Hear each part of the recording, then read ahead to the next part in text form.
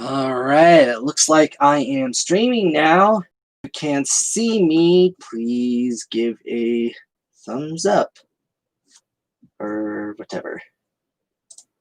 I don't know. Just checking here on the actual stream. I can see there's at least a couple people watching, I think. I don't know. There's somebody, LNER Tram 70. How you doing, buddy? I don't know why it's not showing it. Oh, there it is. Yeah, I'm still trying to get used to this new side of the streaming here. I don't do it enough, so. But without further ado, well, we'll be getting to that in a sec. Without further ado, I would like to welcome you all, whoever can make it, to my 11th anniversary live stream. I have been on YouTube now for 11 years, and dang. Of course, where can I even begin? This year has been, as an understatement, crazy for many. And I really had plans this year to do some things, but never happened because, again, 2020 was, pardon my French, a shit year. Katie, hello there, and Thomas and HT Fan 2006, hello there. So, what I'm going to be doing today is I'm not only going to be doing a Q&A and also talk about a couple of other things. For guidelines, please look in the video description. And I'm also going to do a live build. But just what is that live build? Just trying to make sure something. Yes, there it is. The guidelines are in the description. Anyway, but before I do that, I want to say that I am now sitting at about almost 2,500 subscribers. And I have about, let me see here, I know this is kind of last minute, but I'm trying. I try. Just checking my videos here.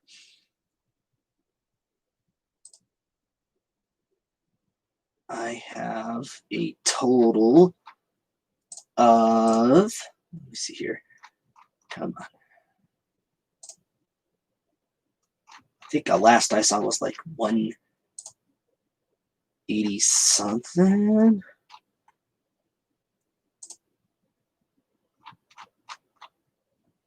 So 181. So 190 videos right here on YouTube. 11 years. I know that's not a lot, but what can you do? Yeah. So let's see here. I got a couple things here. Good for you, Katie. I hope you enjoy it. I have still yet to crack mine open because, being entirely honest, I'm just trying to be a bit respectful in how I view Thomas in the house, so I'll leave it at that. But I am waiting. I'm biding my time. I'll say that. Thomas and HTF Fan 2006. Ooh, nice one. LNER Tram 70. I'm still waiting for some model paint and conductor's whistle to arrive in the mail. What for, if you don't mind my asking? LNER Tram 70. So, yeah. Anyway, now to the big thing. I'm going to be doing a live build. It's been a few years since I've done a live build, because the last one I did was it was the fire mech from the Lego Ninjago movie. So, that was a few years ago, I think.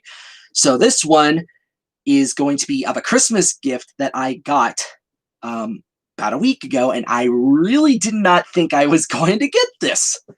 So I'm going to show you. It is the Lego Crocodile Locomotive. This was a new item from Lego today, this year. I believe it was July when it came out, and it has proved to be a hot ticket item, apparently. And again, this gift pretty much broke me on Christmas Day. Because the second I picked it up, I heard the familiar sound of Legos falling about, and the clitter clatter of Legos, and I was like, okay, it's a Lego set, but I wasn't sure which. I decided to close my eyes and not try to be too hopeful. And as soon as I got the majority of the wrapping paper off, I opened my eyes and I almost started bawling. And this was a gift from my family, my dad, Matthew Hunter, and my brothers, Brian, Andrew, and John, and my brother-in-law, Jeff. So again, thank you very much, guys. If you're watching this or if you ever come across this, thank you again. I still can't believe I got it. I had a few other things up there that I mentioned, but again, all of it was just helpful. But again, I really thank you very much for this. And now, without further ado, let's open this thing up.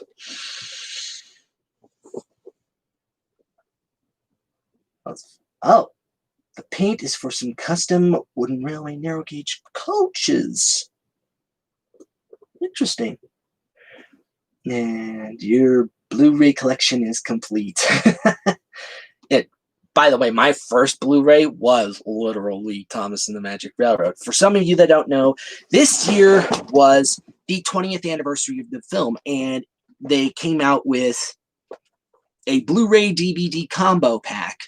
I pre-ordered and I got my copy. I haven't cracked it open, like I said. And I was one of many yet few people that managed to see the limited screening of it. It was kind of out of the way from where I was. It was closer, but the theater that was running it ended up closing their doors, unfortunately. And it makes me a little worried about the entertainment industry as a whole.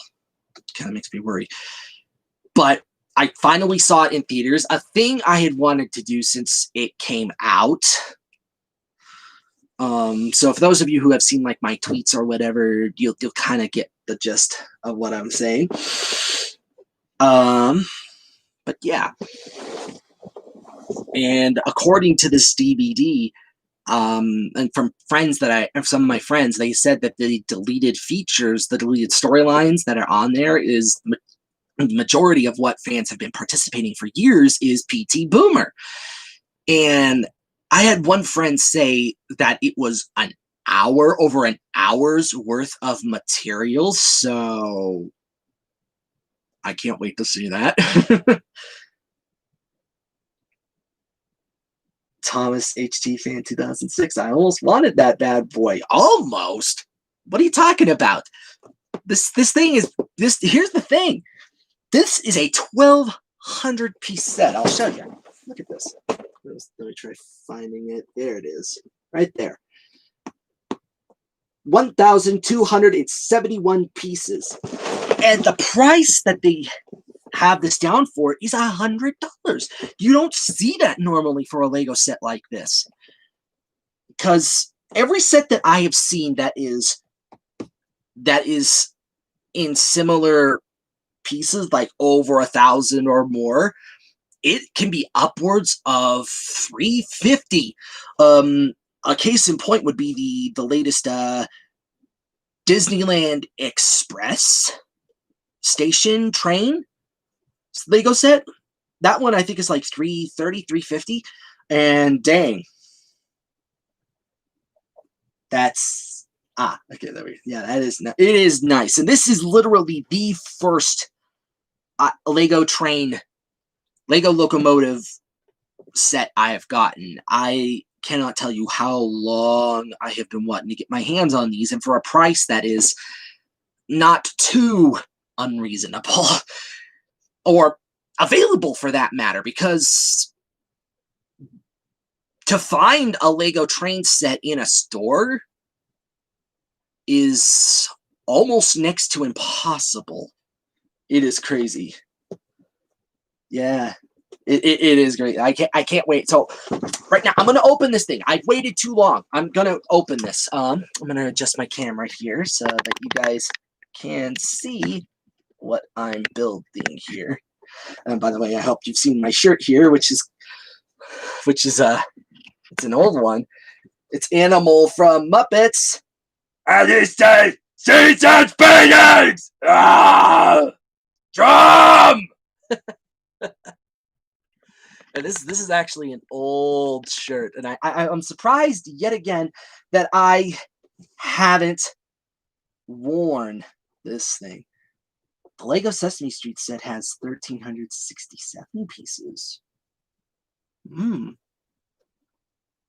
Annam Sol! Annam Sol!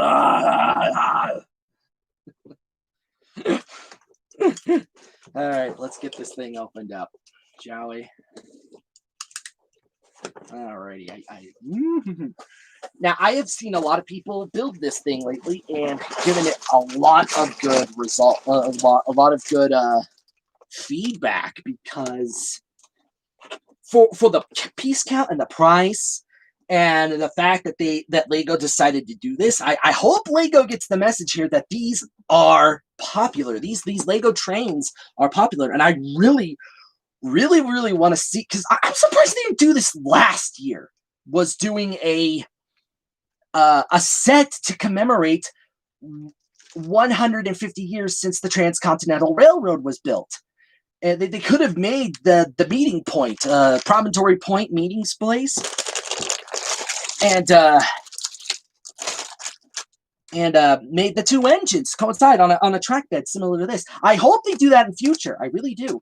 If not, I'm going to try. I really need to do this. I have been meaning to do it for some time. I need to get the Lego Digital Designer or whatever it is that they use nowadays to make a set.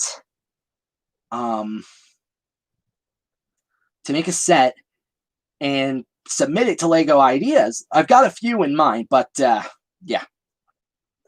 But yeah, as I am getting ready to build this thing, do you guys have questions? Fire away. Remember, keep it clean. I'm seeing something popping up over here. I'm just checking it.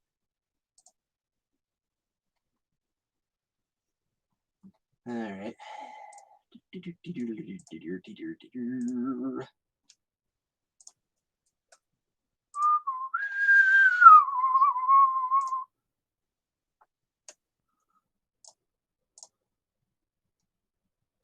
Okay. All right. LNER Tram 70 asks, favorite Thomas characters to voice? I'd have to say I like sometimes doing Sir Topham Hatt, because he is the fat controller after all. I like doing him in that voice, so whenever I want to sometimes just goof off, I'll do a type of Michael and Phyllis impression, which is a pretty shitty one in my opinion. I must say. Oh, hello there, Jonathan Eisenman. How you doing? It's a long time no see, brother. Or chef, or whatever. Just getting those all sorted out here. I'm surprised there's like double packs for each one here. And that's something else I've noticed too, is like some of these Lego sets, their manuals are enclosed. I'm a little surprised at that. A little crazy. Bag number 1. Bag number 1 is bag number 4. Holy cow. There's a lot of 4s here. And, here they are. The couplers, the base plates, and the wheels. Oh, I cannot tell you how much I have wanted this. But yeah, aside from that, other characters I like to voice, aside from Sir Topham Hatt, would be James, Cranky, and of course doing from my time on the TCC doing D261. He was an absolute blast for me. I love how we reinvented him, and it was so fitting. Alrighty, let's see here. Yeah.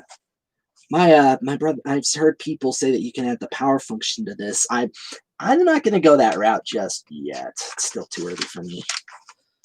Alright, we have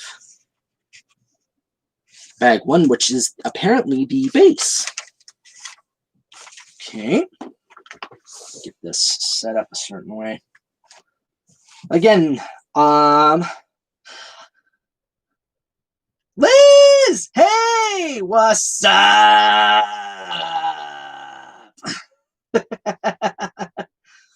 Wasabi!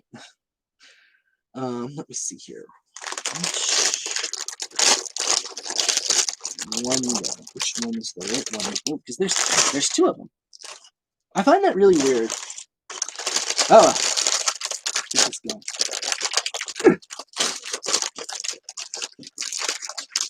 LNER Trans 70 asks, is Old Reliable Edward a character you'd like to voice? Oh, I most certainly do like doing Edward. Sometimes not in the Keith Wickham style voice, but if I were to give him a voice, it would probably be kind of my own, but kind of aged up a little bit, and add a bit of warmth, cause I spilled wasabi on my shirt one time, people. One time, what? What is? What? Are you quoting something, or is that something that actually happened to you? I don't know. You can plead the fifth. But yeah, I sometimes like voicing Edward because I like his character. It's a shame what they've done to him these days, because literally he is like the father figure of the series. Oh yeah, Big Hero 6. Okay, so is it from the show or the movie itself? Because it's been some time since I've actually seen the movie. It's been a while. I gotta do that again. I gotta do that someday. Alrighty. I am opening all #1 bags. Maybe I should. Maybe I shouldn't. I don't know. I'll just start with this one. You know what? I'm gonna go with them all. But again, if you guys have questions, have them at me. It can be related to voice acting, what's been currently happening, or yeah, that sort of thing.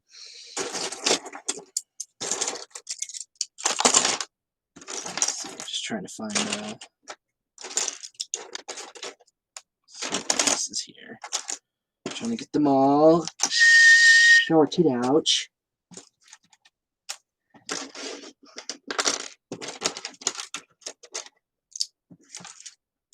Brick separators. These are cool. I love these pieces. I love them. They're very, very handy.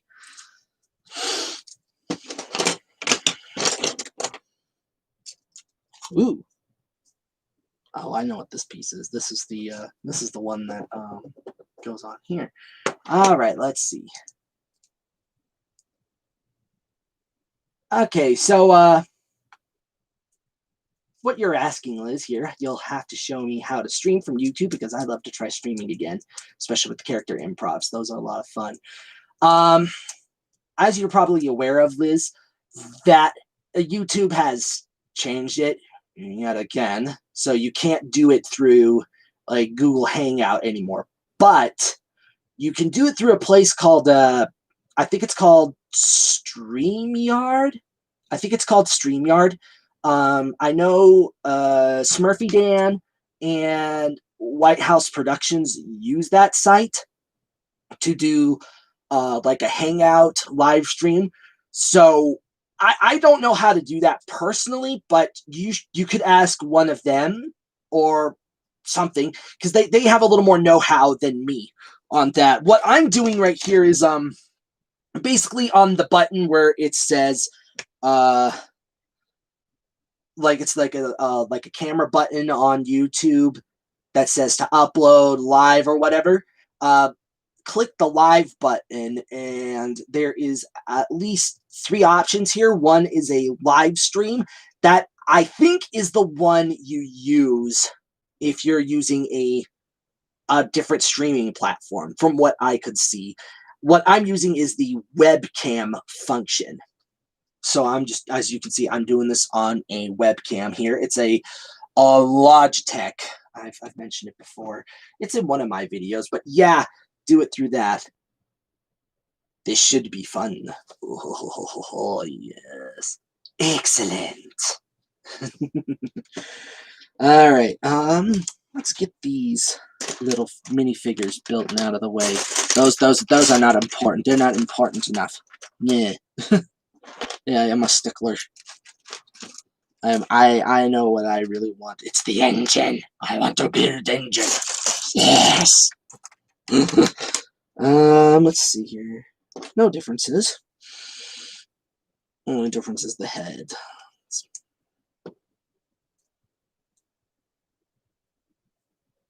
There's that. And this one has the wrench.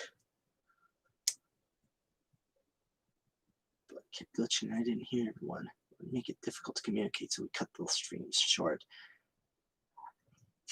I've used it once with Smurfy Dan, and I never really had any problem. I think the issue might be like connection issues. So, and that's actually something I should have brought up, because given the area that I live in, the internet here can be pretty spotty and dodgy from time to time. So if you experience like whatever glitches or pauses in the stream, or if it cuts short,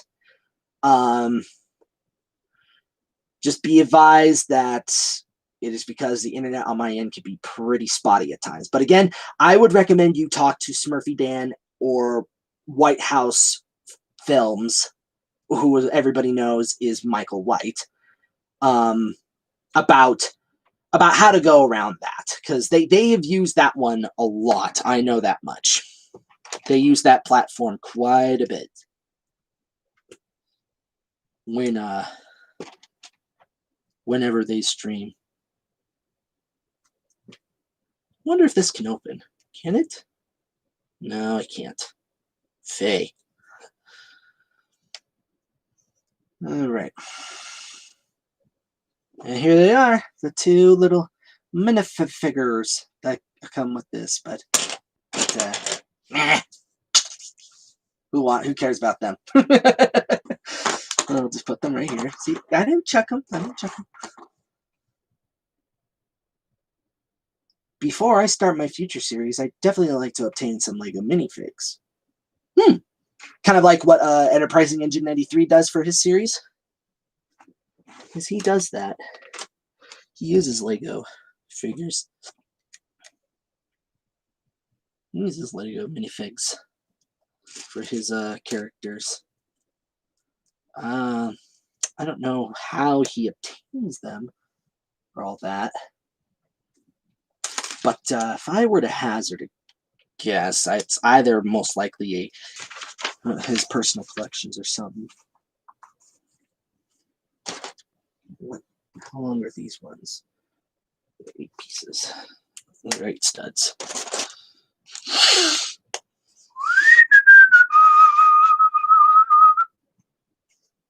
One in between each one. Yeah, there's so many pieces here. It's quite a bit, especially the little ones. Hey, Ross! How you doing? It's all right. I was a bit late in starting up. I was trying to refamiliarize myself with how to do a live stream on here, because it's been a while, and I had also had some trouble trying to set up as well. Trying to set stuff up.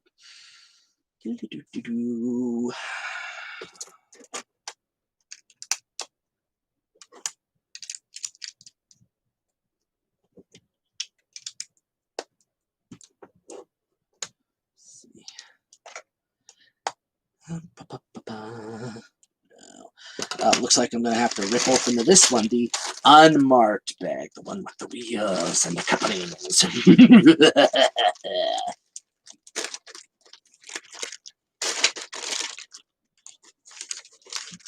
Right. I'll be needing these base plates here. And there they are.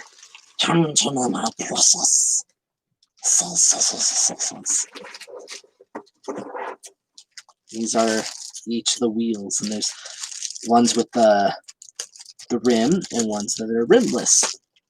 And I've seen people talk about those, and those are actually kind of clever for when you build engines that are pretty much elongated.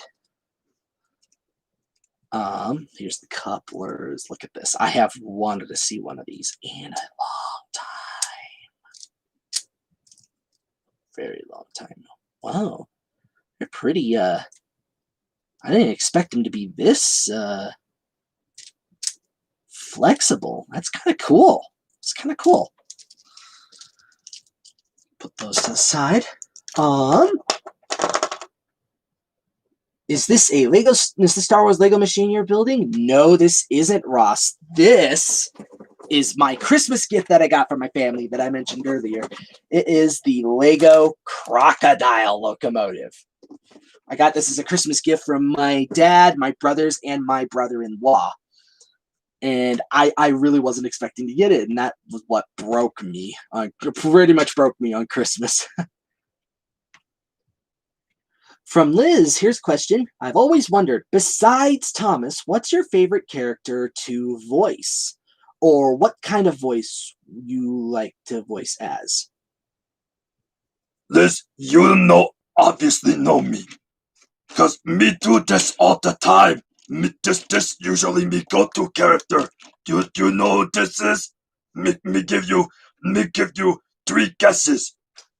He blue, he fuzzy, he have googly eye, and actually that are 4. Yeah. 4 guesses. And me also have insatiable appetite. Yeah, cookie. Nom nom nom nom nom nom nom nom nom. Ah. Yeah. This always me go-to voice. Me love doing Cookie Monster. Yeah, but me no can do him for very long because it kind of mess up me voice a bit. Yeah. The what me teacher call vocal scrub. It is hard on the vocal cord. Yeah. Christopher O'Shea! Hey there! How you doing, buddy? The kind of character voice I like to voice as is mostly as a playful or funny or annoying kid, like JoJo from your character improv scenes. So in case some of you don't know who JoJo is, it's not JoJo's Bizarre Adventure. No, this was way before that. JoJo is a little troublesome truck that Liz created for her streams, and I as Cranky, came up with the name. Yesterday, I actually tried for the first time doing an Irish accent. Oh, good for you, lass. That'd be a good one for you. I'd be interested in hearing how you do that Irish accent. Dip the hat into the rabbit the old blarney stone. Heidi tidy dilly hoo, piddly dilly dilly do. Oh, if you're wondering where I got that bit of Irish gibberish, look up Veggie Tales, Loot Feast, Fanciful Flannel Graph, St. Patrick's Day Story. It is it's from Veggie Tales, Sumo of the Opera. It was a little middle segment. It is super funny. It's one that me and my brothers will always quote from time to time.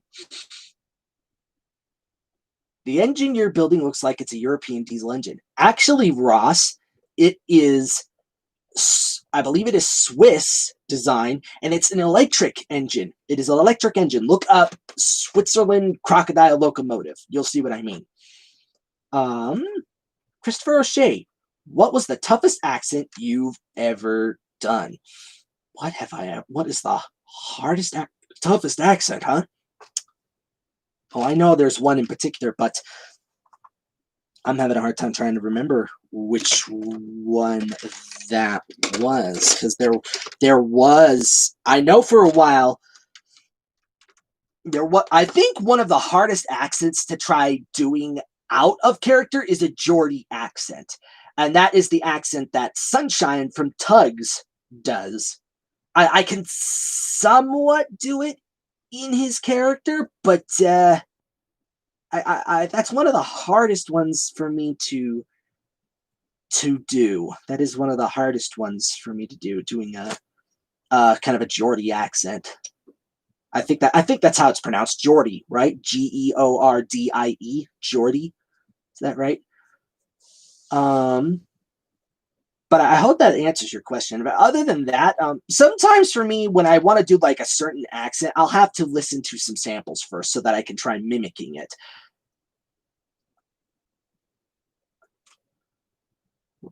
Liz says, so far I can do British, a little bit of Scottish, German, French, Spanish accents. I can kind of do those too, as well, Liz. And Cobalt Fossil, hey there, how you doing? It's all right, man. Is it pronounced Geordie, Ross? Is it pronounced like, is it Georgie or Geordie? Is it Geordie? Crocodile Loco. Now, why wasn't Gator built on this locomotive? Interesting. Very interesting. Very, very, very interesting indeed. Yes. Makes sense it does. Makes sense it would have. But yeah, I agree. Cobalt. His kid, the way he is good, and he was a good character. I loved Gator. It's a shame that he really didn't do much with him, or for that matter, actually. I'm surprised they didn't bring him in a Big World, Big Adventure, because heck, that would have been interesting to see.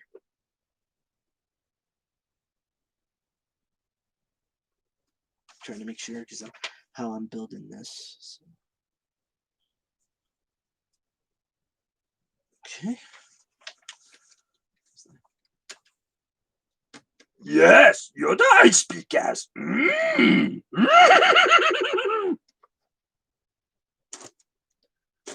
Oh, by the way, for those of you who don't know, for those who have seen Star Wars: The Clone Wars, the actor that played Yoda for that, and the narrator and a couple other characters, Tom Kane, apparently a few months ago, he had a stroke that pretty much diminished his ability to talk. So it looks like he's not acting for a while. So if you can, spread some awareness about Tom Kane, show some love, condolences for him and his family, because his daughter, Sam, posted it on Facebook, and I was like, oh my gosh, that is so heartbreaking, because I know how that feels. Over a year ago, for those of you who've been following, over a year ago, my mother had a stroke, and she's still in the rehab, but right now her speech is pretty much more comprehensive than ever. She's gotten her full smile back and everything, but she's still immobile on her left side. So there's still something to be done there. Still some stuff to do. And she's been in that place for over a year now. It's kind of heartbreaking. But enough about that. Let's see here.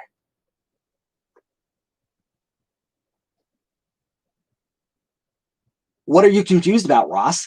What are you confused about?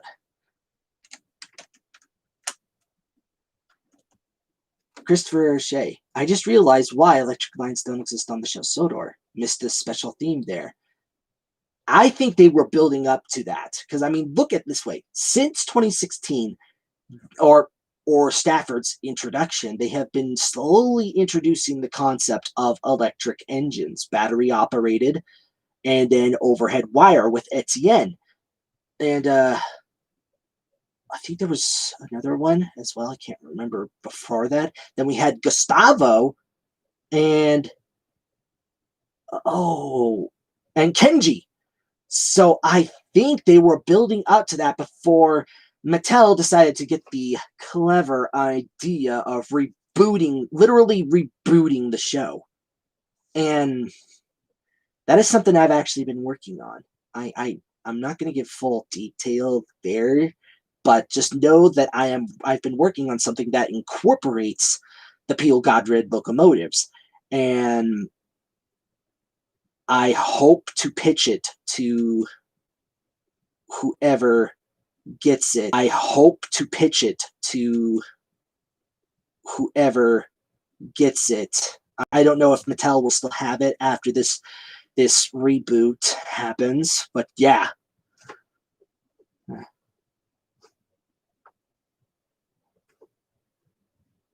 Yeah, that's right. Tom Kane was Professor Utonium as well. I forgot about that. Yeah. From recording to Sam, his daughter Sam, this happened 2 months ago. He was under for a while. He's still there from what I remember reading. He's still mentally there, but he's not completely comprehensive.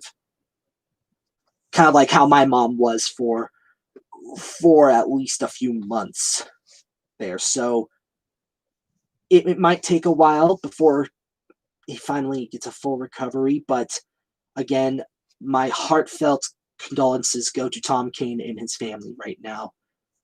I really hope that he makes a speedy recovery too. Because for something like that to happen, it is really, really tragic. And another tragic thing that happened yesterday was, I don't know if any of you heard of Dawn Wells. Has anybody ever heard of Dawn Wells? An actress named Dawn Wells?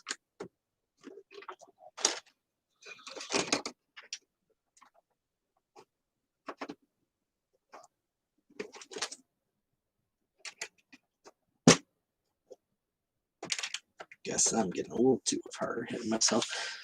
Pretty sure that's right. Yep. And nope. Alrighty. Oh, wait.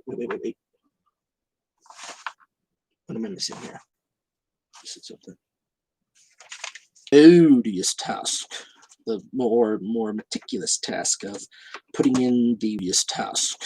The more meticulous task of putting in the railroad ties. So, and no, Dawn Wells is not. It is a her. DAWN. She, unfortunately, she was on a show called Gilligan's Island, and she was an actress. She's a television actress, actually. And my dad met her quite a few times because she lives near where I was, or where I am, but not anymore. She unfortunately passed away like within the last couple of days from COVID complications. So I would have liked to have met her, but I never did. I never met her. My dad had. My dad has. He's been meeting her ever since. He met her ever since he moved here back in 2001. I want to say she did something else aside from Gilligan's Island, because I know I saw her name pop up somewhere else, but I'm just forgetting where. I want to say it was The Epic Tales of Captain Underpants. I want to say that I saw her name appear in that. I'll have to look that up. Yeah, this year has been sad. But the one thing that, and I hope that I still see as tragic ever, and I hope that doesn't get repeated, is with Carrie Fisher and Debbie Reynolds back in 2016, the beginning of 2017. That was a hard one right there. Yeah. And don't go crying on me, folks. Don't go crying on me. No, no, no. But yeah. Anywho, speaking of Star Wars, who here has seen Mandalorian? Who has seen Mandalorian? Whoever, if you have Disney Plus, have you seen Mandalorian? I wanna have seen this because I kind of want to talk a bit about that.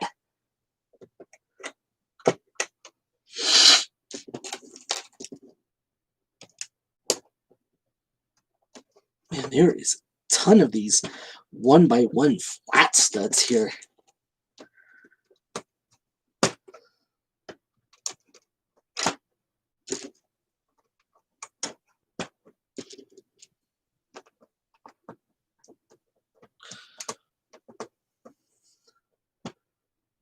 Total Biscuit? Who's that? If you don't mind my asking, Cobalt.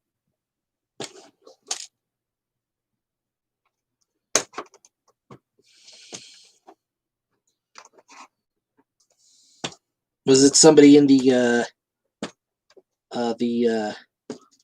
Brony fandom? Is it somebody in the My Little Pony fandom or whatever? So I've never heard of him. I think one of the hardest deaths this year was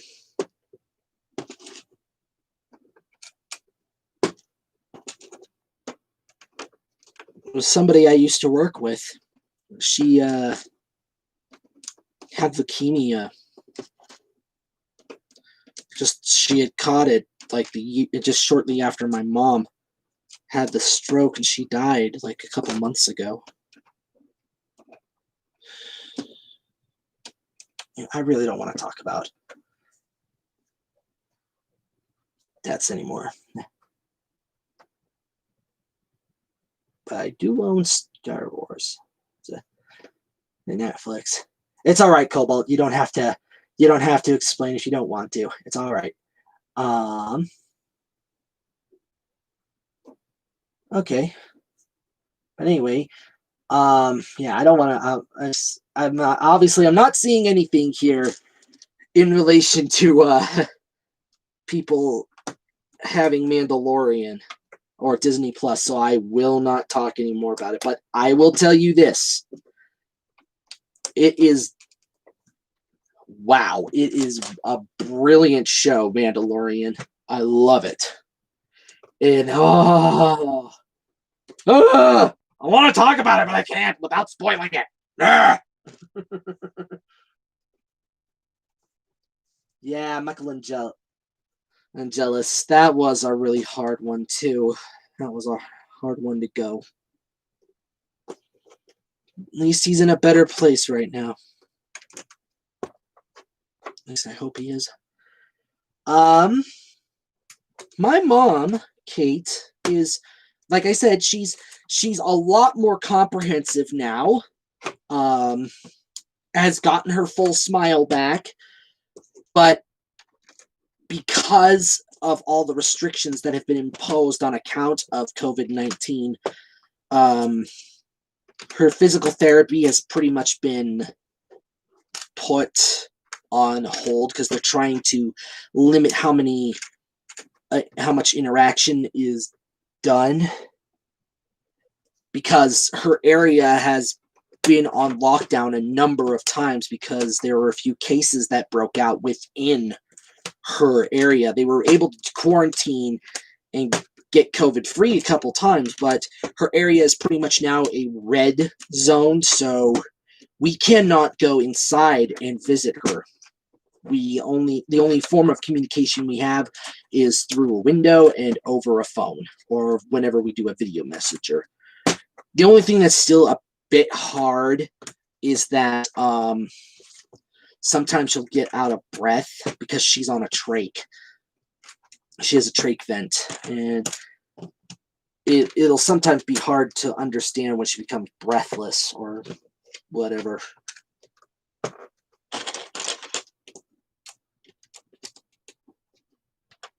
let's see here. To change the subject, on something more happier, are there any Thomas characters you'd love to voice apart from the Cookie Monster? I already answered this a little earlier, Ross. But let me see here. I like voicing. Well, I'll answer it again. I like voicing. I like voicing Sir Topham Hatt, James, Cranky, and what I've done for D261. Those were some of my all-time favorite voices to do. Gonna grab a quick slug here.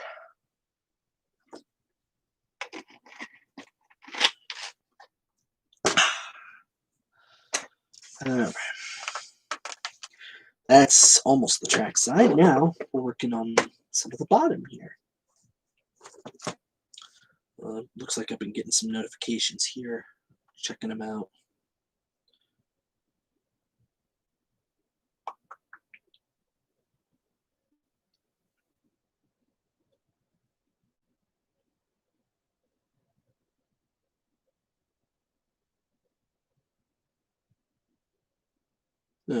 Just checking on a couple of some chats were going off.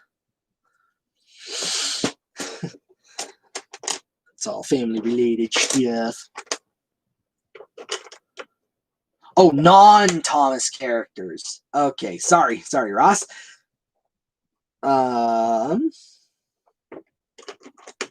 Non-Thomas characters. Aside from Cookie Monster, I like doing Muppet related characters in general, aside from Cookie Monster. Looney Tunes, Rocky and Bullwinkle. Let me see here. What other? I like doing Animaniacs as well. By the way, anybody here have Hulu? Does anybody here have Hulu? Got the banana. What do you mean by that, Kate?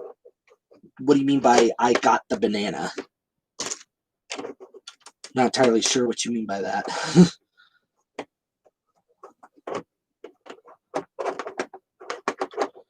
And again, anybody have the streaming service Hulu?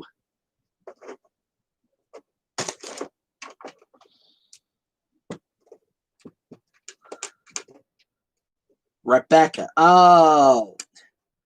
Why don't I remember that? Because everybody keeps making that joke that she's a freaking banana.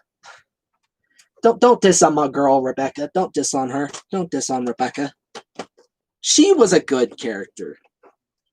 I liked her. Don't go dissing on my girl Rebecca.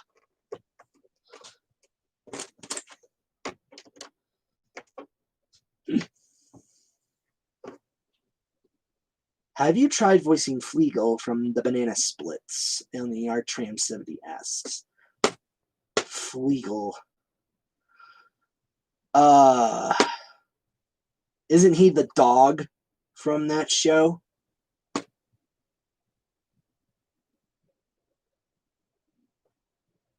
I get the army of her now. I got an army of Rebecca's.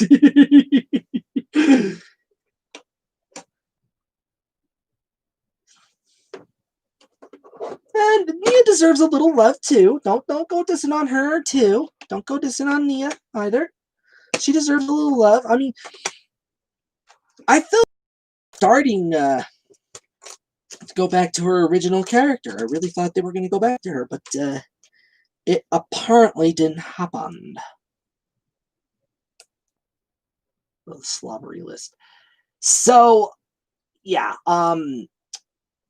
to do Fleagle, it's pretty much Tigger's voice, because that's who voiced Fleagle. It was Paul Winchell. It was the same guy that voiced originally. To do him, you just do a Tigger voice, which is very simple to do. All you do is kind of deepen your voice a bit, add a bit of exuberance, as Paul Winchell once put it, because he's kind of excitable, you know, and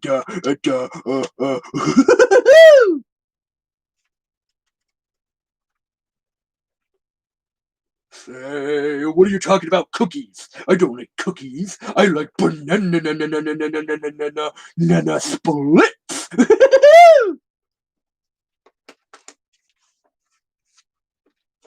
I gotta make 2 of these. That's what this is.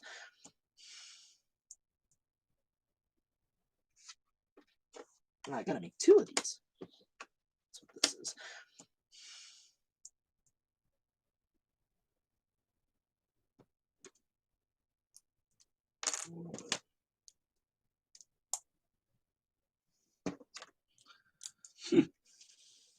Oh, what am I doing?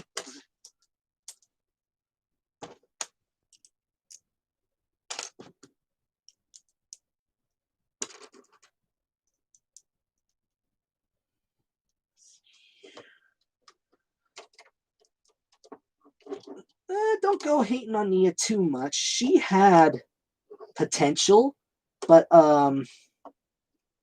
again, got kind of ruined. She got kind of ruined. There's a lot of characters that had potential, but they never got they never reached their full potential, if you know what I mean. Hello, Dr. Bunsen Honeydew here at Muppet Labs, where the future is being made today. And I am just all a tingle with excitement because we have finally figured out how you can get more presents this year from Santa Claus with the Naughty Nice-O-Meter. My assistant Beaker will demonstrate for you. No, Beaker, don't be such a fusspot. Come on now.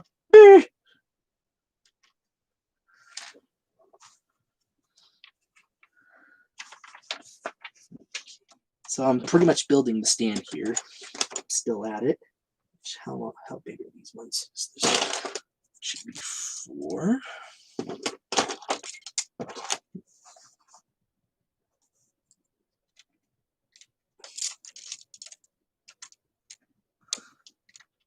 Beep!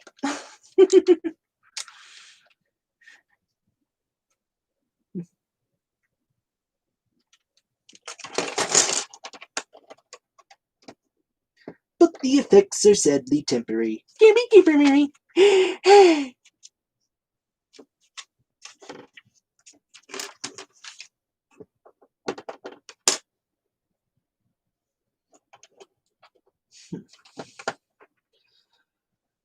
know, I always wondered if they would ever do, because I'm now coming to a part in the stand here that you take these wedge pieces and put them like so. I don't think I've ever come across a set that has done this yet.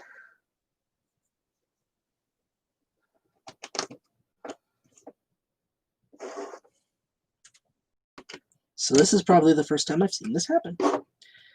Very interesting.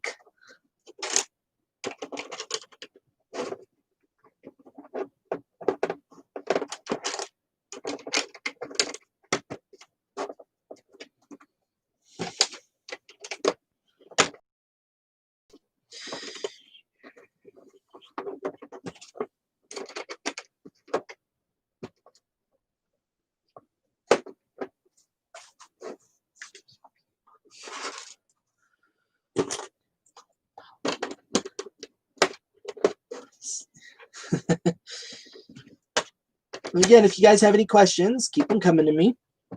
Oh, somebody actually asked this of me on Twitter, like topics I should cover, projects I have done voiceover for. So I'll try to answer that as faithfully as I can. I gotta see who said that.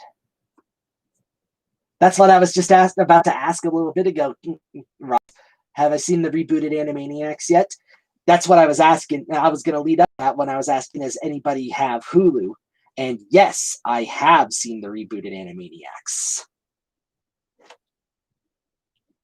Love it. There are a couple of things I haven't finished it yet. I haven't finished the new season yet, but from what I have seen so far, the only thing that is a bit of a down for me for this reboot is there's too much political jokes that are made in here. I mean, after 4 years of that being like the main source of comedy, all these political jabs at either side, you can burn out on it, even though if you're not paying attention, it creeps through and it's annoying. So there were some that are funny in there, but on the whole, it's just a little too much. And plus, there's a few, how can I put this?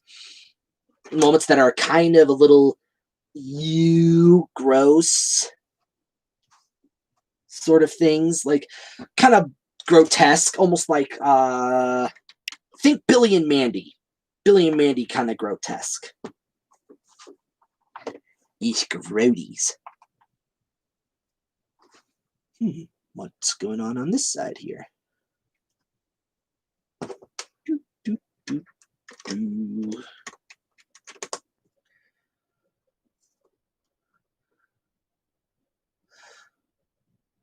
Yeah, the first episode in general of the new Animaniacs, they hit the nail on the head in terms of reboots and and remakes and all that.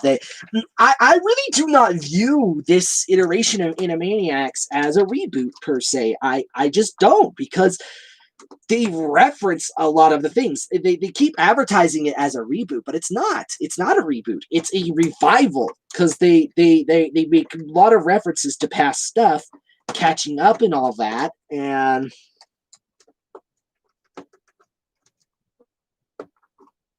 yeah, they did a good job. I can't wait for season 2 though. I still haven't finished season 1. I've got like an episode and a half left to go, but I love it. And apparently this is something that has been in the works since, according to Rob Paulson's book, Voice Lessons, this is something that apparently was in the works since 2016, right around the time when Rob Paulson, who was the voice of Yakko, Pinky, and Dr. Scratch and Sniff for the series, among many other acting credits to his name. Like, he was the original Raphael from Teenage Mutant Ninja Turtles.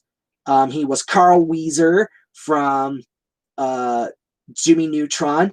Hi, my name is Carl. I like llamas and Jimmy's mom. And I'm also allergic to peanuts and shellfish and crabs and pecans and dog hair and kitty cats, but I'm not allergic to llamas. I love them so much, but not as much as Jimmy's mom. I know it sounds weird, but damn, she's gorgeous.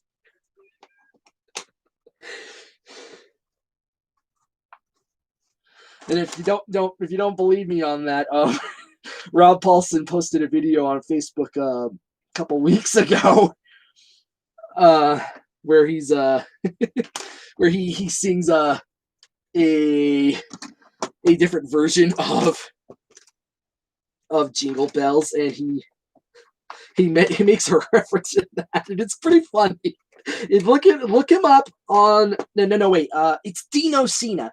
Dino Cena, he's on Facebook, and he's apparently talks to a lot of the Animaniacs cast. He does his own little radio broadcast from what I've seen, and he apparently talks with Rob quite a bit.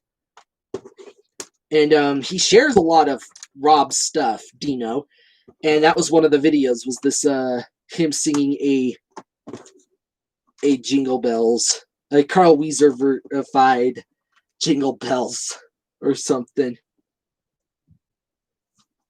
I can't remember, but damn, it's funny. All right, now we're coming on to the rails themselves.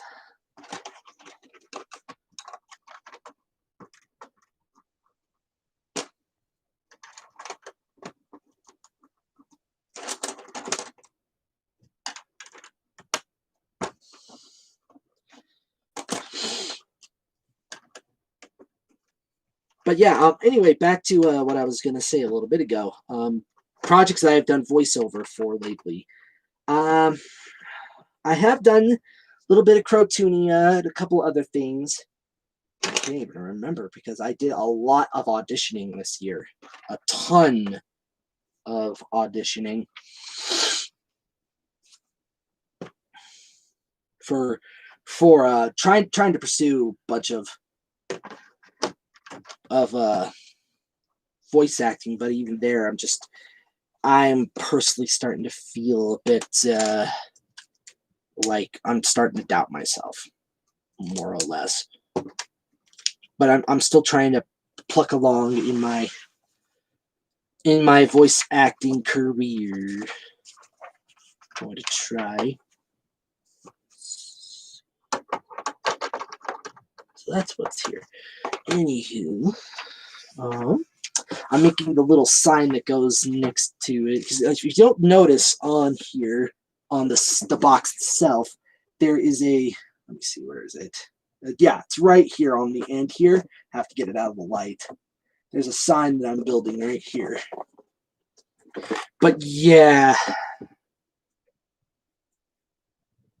I've been doing some voice work lately for a couple of projects that'll be coming out next year.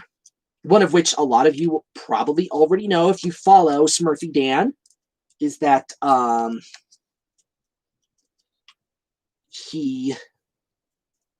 am now going to be the new narrator for Steaming to Legacy, the U.S. narrator for the show,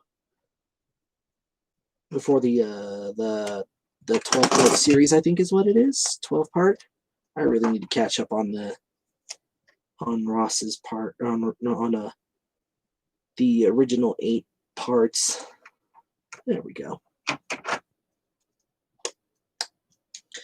So that's something to expect for next year, is me, Joel Hunter, aka Geek Machine, will be the new narrator of Steaming to Legacy, coming soon to YouTube screens near you. And let's see, how does this go on? Is it okay? There we go. Yep. All right, there is the base here. That's just one. Now we're working on the middle part of the engine. That's bag number 2. That's the number 2 bags.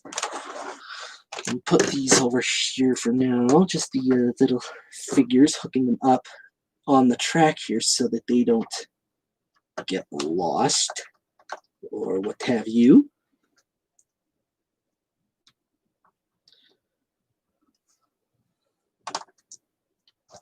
Put that off to the side. Other things that I've going to be coming up next year. One of them is, or a couple of them are Crotunia related. That's coming out next year. And I do have a slight involvement with the classic series creators next year too. I'm not going to say what, but I do have an involvement with that. So keep your eyes peeled on that space. All right, here we go. Cobalt asks, 2021 will be the 20th anniversary of Bionicle, and I've been meaning to ask if you'd like to do a retrospective together. I don't know. I really don't know. I know that's next year. I know that's a 20th anniversary. And in fact, I actually have an extra set of comic books, the original comic books from Bionicle's G1 run from 2001 to 2010. And I might be selling those on eBay sometime next year to mark that, because I'm currently going through my copies right now to choose the best ones for myself, obviously. But yeah, I plan to sell that. But in terms of a retrospective, I don't know. I really don't think I have much to contribute to Bionicle as I would for Thomas. So that would be a little. I don't know if I would if me personally, I don't know if I would do that. But I'll keep it in mind. I'll keep it in mind.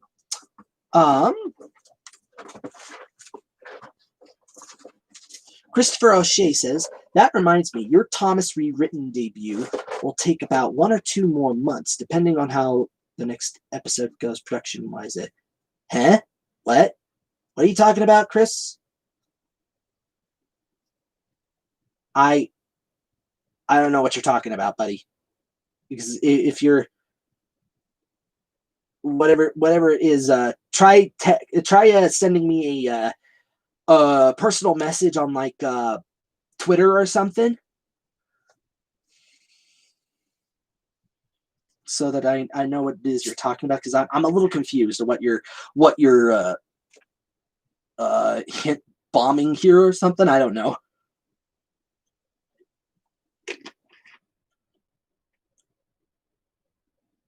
Duncan.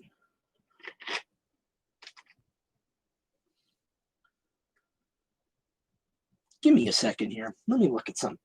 I'm curious now. I need to take a rooksies at my files, because I do have quite a number of things here.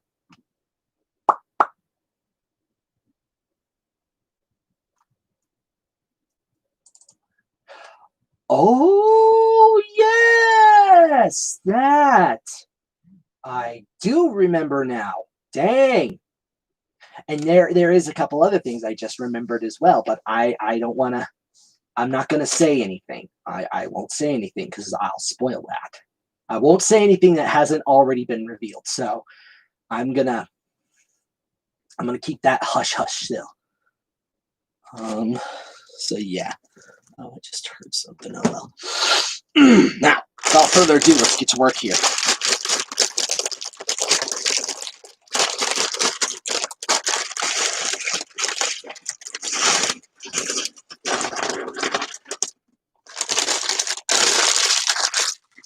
Alrighty.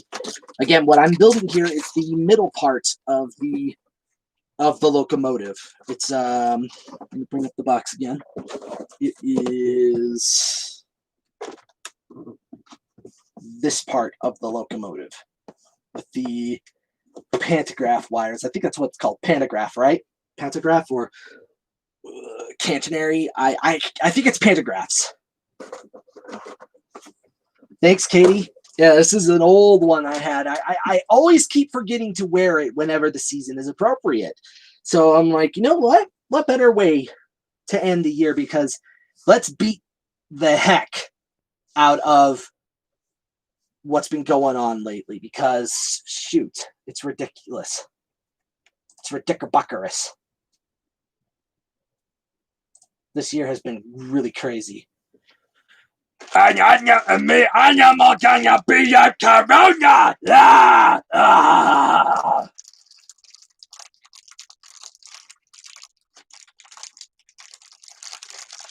These little ones are always a bit of a pain. These little bags are always a little bit of a pain, because I've literally had some where I was struggling to open and suddenly it just explodes on me and the little pieces go flying everywhere and I go, ah!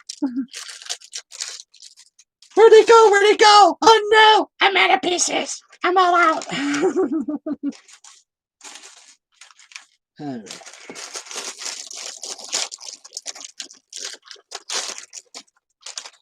And just so you know, this little middle part is also where the power unit can go in to power this locomotive. Drum! Drum! Drum! Drum! Drum! Me want a drum! Me want a drum! Hey, whoa, cool down, animal man. Not yet. Wait until we get to the New Year's Eve party. Huh? You know, New Year's. That way you can do the whole, the gig. Oh, gig! Yeah!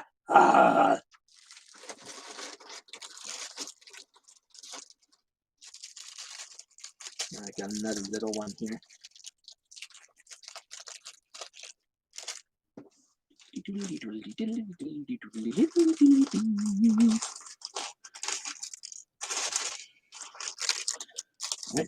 Make sure I'm not throwing anything away. Okay, let's see here. What do we do? What do we have?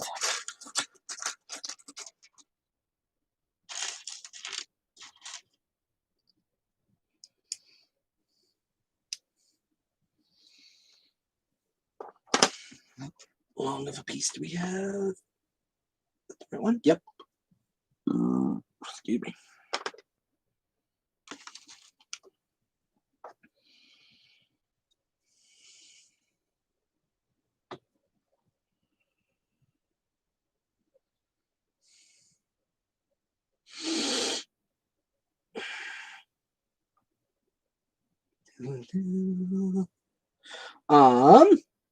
I actually have a little question that I want to pose to you guys. This is something I've been considering a bit, and it was brought up to me by my brother Drew. So I'm wondering if this is something I should try doing, and it is because this past year I have been actually almost 2 years now. I have been writing. I've been taking up writing, and my brother suggested to me that I try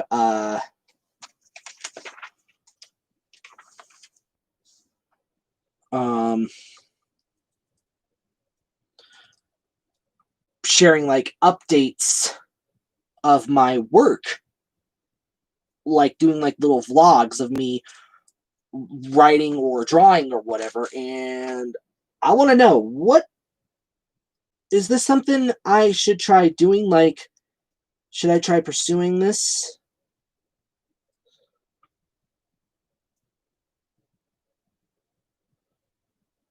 Voicing, like record myself in my booth, or record myself whenever I'm writing, basically like a little vlog of me in my corner, my little creative corner or something. Should I do a vlog of me doing my stuff? Basically, like,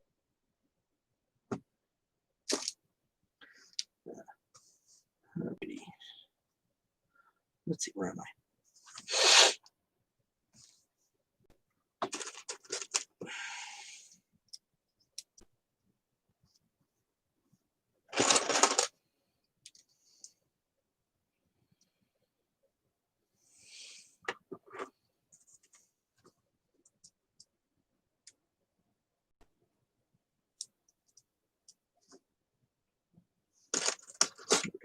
Here. Again, if you guys have any questions, again, feel free to answer to ask. I'll try to answer them.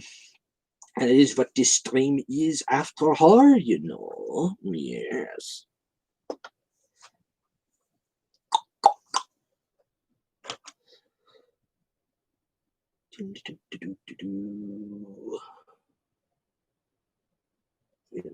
I goofed. I goofed. I frippin' goofed. I've been goofed.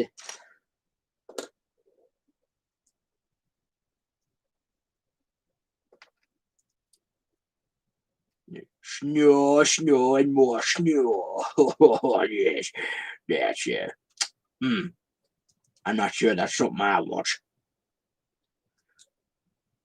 For actually in my area, it hasn't been snowing very much, and that's saying something, because normally around here, around this time of year, we're buried in snow.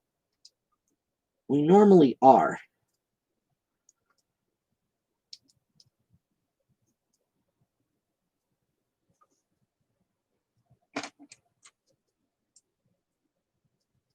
In case you're wondering what I'm doing here, I realized I had done goofed on how I was putting some pieces together.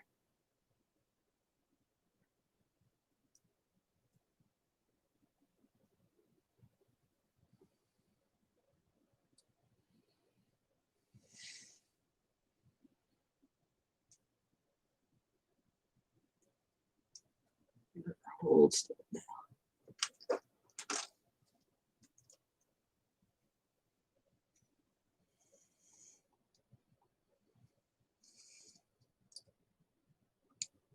There we go.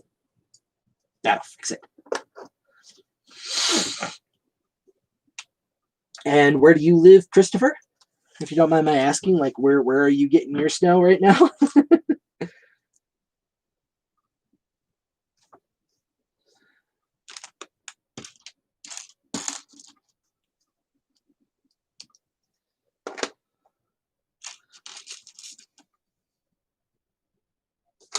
Trying to find this is the piece I want. Yep.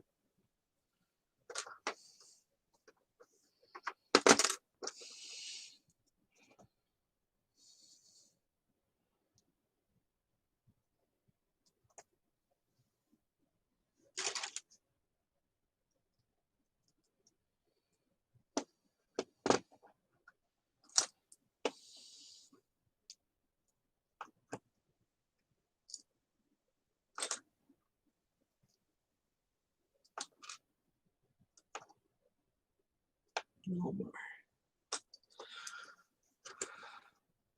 It's all right. It's okay, Ross. Okay. I'm doing burgers.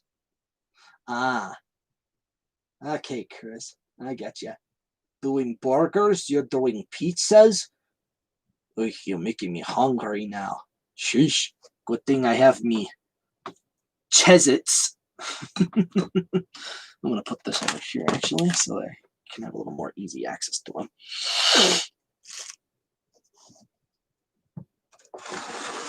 Let's see what now. Okay.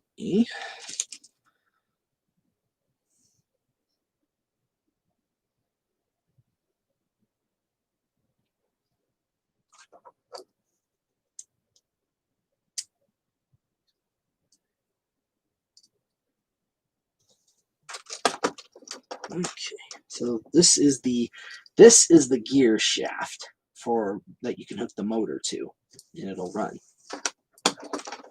for the middle car. Cheese. Yeah, cheese it. Cheese it. All right, let's see here.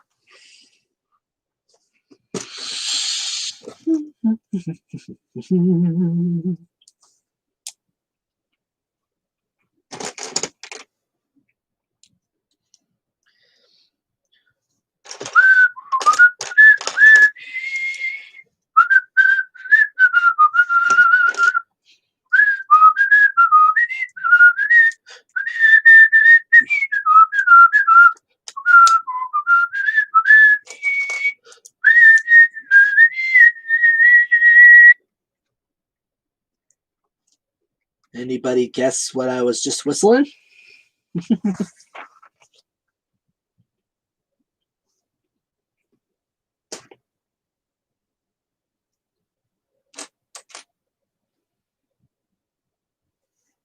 There you are.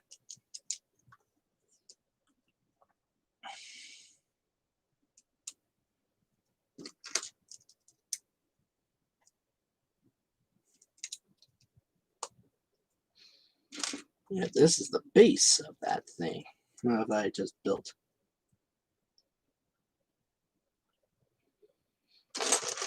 Well, thank you, Christopher. But would you happen to know what it was that I was whistling? Does anybody have a guess?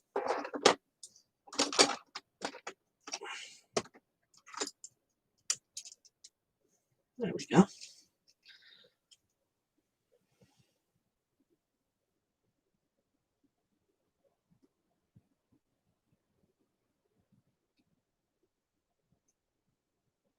Did I do this right? Yes, I did.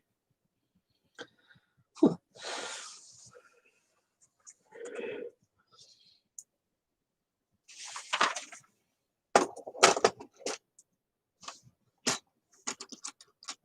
Yep, somebody has to be the favorite.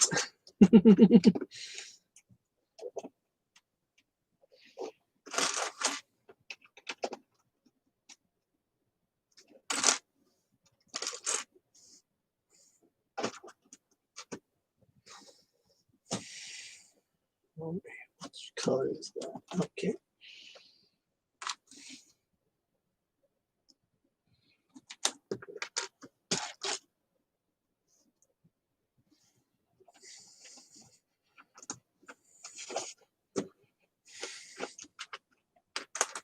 Now, just in case you were wondering, I am not playing any music, nor will I.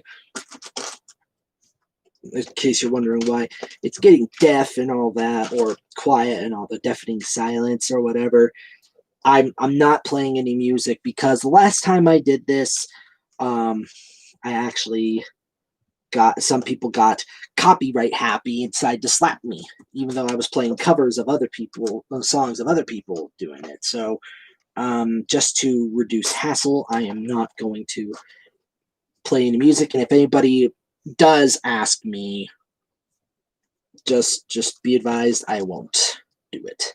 I won't, and I will not. And you can't make me either. So, yeah. No, very mature of me, yeah.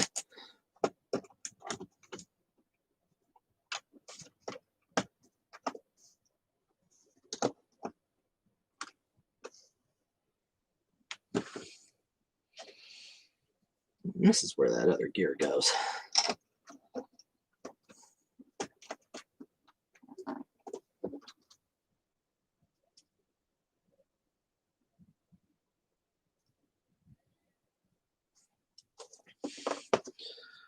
Where is it? There you are. You know, there was actually one point when back when Lego Digital Designer was still a thing, now that I think about it, there was one point where I tried to make a Thomas model in there, and I tried to incorporate a similar gear system like this. Actually, it was based off of the one from Emerald Knight, the Emerald Knight Lego set. Now, that's an engine I would like to get. Unfortunately, that is also one of the most hardest ones to get because Lego discontinued it, and people want to charge you through the freaking nose for that thing. I've seen some people try to sell that set for like what? Almost. I saw one that went for almost like, I want to say $5,000 price and shipping total. That's ridiculous. Nobody can pay that, especially nowadays. I think that set is still on here and is still on eBay and hasn't gotten sold. Some people are freaking crazy.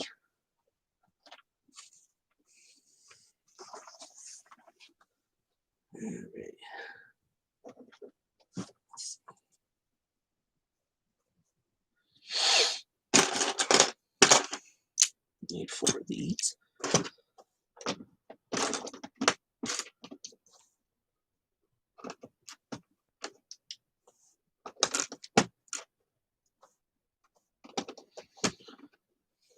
About 4 of these.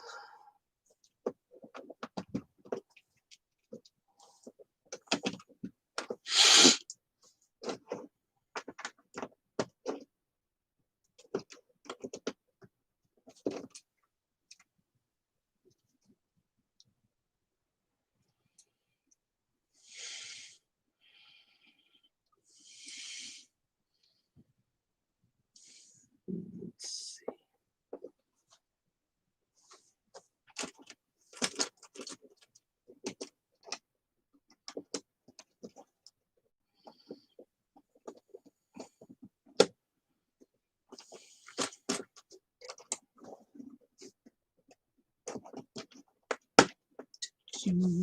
I'm gonna do a quick little share here. Share this video again, just to let people know I'm still streaming.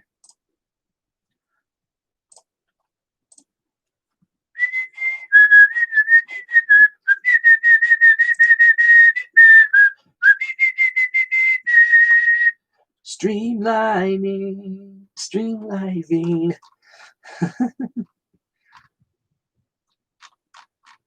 So, I'm actually just going to retweet my tweet.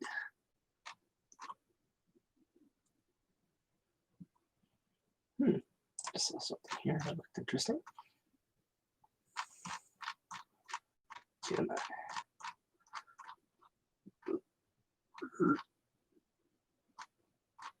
thought I just saw something. Oh, come on. Literally have to go all the way up top here just to. And Happy New Year's to Diesel D199. It just became 2021 in his neck of the woods.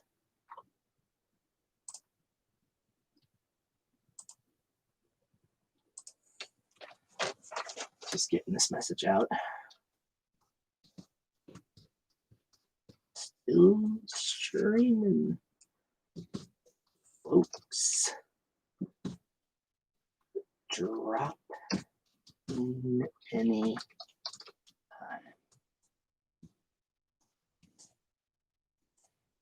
time. Just retweeting my my tweet. Thought I saw something. Oh well.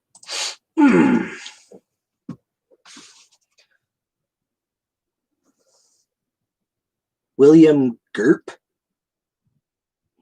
Who's William Gerp, Kate? Don't know who that is.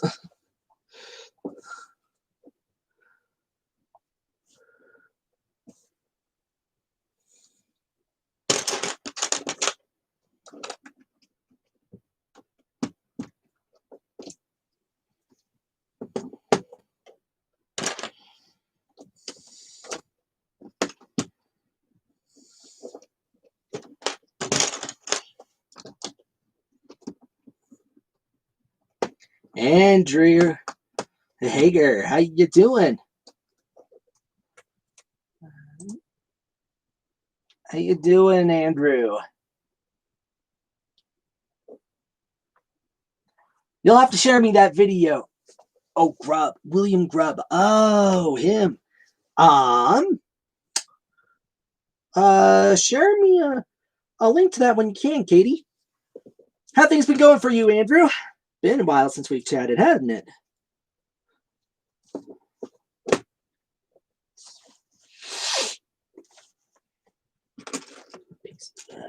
It's a 1x2 stud. 1x2 flat stud. Where are they? Huh?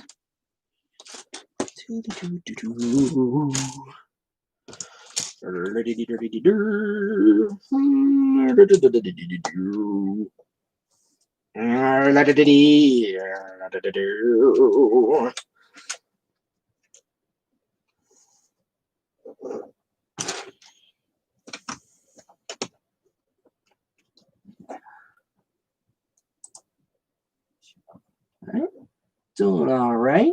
Getting good spring in my step with my voice acting. Well, it's good for you, Andrew. Well, as I mentioned earlier, personally, I feel like I've been hitting a bit of a rut in my voice acting because, I mean, I've been doing a lot of like online, but I mean, I'm still trying to get up there for voice acting. Because I really haven't really booked an actual gig because the last thing I actually booked was for Mission Mash, and that was a year ago. And I really haven't booked anything since. Because I keep hearing that it's good for voice actors this year because you can record from home, but I don't seem to be hitting that what is it? I don't seem to be jumping that hurdle. I don't know how that saying goes. There's this particular saying. I'm forgetting how it goes. I'm trying to find some pieces here.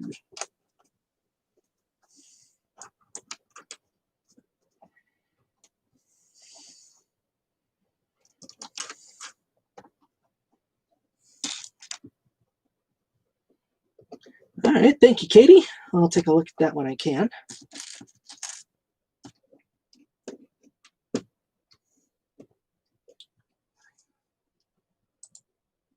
All right, thank you, Andrew.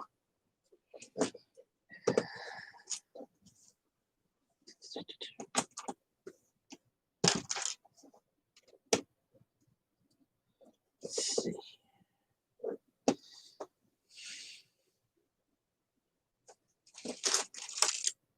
Is it 1x3 steps? No studs. Is it? Yes, it is.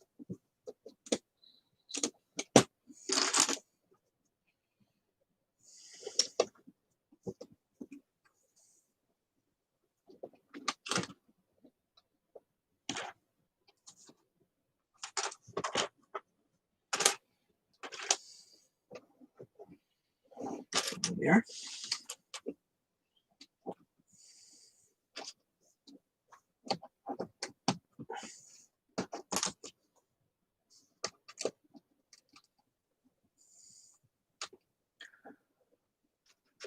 Snoop from Bob the Builder. Don't you mean Scoop, Katie? So I'm pretty sure there's no character on there unless they've added a new character, which they call Snoop the dog.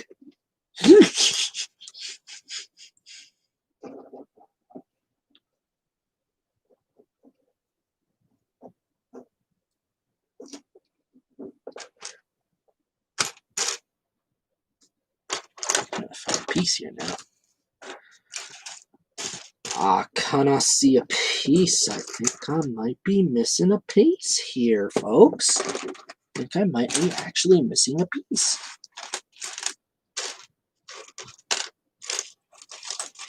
Uh-oh.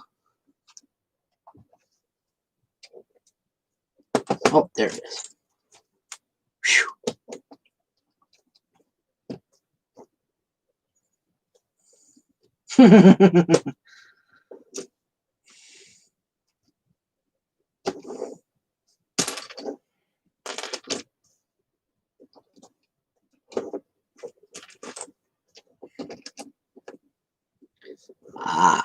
Dervils.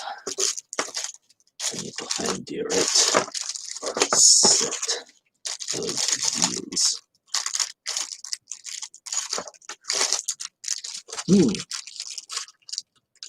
Odd. Something strange here. Okay, I've got those. Where's the... Oh, wait. Wait a minute. I gotta look at something here. I think I might be overlooking something. Okay, I am. I goofed.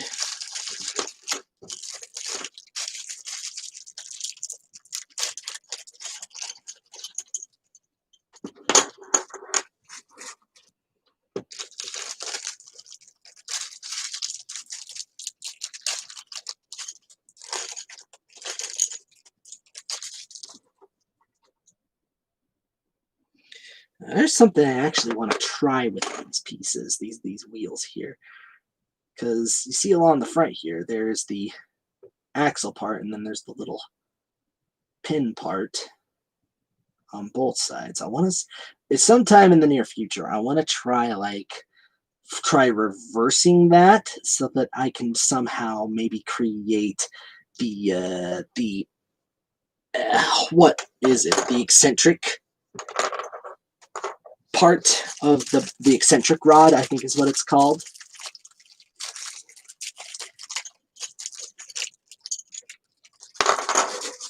I'm just getting all the wheels opened up here because I need a few of them. No. It's about 4 of them. Yep.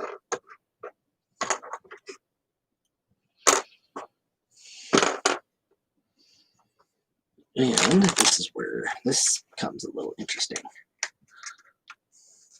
Gotta throw the rubber band on. I also need to free this. There.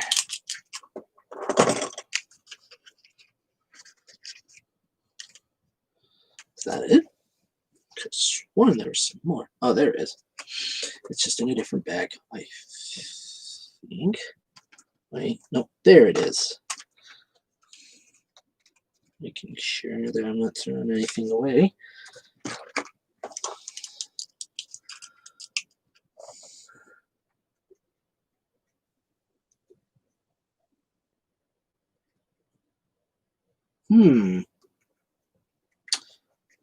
I'm going to take a look at my, because she sent me something, Ross. I'm going to look at my messenger. I'm looking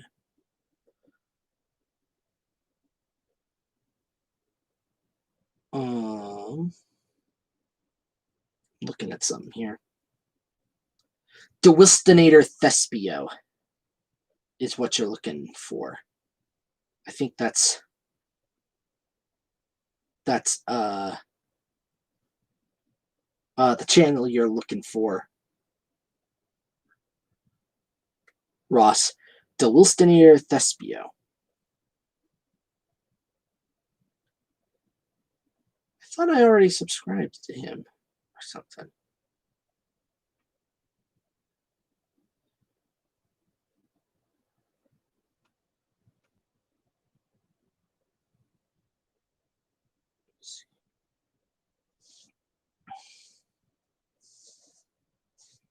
Yes, this is him.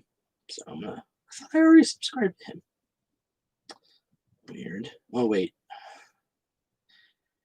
I'll look at that a little later. But I think I'm already subscribed to him. But yeah, I'll double check just to be sure.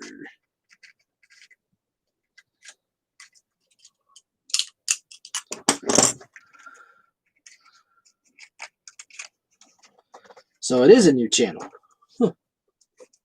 Odd.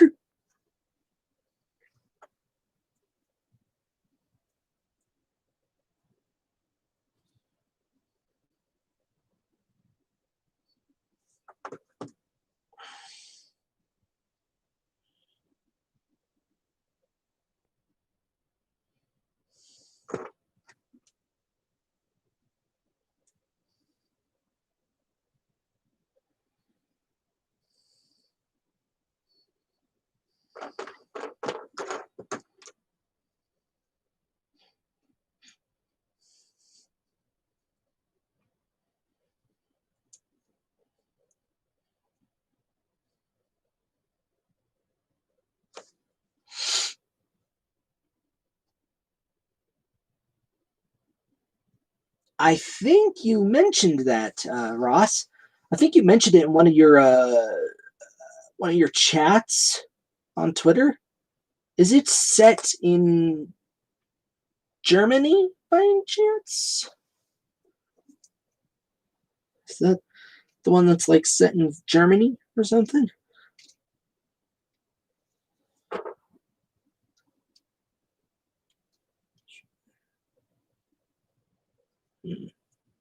Need to make a sure. I need to readjustment here because one of the years is kind of off. I'll get to make slight readjustment.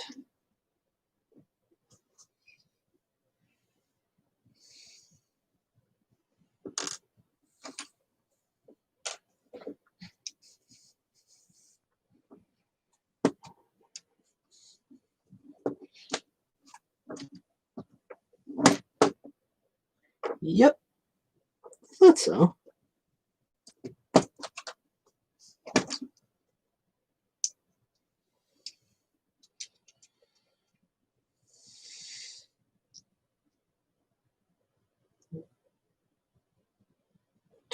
Here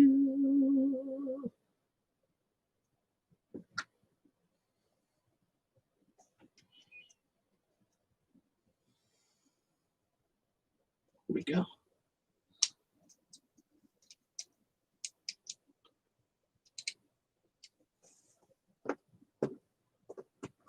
I'm curious, Ross. Is that the one you wanted me to like help out with recently too? That one, So I know you said you wanted me for something. I'm wondering if is it that one? So I'm really sorry because in case you haven't noticed, I have been taking quite a bit of a step back from doing voices on a number of projects because this year has really been a stinker.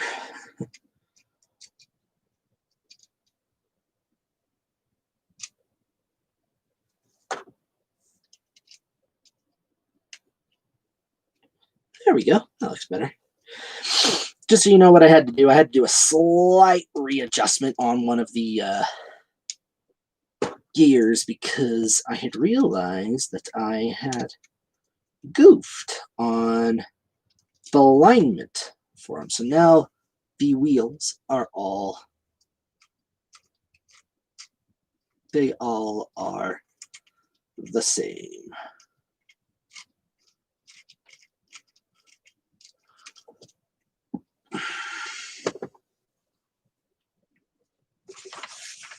We have that out of the way. Okay, let's see. I need 2 of these. I think. Yep, I need 2.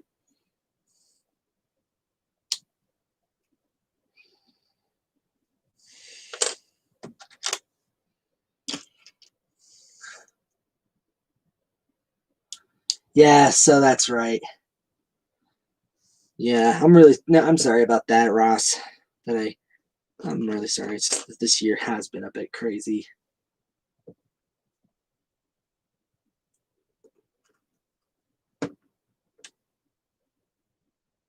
Alright.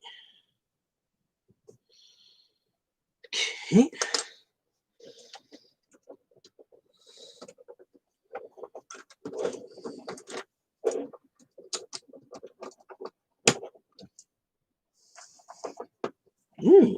So that's what these are. These are the little bicycle handle things, and they're using it as the brakes, as you'll see in a second here.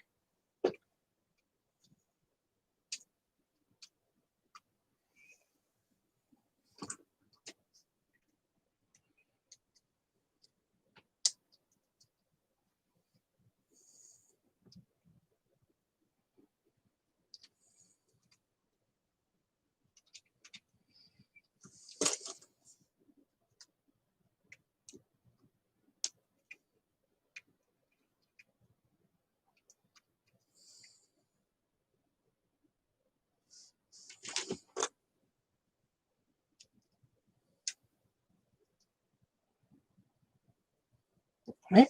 So, like that. That's kind of clever. Oh, something here from I don't know who you're talking about, Katie. Situation with Glenn. I have no idea who that is. And as the song from Andrew, as the song goes, this year's been insane in the membrane. Yeah. 'Tis crazy. 'Tis the season for cuckooing. Cuckoo, cuckoo, cuckoo. 'Tis the season to be crazy. Cuckoo, cuckoo, cuckoo, cuckoo. I have no idea who Kane Fuss 7101 is. No, 701 is Katie. I don't know who that is. A Kane fan 701. I don't know who that is. What am I looking for?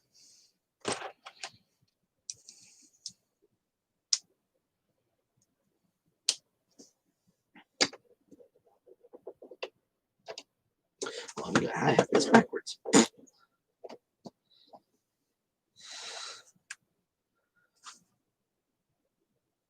I missed something. Here.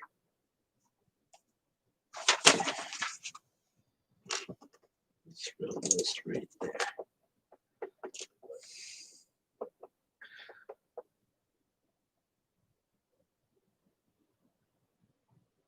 No, these aren't nachos, Ross. It's Cheez-Its.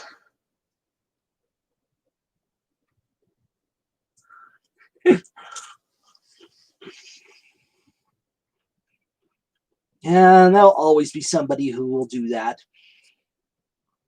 in Cobalt. They'll guilt you because they're trolls. That's all they are. People who do that, they're nothing more than trolls. They are jealous at the fact that you're having something good, they're not, and they'll do whatever they can to tear you down in order to lift themselves up. In other words, an ego trip.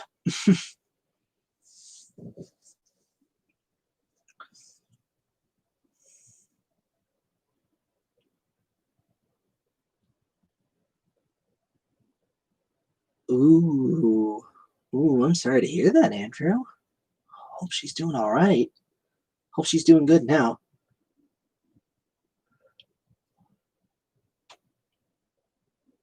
With Shine and Andrew Ligo, who I know who Andrew is, but Shine, Katie, I still don't know anything about that. Or, not to sound rude, I'm not sure I want to quite know.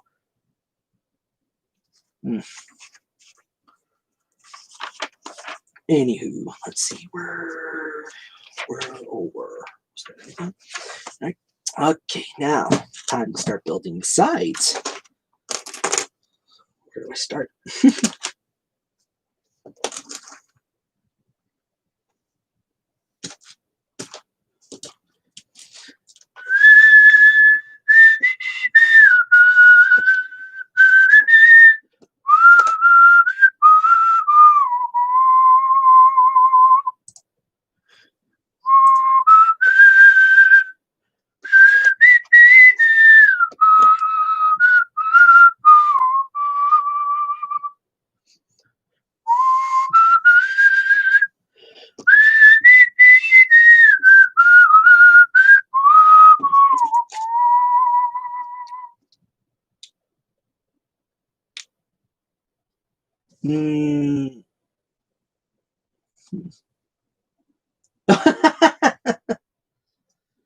I was just whistling something else. I was just whistling. I'm not trying to make you hungry. If that's what my whistling is doing, I'll stop. Wait, I'm doing this wrong. I goofed it. Well, you guys were making me hungry first because you were talking about pizza and burgers, so I came a little prepared with my Cheez-Its.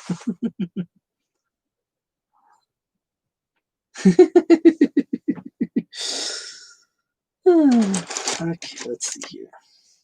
Oh, there are quite a bit of these ones.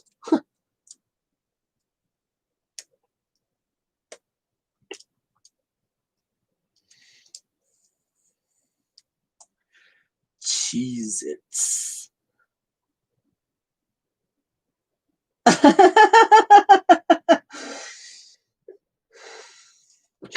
Joke's on you, I already had a slice of cake already.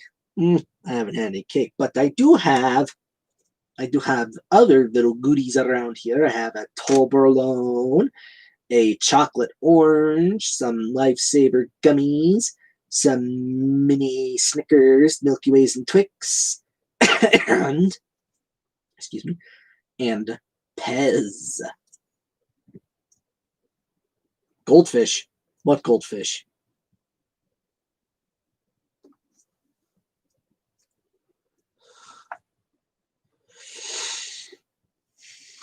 There's some pieces here I've never really seen before, such as this, a 1x2 upright.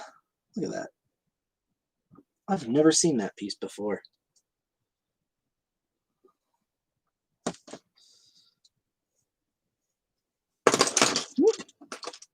Nothing broke. All good.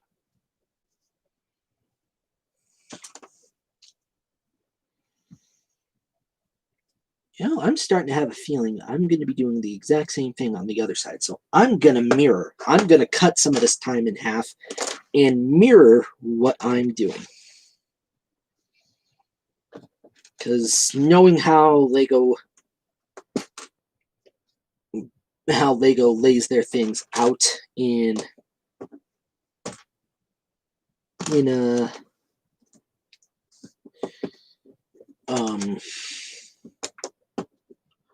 their instruction manuals. They always make it a little longer to do it. It always takes a little longer.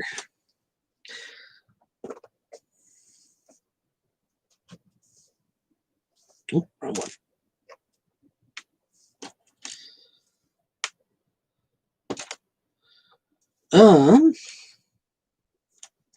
I know I said I wouldn't play music, but I'm currently having a little one just running through my head right now. A little tune going through my head. So if you're wondering what I'm thinking of, just look up. Who here has heard of Raffi? You ever heard of Raffi? Raffi. Ever heard of him?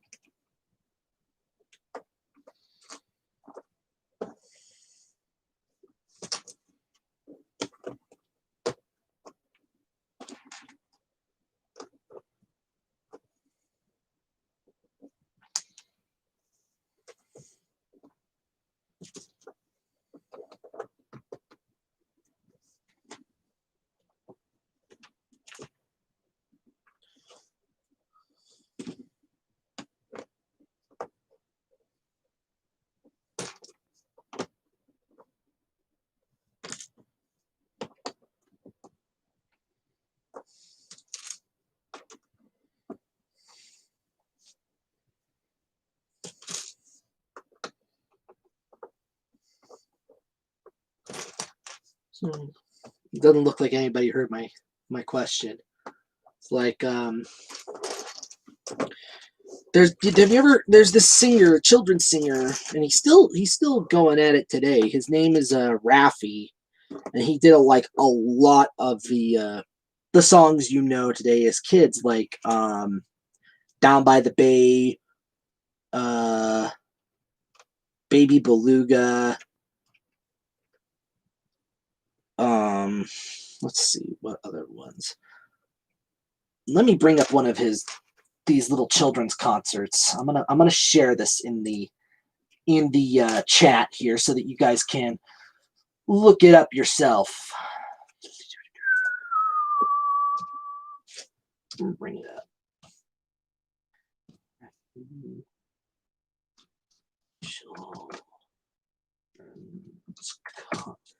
This is what I used to grow up listening to when I was really little.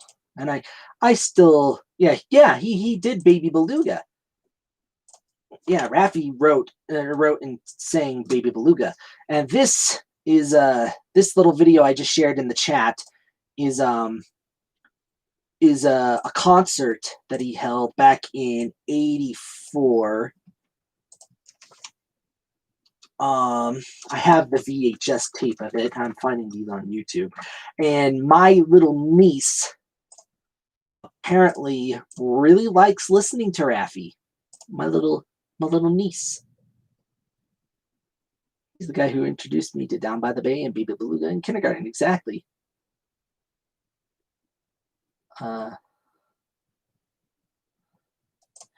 This isn't a video by me. It's a video I'm sharing from somebody else, Katie. And here's another one that I really like listening to as well. And it is Raffi on Broadway.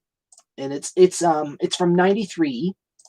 So the one I really like listening to most often has been Raffi on Broadway, because there's quite a few songs in there that I really like listening to. And not just in terms of just the message that's behind these songs, but rather it's just how the tone, how he sings. It's so soothing. If you listen to the Raffi on Broadway video, you'll see what I mean. But it's over an hour long. I still love it. I know I'm a 30-year-old guy, and I like things that are kids, but sometimes the that's the escape for some people. It's like the simplest things can be the escape. It's like Raffi on Broadway. Wow, I never knew he was on Broadway. Me neither until earlier this year when some of you who probably don't know, this year was a number of big things for me and my family. One, my brother Andrew, who was the one who helped pitch in buying the set for me for Christmas, and he's the one that also gave me another gift as well. Um, he became a father last May, and ergo making me and my other siblings uncles and an aunt. So in ways of trying to get her to calm down, we were trying all these different things, and she really took a liking to listening to Raffi. And the one that I always play for her whenever I'm trying to get her to calm down is Raffi on Broadway. And it calms me down too. I love it. We're in the Thomas fan. Hey, we're in the top. We don't discriminate other preschool content. I'm not discriminating. I'm just saying, hey, I'm a big guy here, and I know it sounds a little. I know it sounds a bit silly for what's defined as grown up to like. I mean, even this here. For me, my go-to shows include Thomas.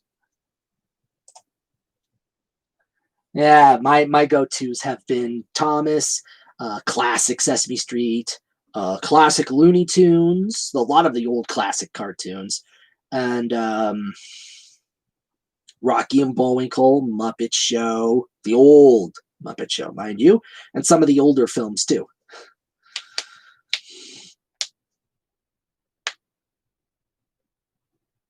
No, I'm talking about in life in general because I know a lot of people. I know a lot of people who say, "I know it seems babyish for me to like whatsoever," and I'm like, "Hey, if that's your escape, if that's what helps you calm down, then good. I like that's good for you."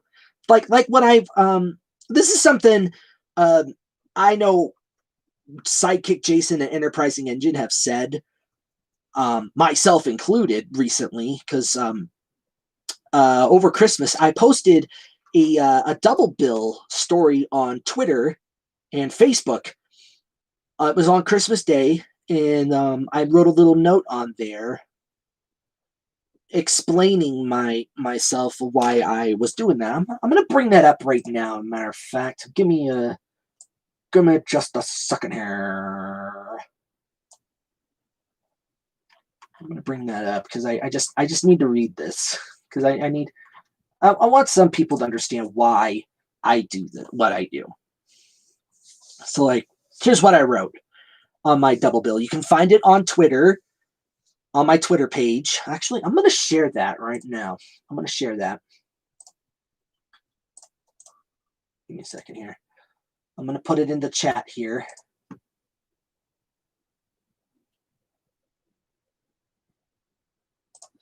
Yes, I have seen Puff the Magic Dragon.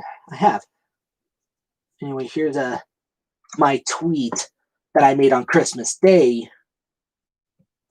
of some stories that I decided to share.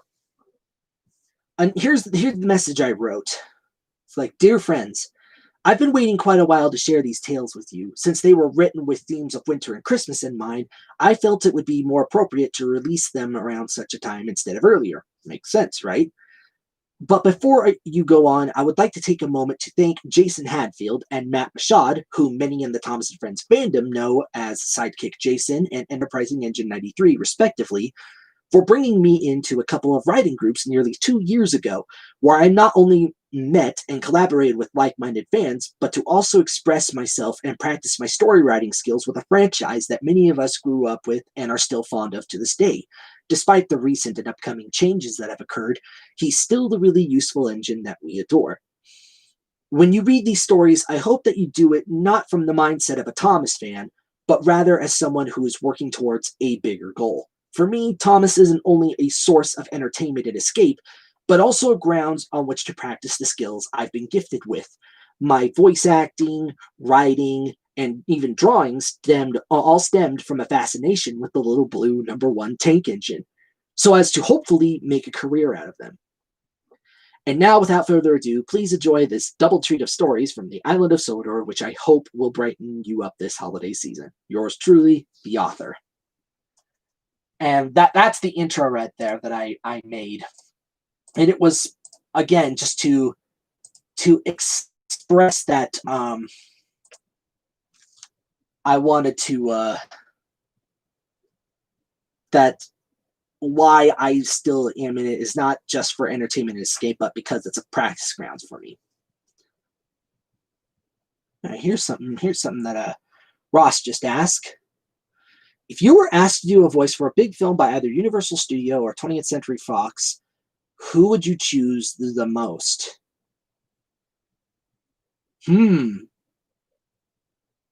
I don't know. It really depends on what it is. Because, I mean, trying to choose one thing over the other, I mean, a job is a job if you get it. If you can land it, great. Sometimes it'll depend. I really don't know. Oh, I can't remember if I mentioned this.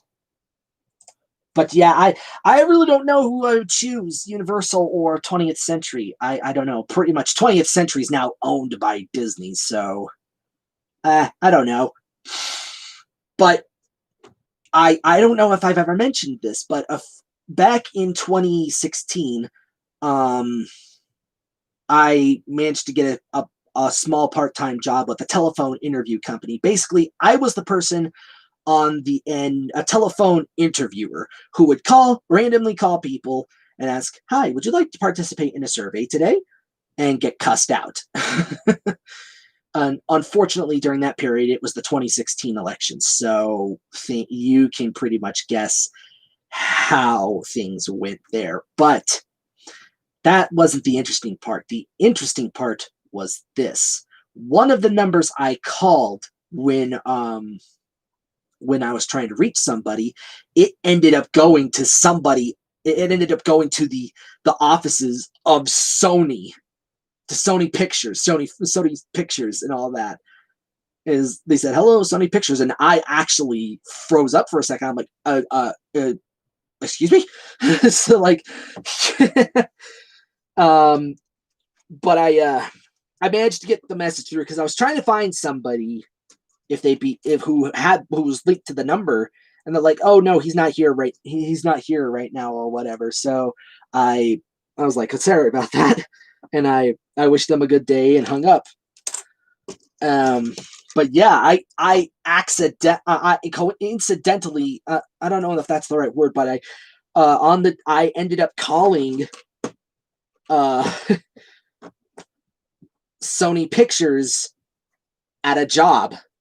And it was totally it was totally not by chance. It was by chance. Because I was looking for somebody else. And that was 4 years ago. I kind of wish I had kept that number written somewhere. I don't know. But I think that might have been an invasion of privacy or something. I don't know. I still don't know how those companies operate, to be honest.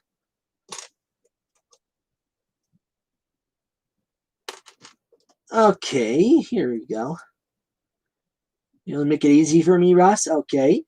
If you could choose between doing a voice for an Ice Age film or a Despicable Me film, which would you choose?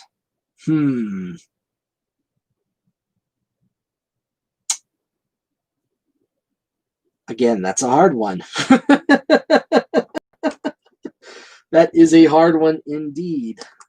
Because there are some good films on there that are okay, but again, I think it really just comes down to which one I book. I really don't know. I'm not sure how to answer that. I still don't know how to answer that. But Ice Age or Despicable Me? I guess, again, it really depends. It really depends. Because lately, both of them have been kind of lately, especially the Despicable Me franchise.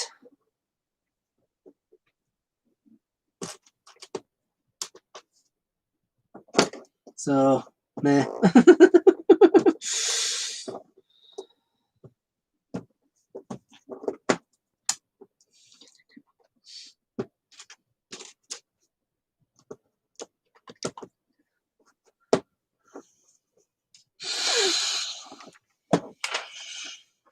Okay, let's see here.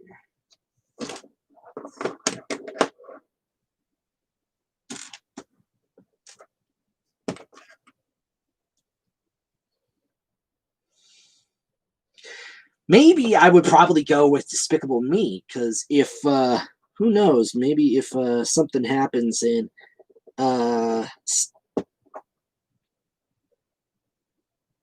so what is his name? The guy that currently voices Gru. Steve. I'm forgetting his name.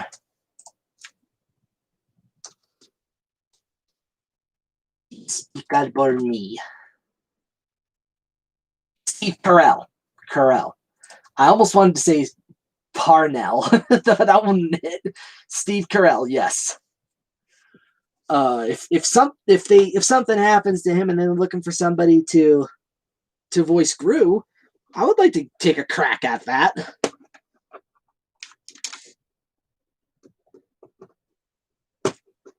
I'd like to take a crack at voicing the #1 villain of all time! Ha ha! Yeah, that's what I'm talking about!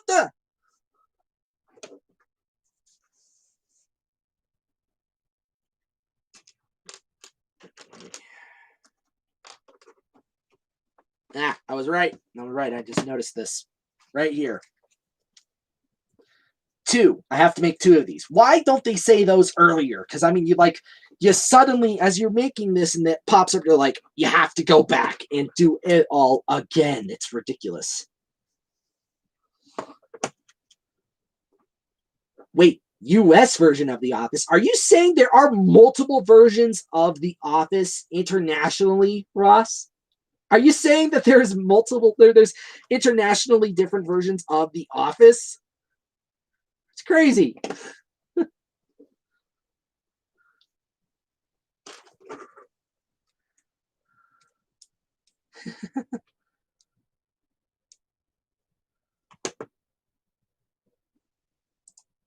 Probably because UK humor is a lot more different than US humor. Like, for example, Monty Python. Some of the stuff that they get away with can be done in the UK, but over here in the US, it has to have a different rating. So, yeah, like Monty Python's Flying Circus. It's rating system screwy. It's screwy.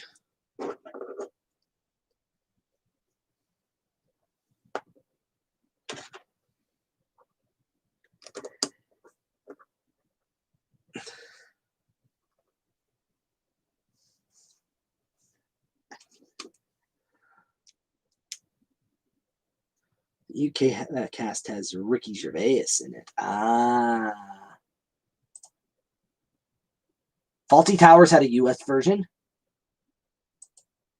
I didn't know there was a US version of that. Of Faulty Towers either. Sheesh. Again, we live in crazy world.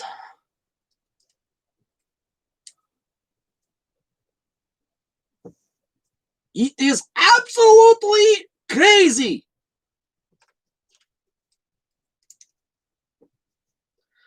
People say I'm crazy. But guess what? Joke's on them. I stole the moon! Ha ha!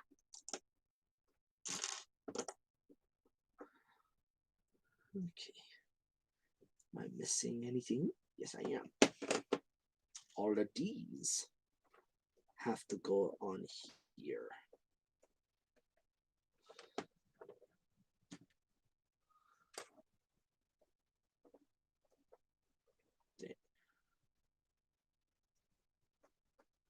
Well, I know about the US version. That's what Steve Carell. I just didn't know there was a UK version with Ricky Gervais. Is it Gervais or Gervais? How's that pronounced? Is the S silent in Gervais, or is it pronounced like Gervais?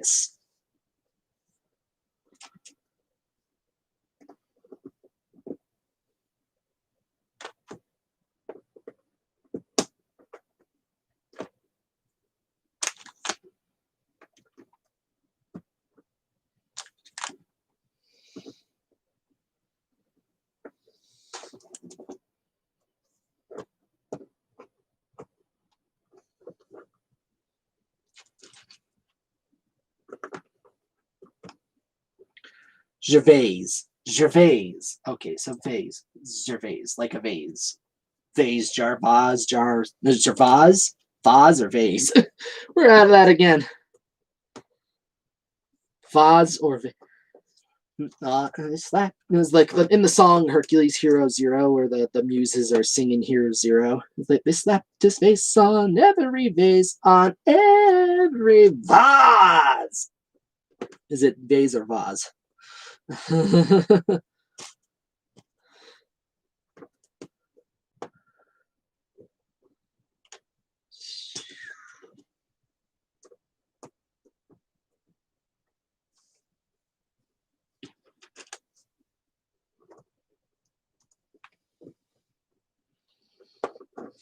I think I got it.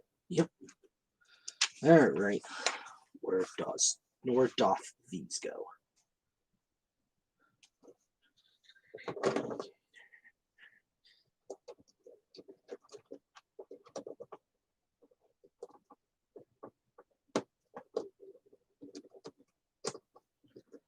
I'm missing. Oh, I missed one bit here.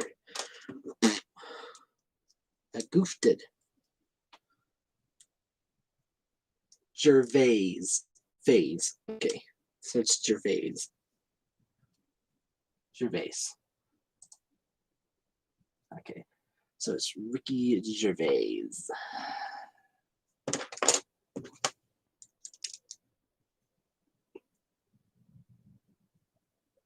Speaking of him, who here has Netflix? Who has Netflix here? Show of hands, who's got Netflix?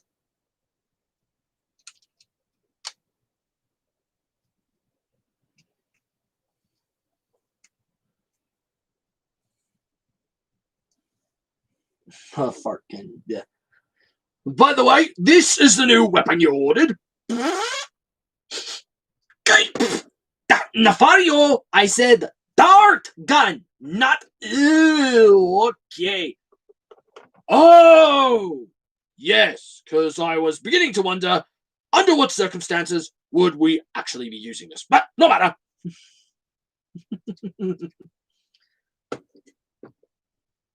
I have Netflix. How else could I binge watch BoJack Horseman? How else could we binge watch all of our favorite shows? Do you know what this looks like right now? It almost looks like a horse-drawn carriage now. It almost looks like a horse-drawn carriage. We got another gear here.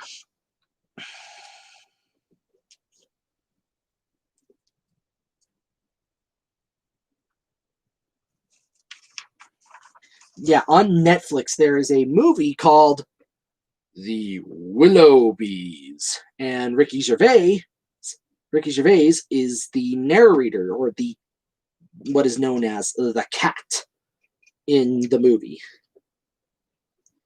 Good movie, too.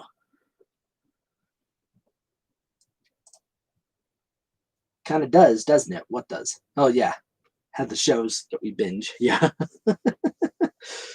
It kind of does, doesn't it? Let's see. There's got to be a way to... Because something doesn't feel right here. Oh well, I guess I'll figure it out in a little bit here. I'll put this right there. Oh.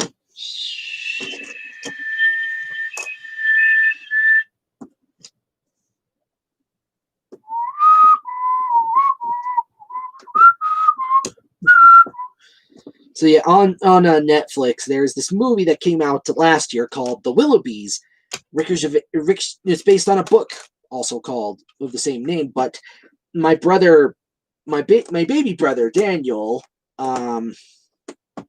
he rented the book a few months ago over the summer, and the movie is nothing like the book. In fact, we prefer the movie over the book because it's more satirical than what's portrayed in the movie on Netflix, and it's actually really good. Willoughby's. Yeah, I was talking about your Lego project looking like a horse-drawn carriage. Kind of does, yeah. It does at first, but it'll change pretty soon here. And I don't know exactly what I'm building here, but it is a. If I were to hazard a guess, what I'm building next is the. Aha. All right, so this is kind of like the. This is something that goes along the top, but it's also the cab ends. It's also the cab ends.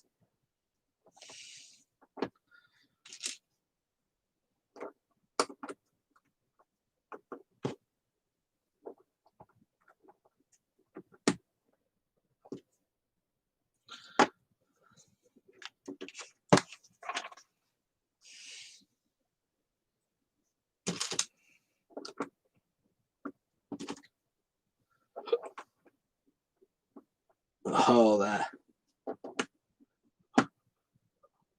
I'm not afraid of your jelly guns. Oh, this ain't jelly, sunshine. Oi.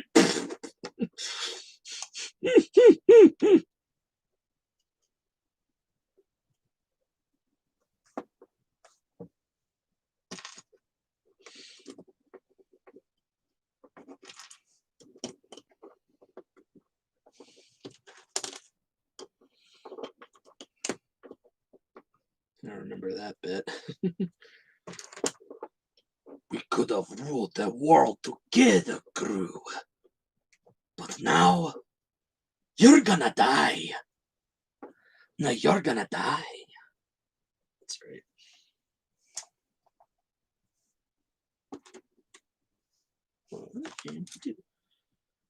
Oh yeah, that was. Can I play with this? Do you want to explode? Ow! Gru!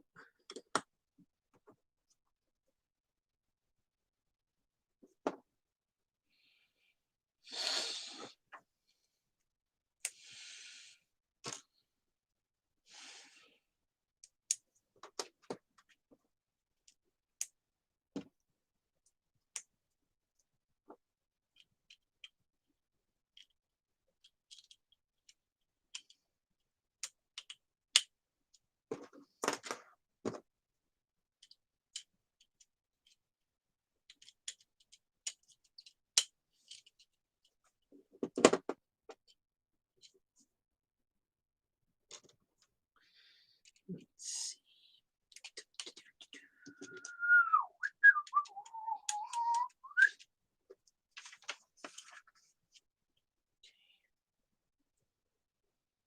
Put that off to the side. Maybe just make sure I don't miss anything. I think I got it. Uh-huh. Ah-ha-ha. Ah, can we go now, Froggy? It's freezing out here. Ah, ah, sure, why not? I do all the hard work while you just standing there and do all the talking. I just recently saw that. Were you the one that shared that video on Facebook, Andrew? Were you the one that shared that?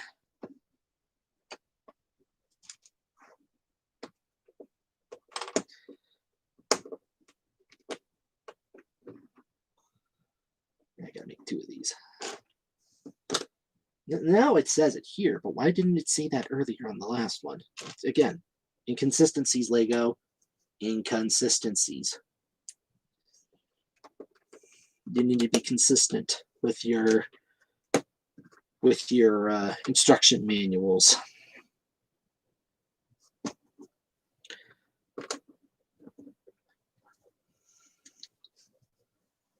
Yep, the one and the same.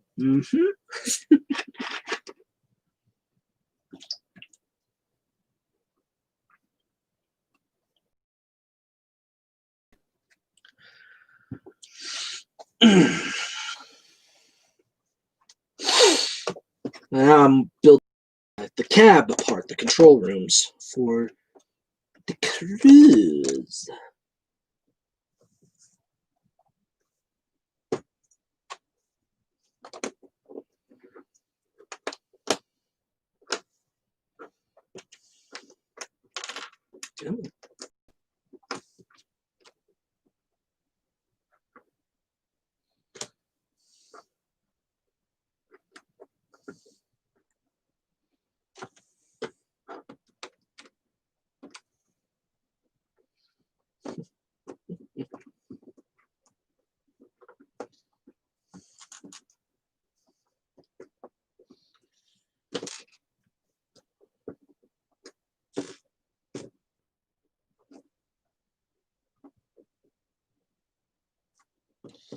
These little control panels that I'm making right now.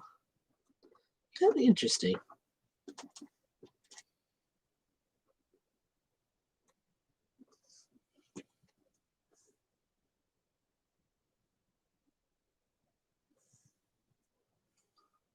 Let's see, I'm trying to get out. Make peace with Legos, man. Almost lost it.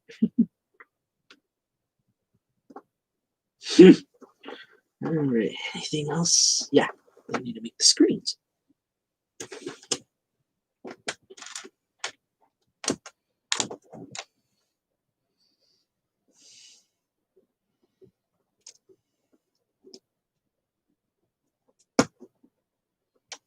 Oh, have you ever been asked or tempted to try a female voice at any point? Once.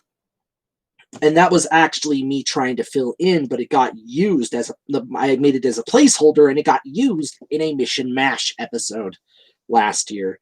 For those of you who don't know what Mission Mash is, it's a little puppet series that came out that came out in 2019, and it's made by it was made by the same people that did that helped link up to that. Actually, I'll share links to the videos I made. I hope they're still, or the videos that I helped out with. I hope that it's still there. Let me take a quick look-see here, because it's a playlist I created. A couple of playlists. This was all prior to the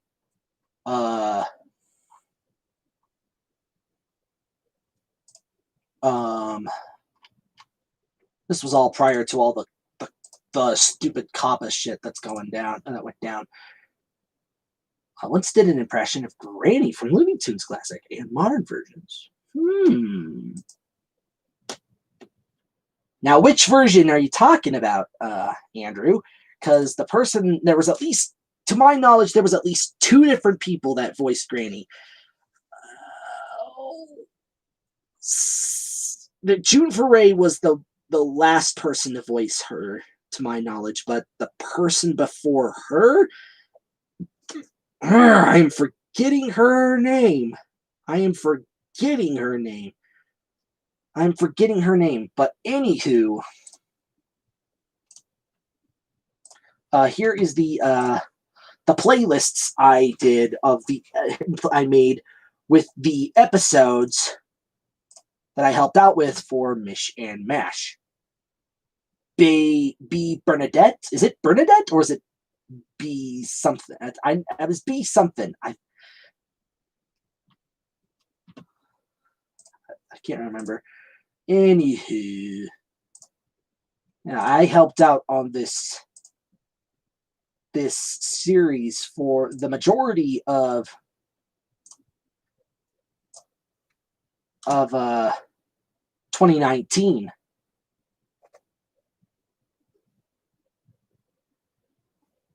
Huh. So yeah, there was one episode in the Mission Mash series where because I actually managed to get a few other people that close friends and other people from the Thomas fandom to do voice work for this series. And I had Michelle Hurtado. She was helping out with that. She did the female voices, and she was the voice of the character ship Widget, the computer ship.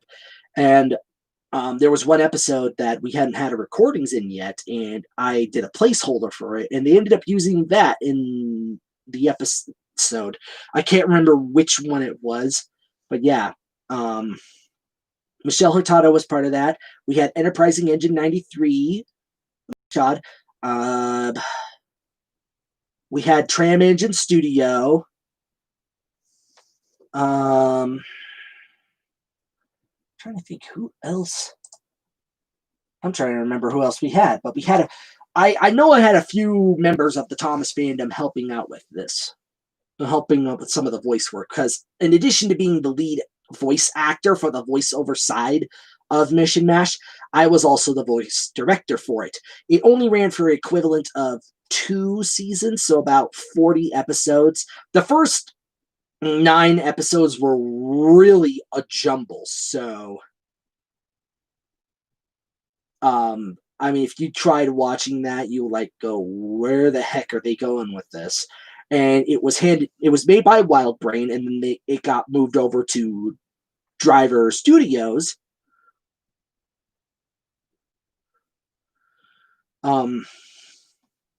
Driver Studios, Driver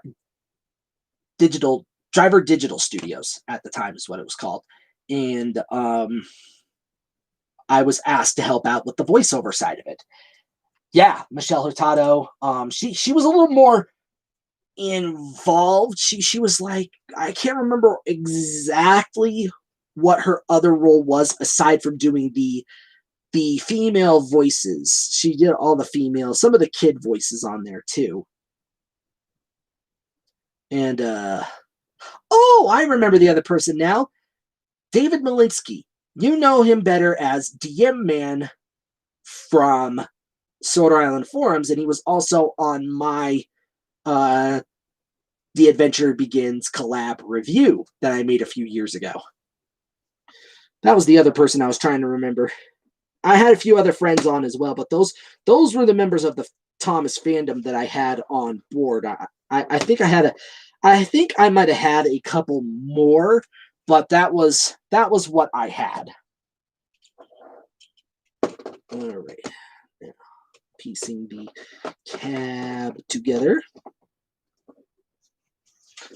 Let's see. Anything else?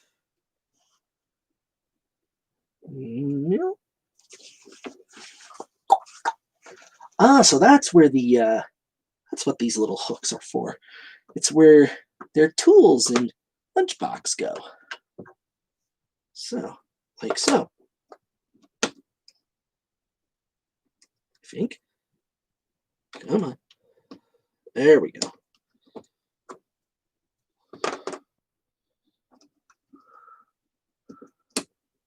There we go. See? And now I can seat them in here so they don't get lost on me.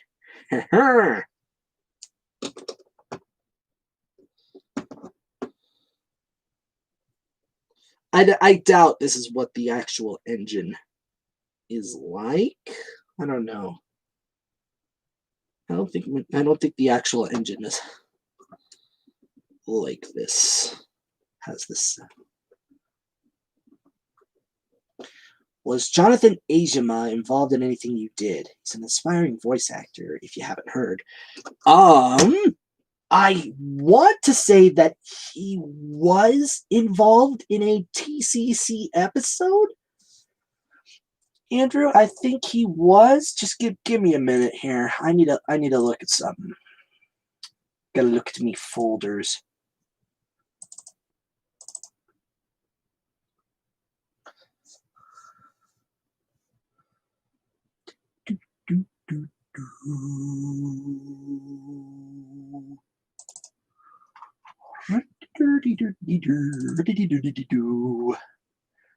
I'm looking at my because back when I was the vocal director for the Thomas Creator Collective, I made a list of all the of who did who, and I tried to bring and keep a lot of them on board, but due to like certain constraints, we had to change a lot of the actors around. So that was a bit of a pain, struggle, and all that. I'm trying to see if we had him on here, Jonathan Ajima. No, we didn't. I must be mixing him up with somebody else. But I don't think I ever, now that I'm actually thinking about it, I don't think I've ever been part of any projects with him, to be honest. I don't think I ever have. Anywho, let's put these in. Let's put this in right now. Come on. Make sure I'm putting this in the right way.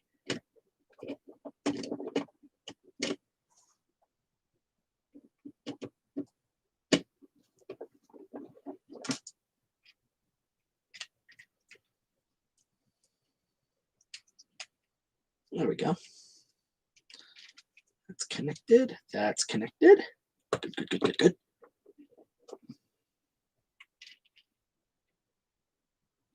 And that actually helps keep that 1 year in place. Nice.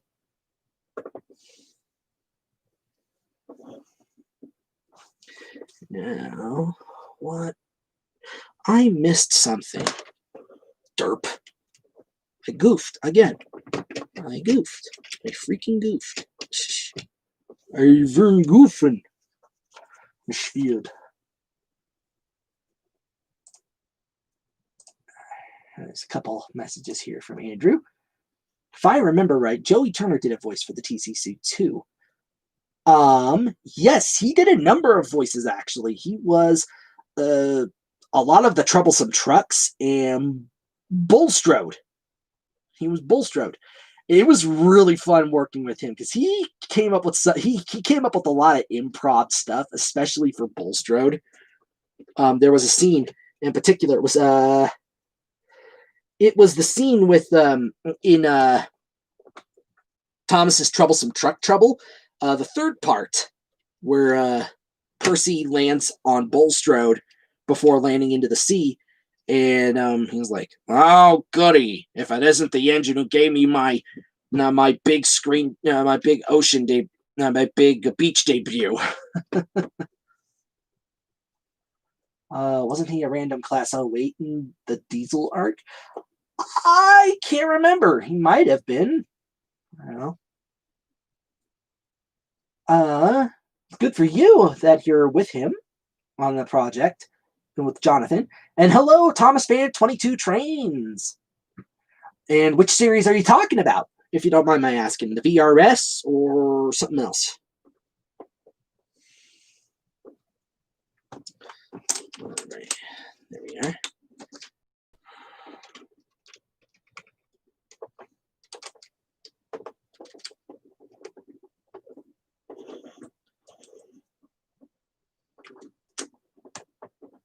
Oop. Some pieces are trying to get loose on me. Not good. There. All right, now we're working on some windows here.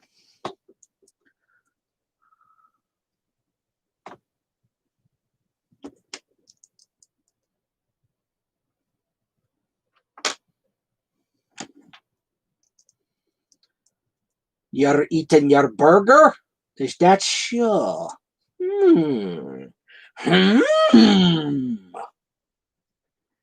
burger, eh? Is it a mouse burger? See if anybody catches that reference.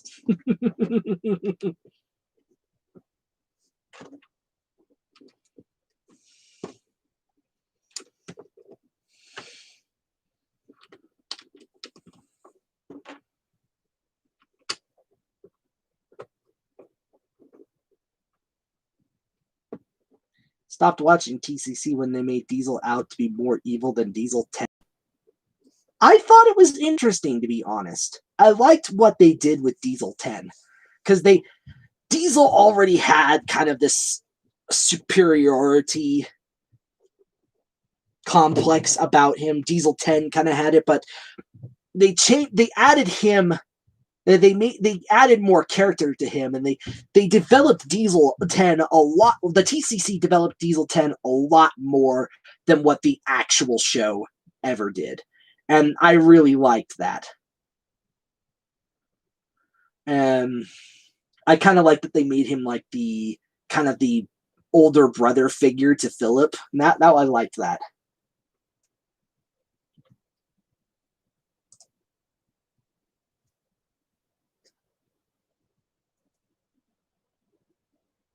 My neck.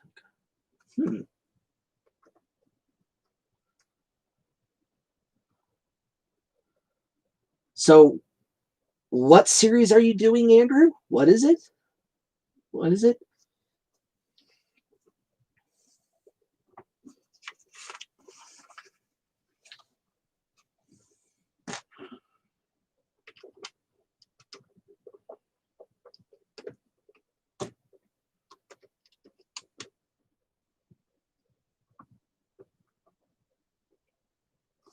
Well, they wrote it in such a way that they wrote that episode in such a way because if you remember, Sir Topham Hatt was away, and Diesel was pretty much buttering up to him. Diesel was playing up to Sir Topham Hatt.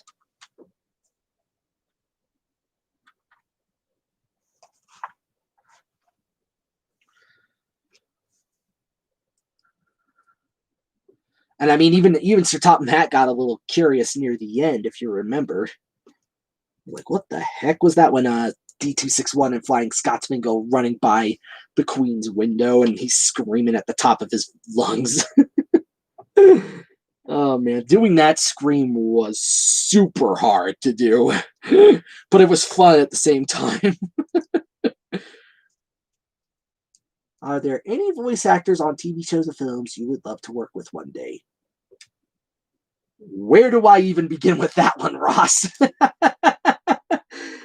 Oh man, that is the $1 million question right there. That is a hard one.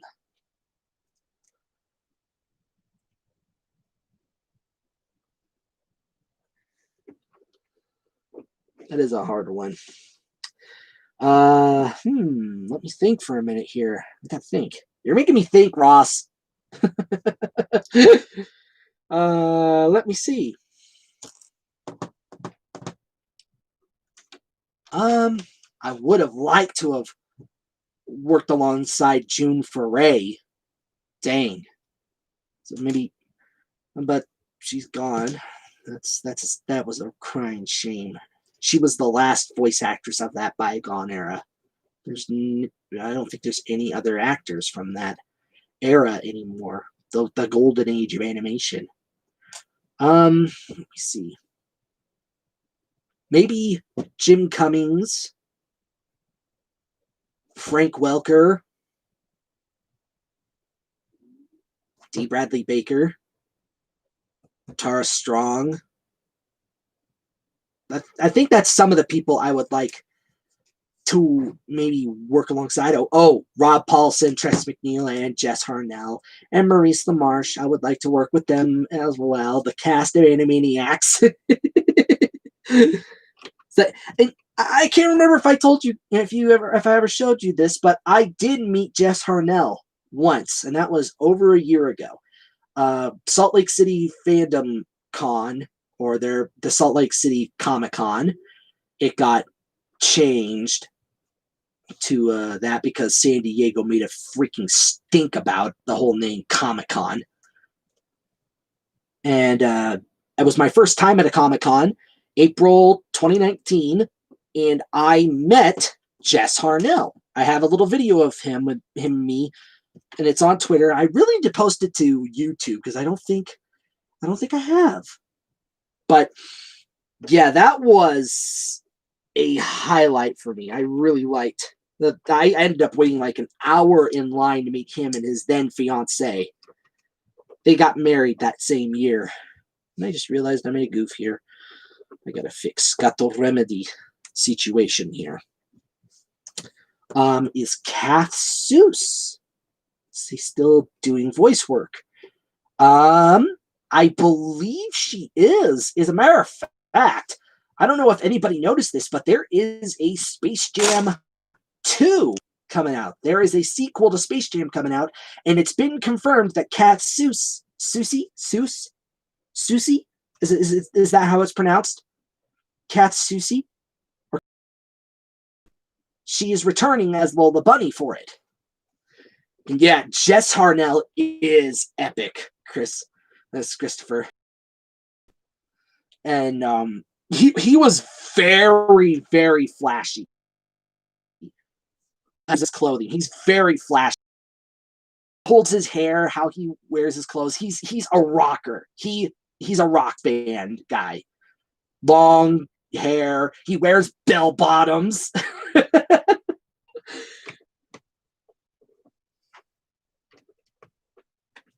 So yeah, it was really fun meeting him. I also got to meet, let me see here, Mike Coulter. He was the first person I met at the Comic-Con. He was originally Luke Cage for the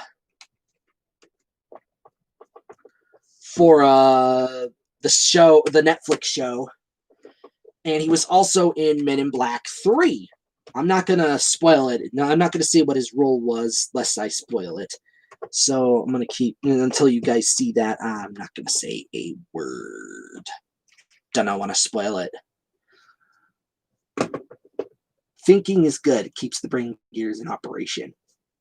I can agree and disagree with that at the same time. I can agree and disagree with that, saying because yes, it is good to keep the brain going like that, but when it comes to sleeping, then it is a nightmare. Because I can tell you, I have had many a time where I have suddenly woken up in the middle of the night thinking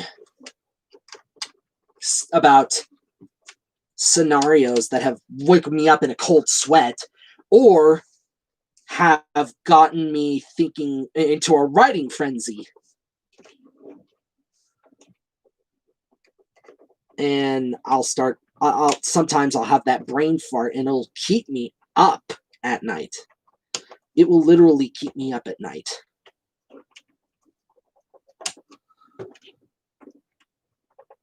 Almost done with this part here. Wait a minute. These go here.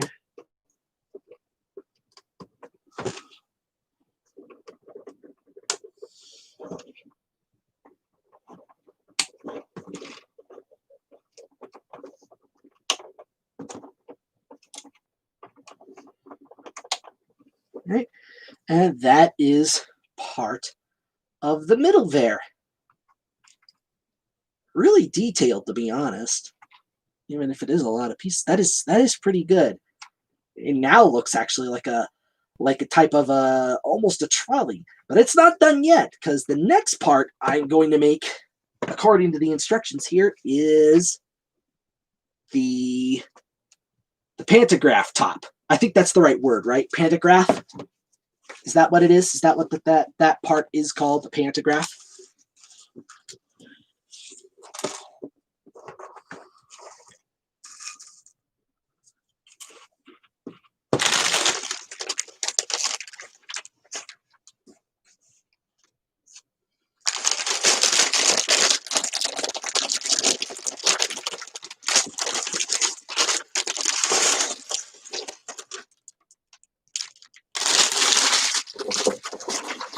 then I'm making the cab ends too. Now this is interesting here. All these little pieces in here, because I have lots of people use these pieces, these little pieces in this one. I've seen a lot of people use these as fingers when making like robots and such. So that's going to be something interesting later down the pike. Try to separate these out a little bit to give me a little bit of a working space here. About halfway there, folks. This is taking me a while. But hey, I want to do it. I want to share this moment with you. Because this is joy right here. This is experiencing one of the small moments in life. And again, big thanks to my dad, my brothers and brother-in-law for pitching in to get me this. I cannot thank you guys enough.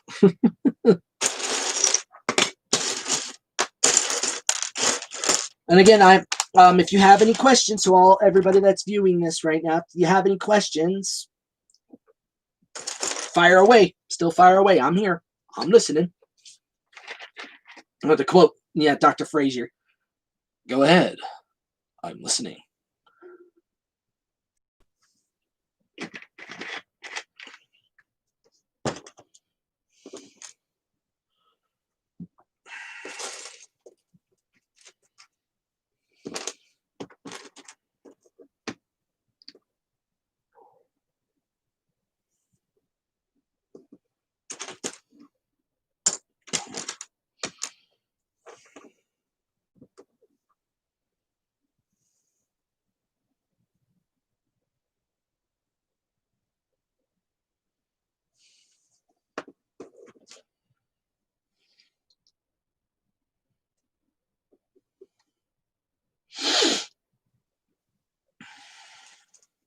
I'm actually making the ends here, the rest of the cab and the top part of this middle section here.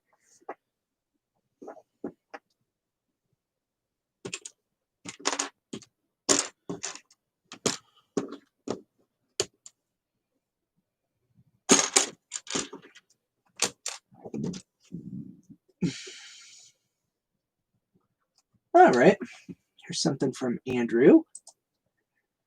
If you could reboot one nostalgic cartoon or TV show, what would it be and how would you go about it? That's a tough one right there. Firstly, if here's how I think of when I consider like reboot is like I try if I were going to reboot something, I would try to stick close to the source material and reinvent it in a way that makes it more interesting. Like case in point, the Voltron Legendary Defenders series is a prime example of a reboot done right. I hold that show in a very high degree because dang, once you compare it to once you've seen the 80s version of the show, Voltron Defenders of the Universe, and then you watch this, you're like, holy cow, it is so much better in terms of character development, plot, lore, especially the lore. Holy cow. They pegged it in my book.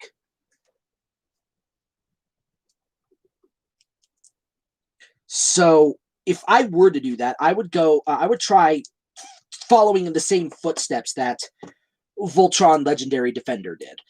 But as to what show I would want to reboot, to be entirely honest, I really haven't really given that much thought to what type of show I would want to do. Yeah, I really don't know. That one I'd have to give thought to. I would have to give it some thought.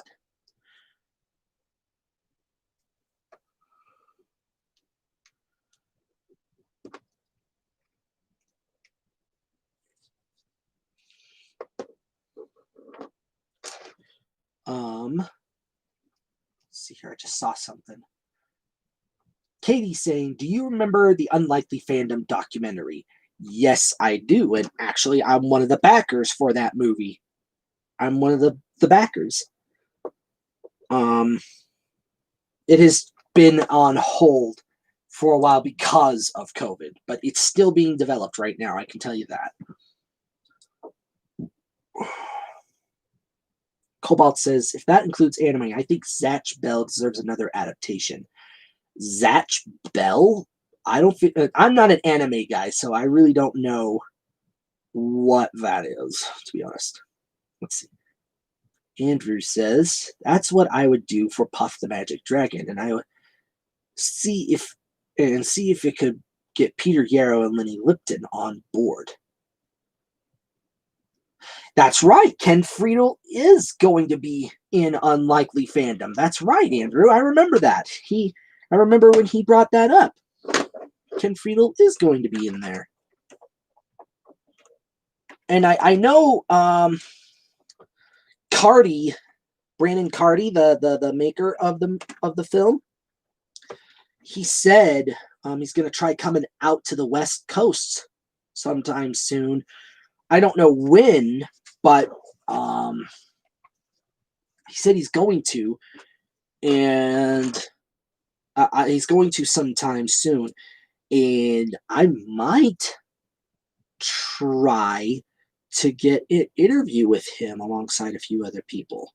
Maybe depending on how many fans he can actually get out, how many fans are else out here. Because the only ones I know that are near me are Sidekick Jason, Mad Girls Arts, as she's known on Twitter. She's the one who helped do the color and special effects of my TCC 5th anniversary tribute poster of Secrets of the Stolen Crown. She did all the color and special effects for it. You can see it on my Deviant art page. That's pretty much all I can know who's in my neck of the woods. That's pretty much all I know. Cobalt Fossil says an accurate railway series adaptation in the vein of reboot. Maybe, I don't know. I kind of like what they did with The Adventure Begins because they were incorporating both of the new and the old. They kind of retconned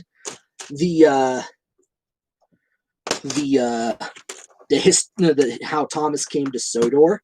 They kind of retconned that, but it worked in my opinion.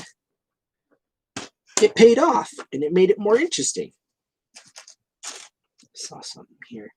Just getting it out. It's one of the pieces I got to use. I'm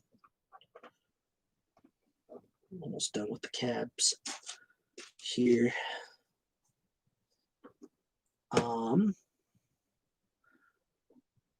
Words alone can't express how excited I am for Ken to be in it.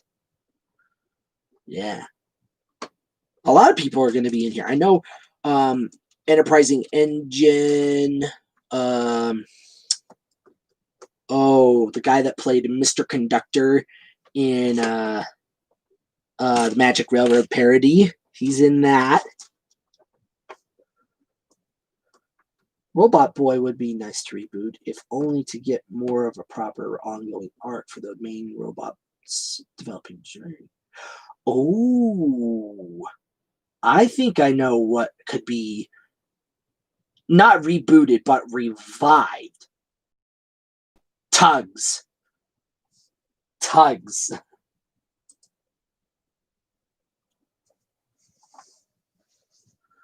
That is a show I would like to revive in the near future, if the opportunity ever came.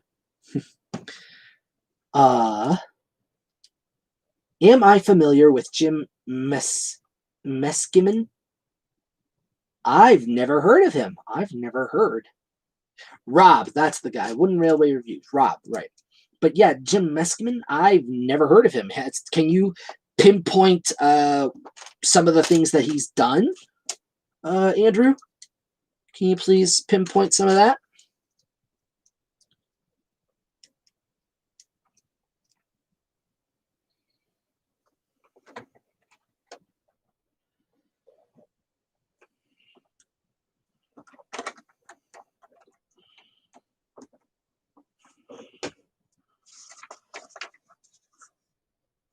All right, so I just finished off the cab ends here. You know what this is starting to look like more? Almost like something you'd see on the Great Western, like an auto coach. Almost like it. Almost looks like an auto coach.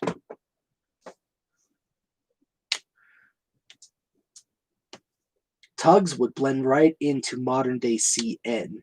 I think it could get a fandom similar to Over the Garden Wall or something. Cartoon Network, is that what you mean, Christopher?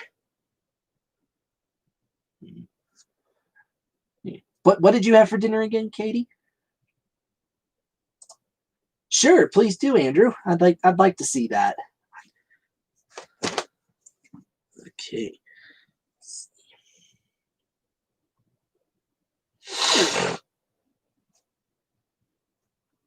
I'm trying to double check something here. I'm not sure I would see Tugs on Cartoon Network. No, I wouldn't see it on there. I wouldn't see it on Cartoon Network, to be honest.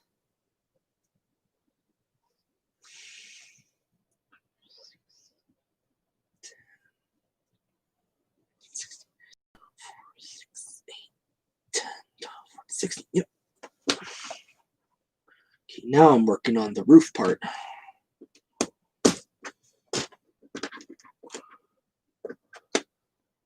Looks like Toby. No, I don't see. Toby's more boxy and not so detailed. So yeah, I'm looking at like the ends here. Look closely at the ends here, Katie. You can see where like put Isabel or Dulcie's face on that, and you got yourself an auto coach.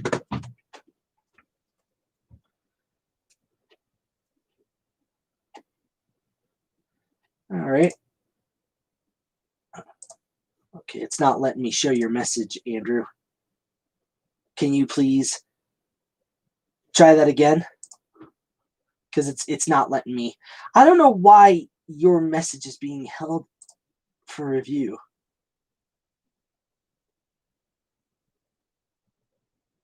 Let me see if I can try fixing that. Settings.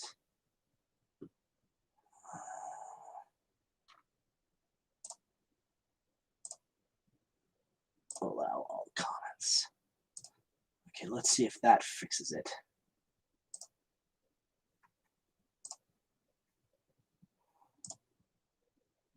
There we go. I think it's working. Yeah, that one is just not wanting to show. That is weird. It doesn't want to. Yeah, send that to me on Twitter. It doesn't want to show it in the chat right now, which is weird. It keeps wanting to hold your messages for review. So I tried changing the setting so that it could allow it in the live chat, which is really weird.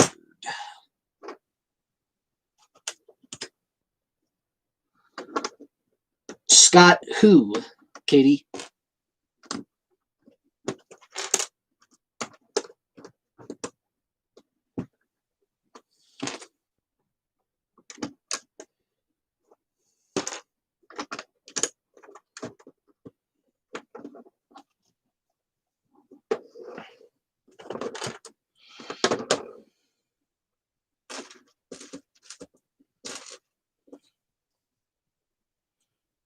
Who's Scott, Katie? I don't know who that is.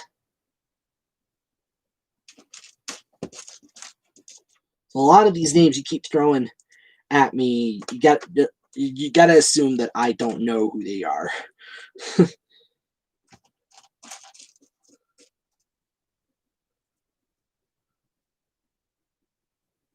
Good for you. Good for you, Cobalt. There's a few shows I actually want to try watching, but either I get preoccupied with something else, or life just gets me. Get interested in some other show, or life gets me. Pretty much.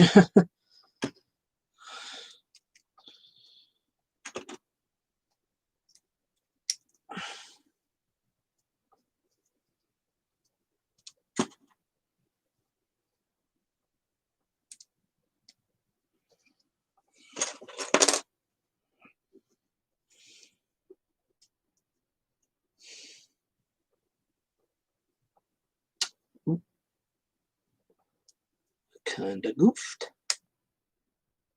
I think. Yeah, I did goof. Ugh. This is what I get for getting ahead of myself. I skip a step or I overlook something.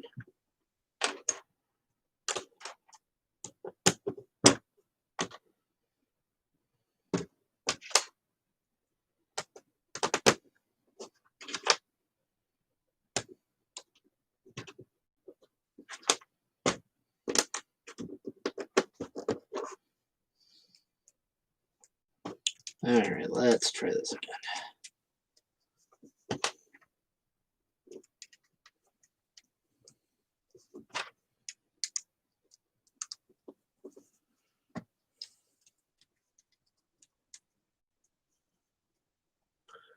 Favorite Muppet? Do I really need to answer this one, Katie? I think you guys know which one's my favorite Muppet.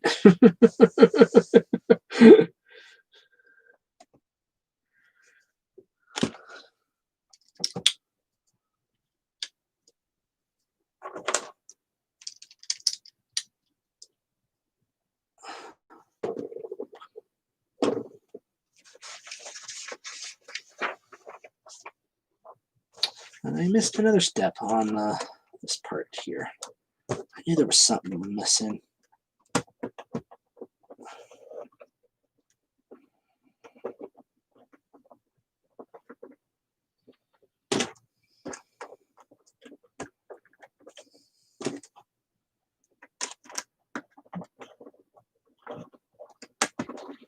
Knew I was overlooking something. Okay. Yeah, you went there. I'll simplify on favorite Muppets. One's voiced by Frank Oz. Those are my favorites.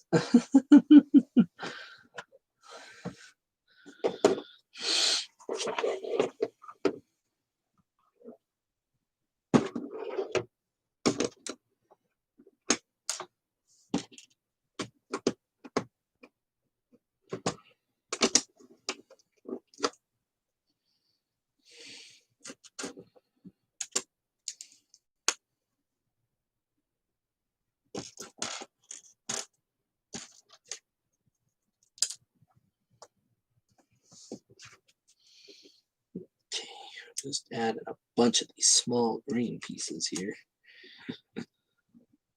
Seriously, I'm a little surprised at how many little pieces are in this thing.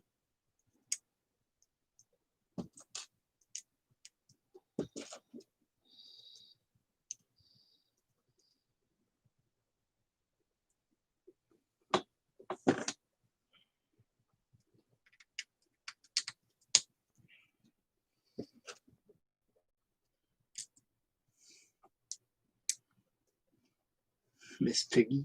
She's one of my favorite Muppets. Again, like I said, any Muppet that is voiced by Frank Oz, I like. I really like them. They're my faves because his characters are always the funny ones in my book.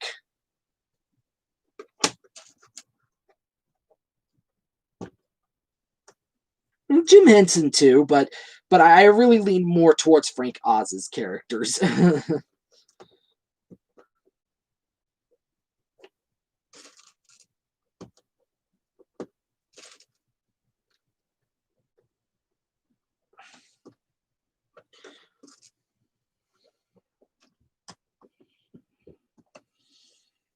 Now I'm just going to be putting a bunch of these little things in here. Mine is Kermit, and mine is.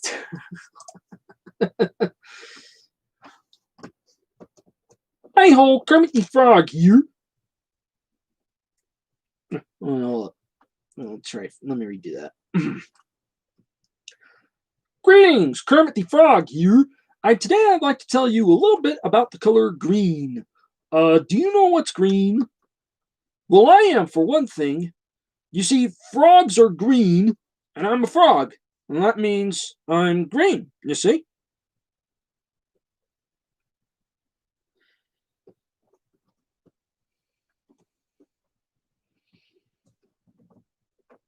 There we go.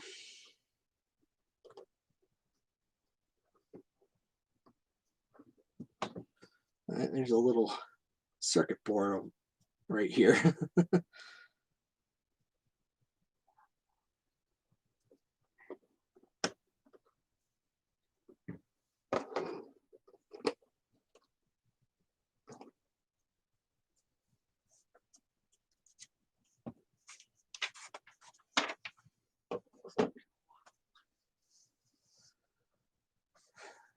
Robin.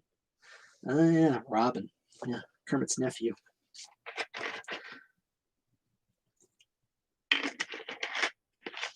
Did you know? Interesting note.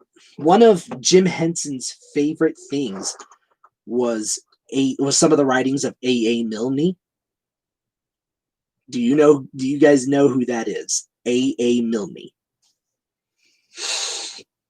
I'll give you a minute.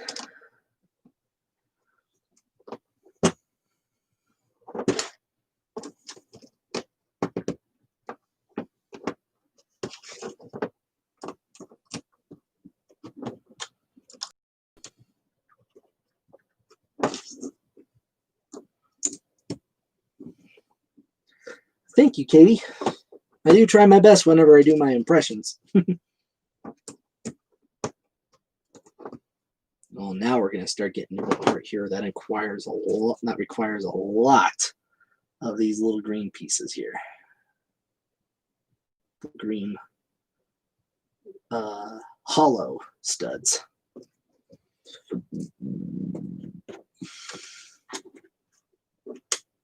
Gotta be 2 of these. So these are the like the end parts of the pantographs, I'm guessing.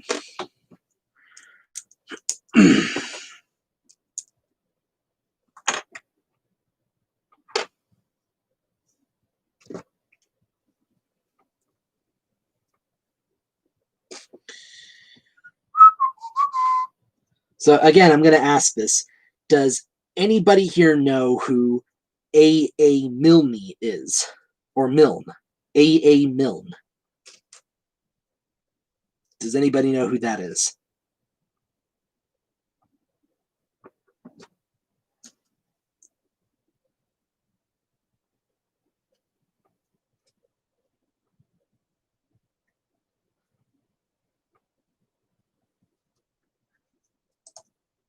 Yep, you're right, Andrew. He is the author, not only the author, but creator of Winnie the Pooh. There was a lot of poems that he actually wrote, and some of them ended up in the stories, and Jim Henson really liked those, and he incorporated some of those in his show as songs, like Coddleston Pie, Halfway Up the Stairs, and there's another one too. I'm forgetting what, but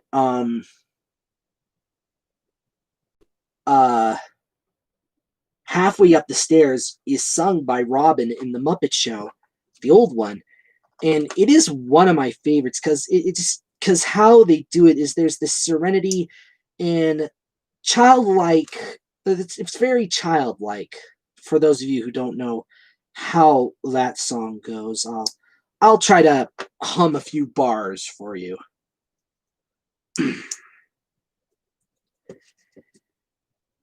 In the voice of Robin. I will try to hum a few bars for you in the voice of Robin. Halfway up the stairs is a stair where I sit.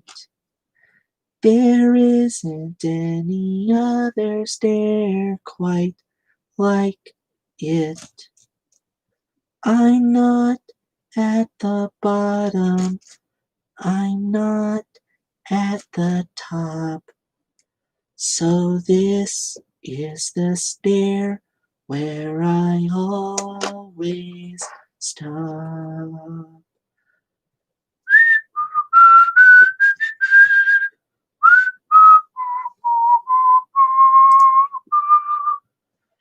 Halfway up the stairs, is it up nor is it down?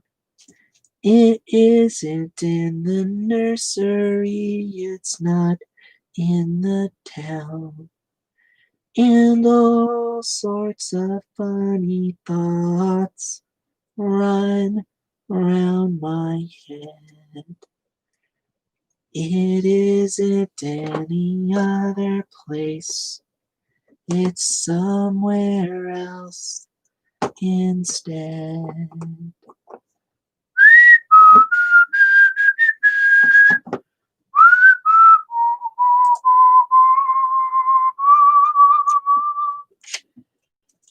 Halfway up the stairs is a stair where I sit. There isn't any other stair quite like it. I'm not at the bottom, I'm not at the top. So this is the stair where I always stop.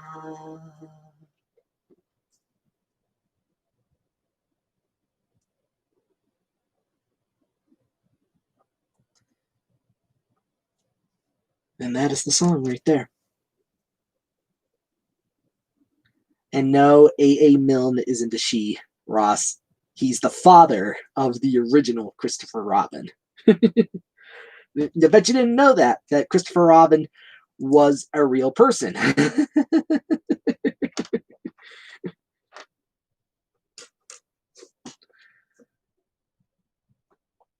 They actually made a movie on that called, there was a biopic of him. I wanted to see it. It was called uh, Goodbye Christopher Robin.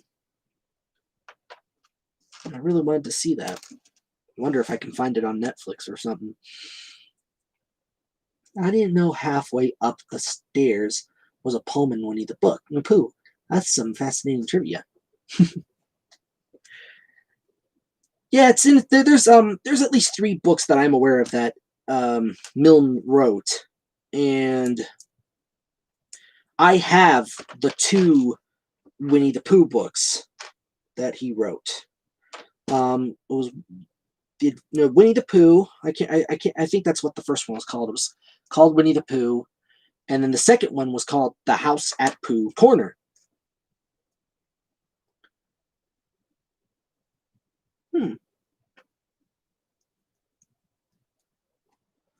Again, Katie, you're gonna have to explain who Scott is. I don't know who Scott is.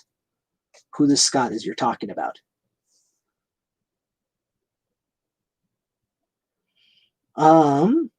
Favorite Railway series book? It would have to be Mountain Engines. That one was one that really captured my attention when I was younger. It is one of my all-time favorite books because it is very obscure in that it's the only one of its kind, and that was because, according to Christopher, they really couldn't, because of how strict everything was on the Mountain Railway, on the actual railway that the Colby Fell Railway is based off of. Didn't allow much for stories to be told, so that's kind of a shame in my opinion. it's one of my favorites because the mountain engines were always an odd one for me because the only at before I read the books, the only thing I knew of them was the Erdl toys, and there was only uh Godred, Coldy, and Lord Harry made. A stood for Alice. No. How could you not know this, Ross? I'm not surprised. How could you not know that A.A. Milne was a man? He was a British author.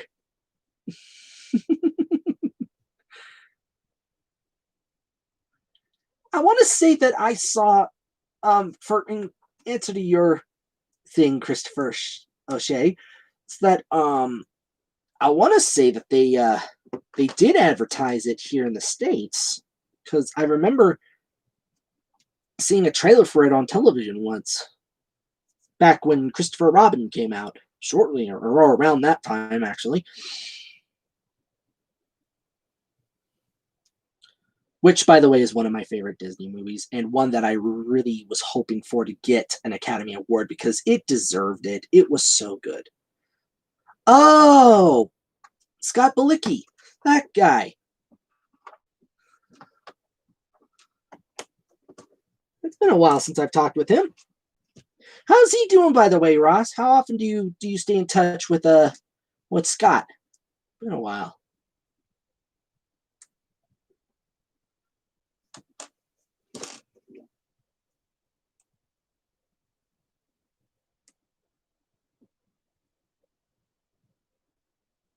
uh,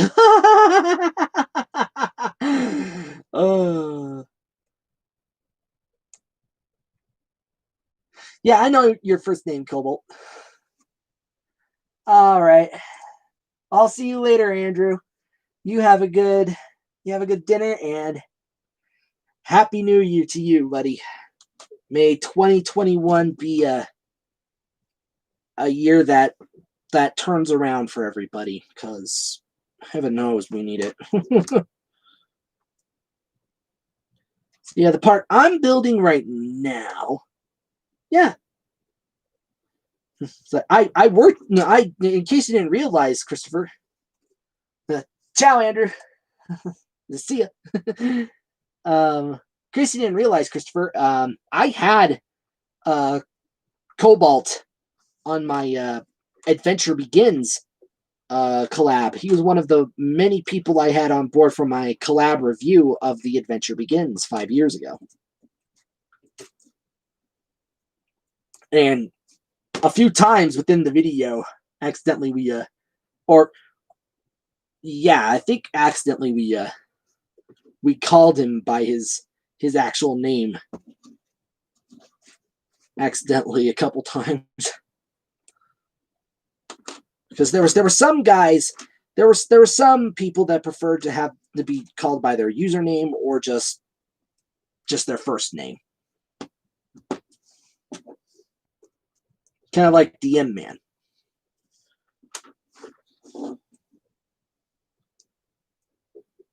Making a ton of these because this is part of the Cantonary, the pantographs. At least six. There should be 16 of these. How many have I made so far?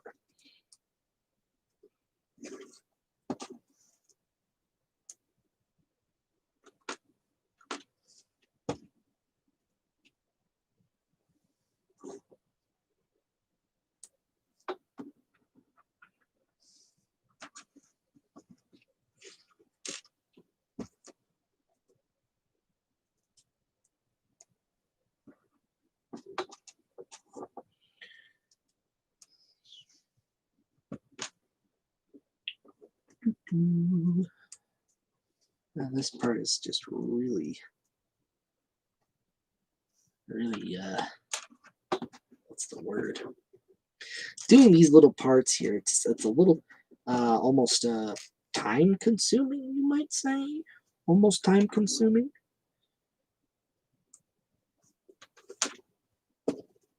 because there's so many tiny pieces here.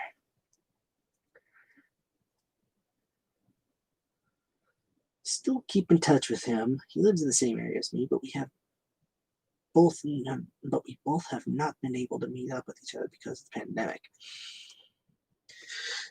Yeah, I get that.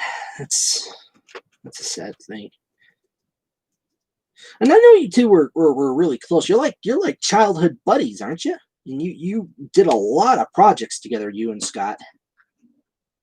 And he's a father right now too, right? Last I talked, he had become a father.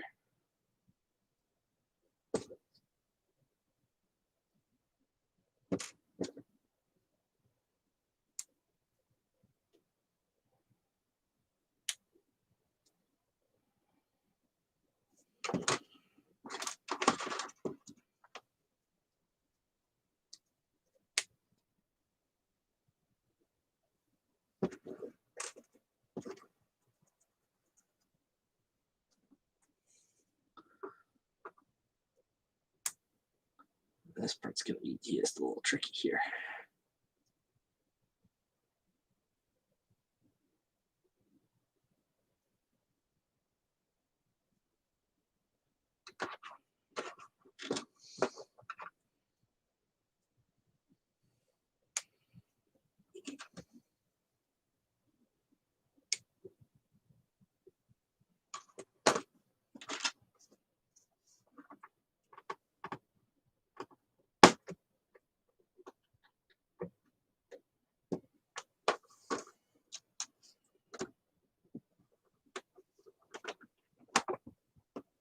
Just straighten something out on here.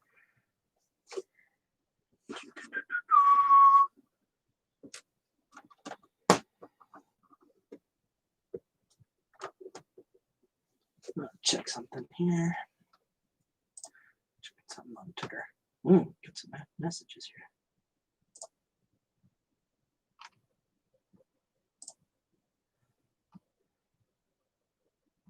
Oh. Tram Engine Studio. All right, there's Andrew's videos on Twitter.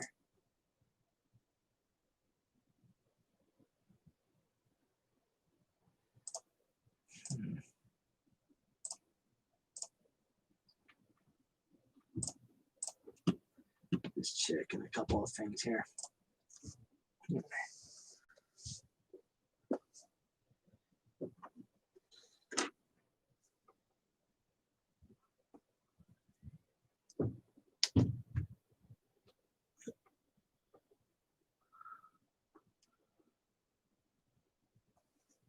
Two sons. So he's got two boys. Wow. And how old are they? How old are they? Like, are they recent kids of his or what?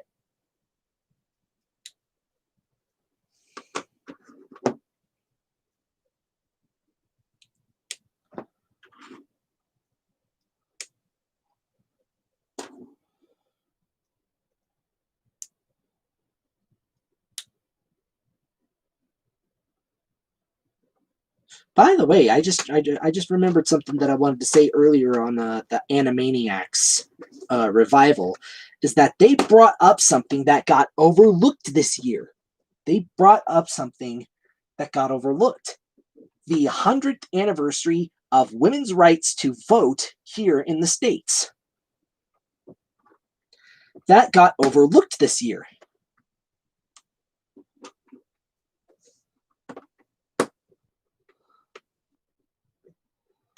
I forgot to mention that. I'm a little surprised that they brought that up. So it's cool.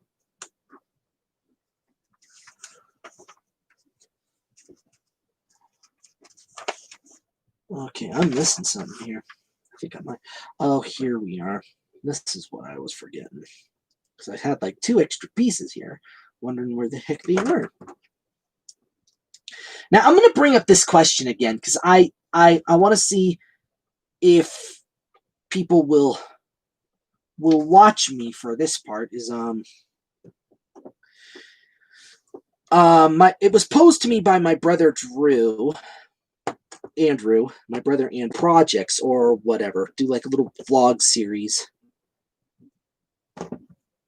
of me doing that. Of like what I'm doing right now. I'm doing a type of live stream vlog Q&A of me doing a build Lego, but more like me doing my voice work or when I'm writing my stories or drawing, that sort of thing. Is that something you guys would be interested in seeing me do, or what? Right, there we go. Here's the little pantograph wires. Look at this. Kind of cool, isn't it? Yeah, I'll have to ask Scott that one. But yeah, again, my question is, would you guys be interested in seeing me do like a little vlog series of me doing my stuff?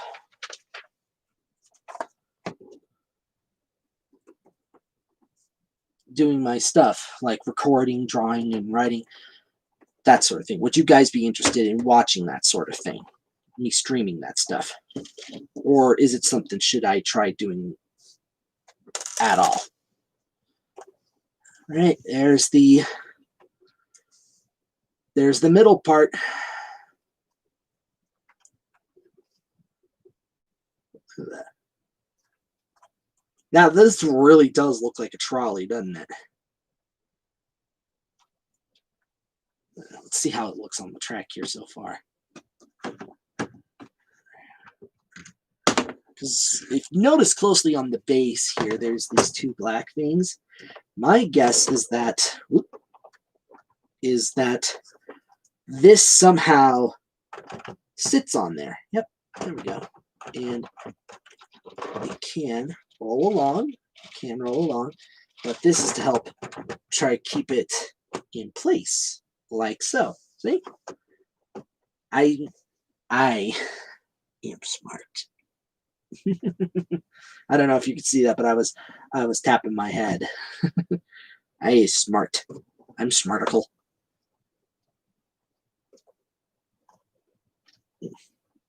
Little brake pads got pushed in, so I was trying to fix that. Yeah, all right. Now we're coming near the end here, folks. Gonna start. I'm now building the end parts, and that is the 4 bags. These are the number 4 bags. Get another drink here.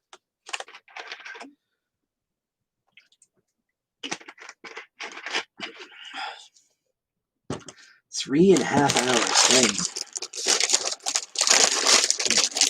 Now this is the part I'm actually really looking forward to right here. This is where all the action is, all the real action. Ooh, got some loose pieces here. Oh, pieces are trying to roll away from me. Don't do that. Don't do that. You crazies. Ooh, what do we have here? Ah, these are the little bogey wheels here. These are part of the bogies. I wonder where those were.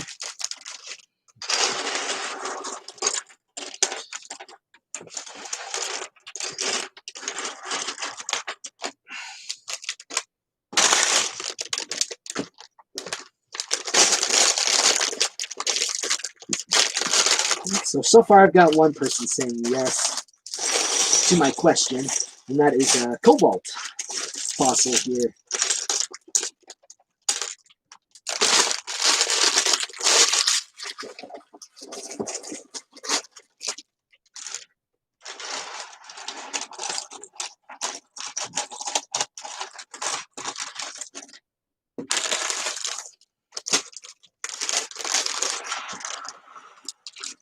Just moving that over there a bit.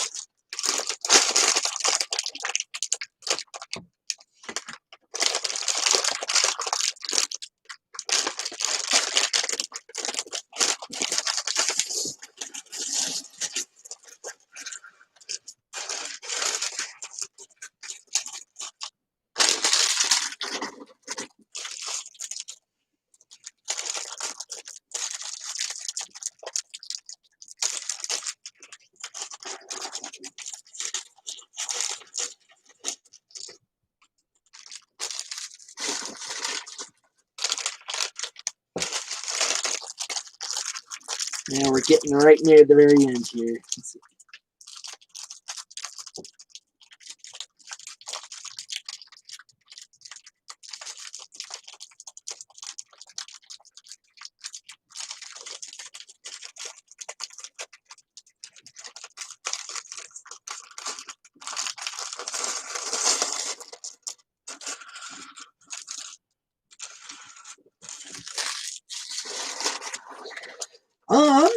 I have a question to put to you guys now.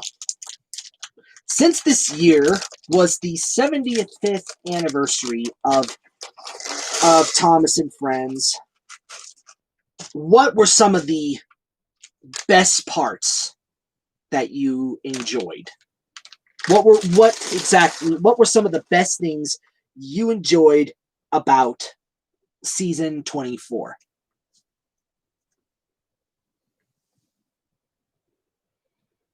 Just checking something here.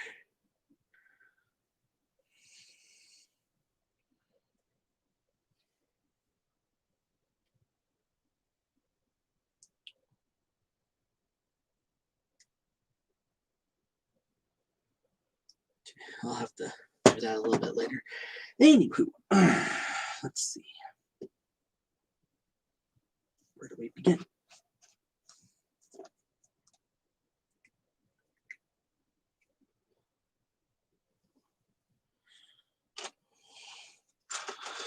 This is 2 parts, so I'm going to build each end simultaneously.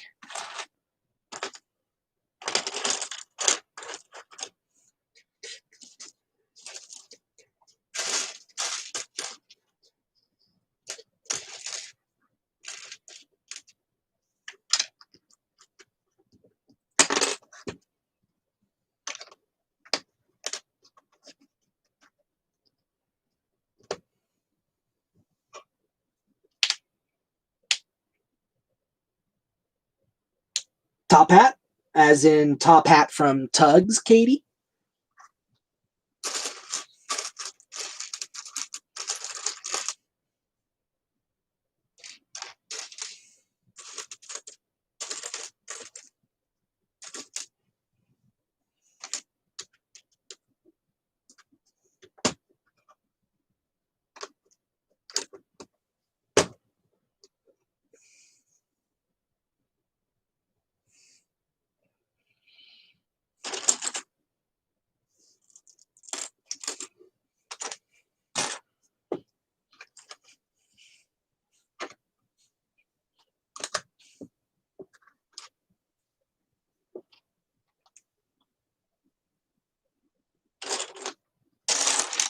Ooh, we got some new pieces here. I've never seen this one before. Look at this. 1x5 stud with an axle center. Look at that. I have never seen this piece before. Have you? There's a lot of sets I've had lately that just have a whole set of different pieces that I never would have imagined. Like, here's one, for example. I bought quite a number of these ones when they went on sale for Tuesday morning, and it's this. You guys seen this set before? It's from Mega Bloks. It's the Mega Constructs Pro Builder series, and it's called the Train Heist. This thing has, let me see, where is it? I know it's around here somewhere. The piece count, there it is. Right here, over 1,300 pieces.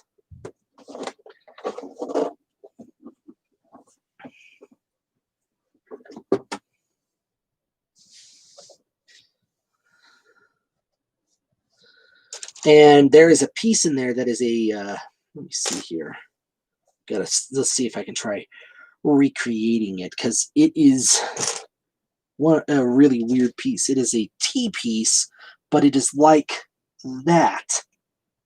I've never seen Lego do a piece like that, only on a Mega Block set. All right, let's see here.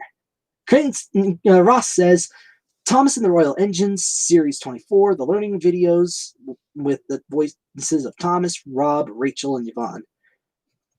I'm going to have to kind of disagree on the learning videos, because that is just... they're kind of for me, but for me, I'd have to say one of the best things I liked about this year in particular was that I wrote down which ones were my favorites on Twitter, like what my top episodes were for each week of the series. I gotta look it up. Give me a minute here. Gonna try scrolling all the way to, I think, May. I think it was May.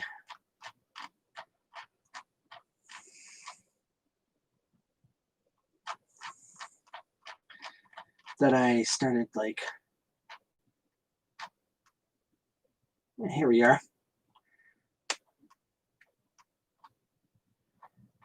Let's see. Week 2, week 1. Hold on, where is it? All right, here we go. So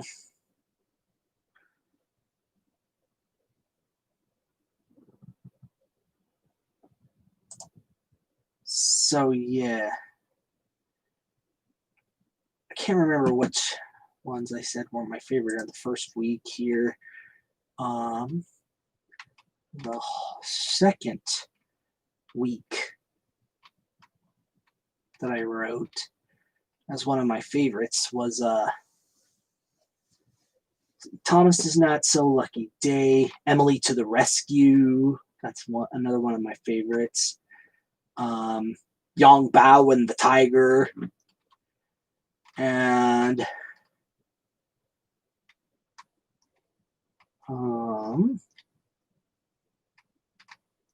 where is it?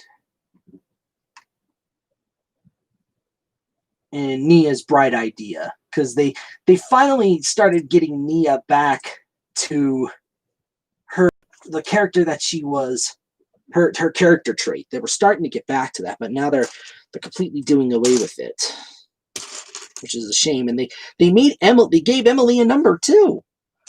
That was one I don't think I ever saw coming, which was a bit surprising.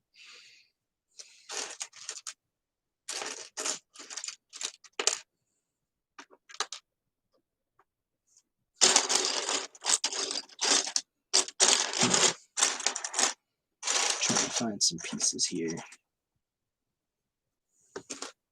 I wonder. I'm curious. Let me check something. I'm just checking something here. Oh, too far.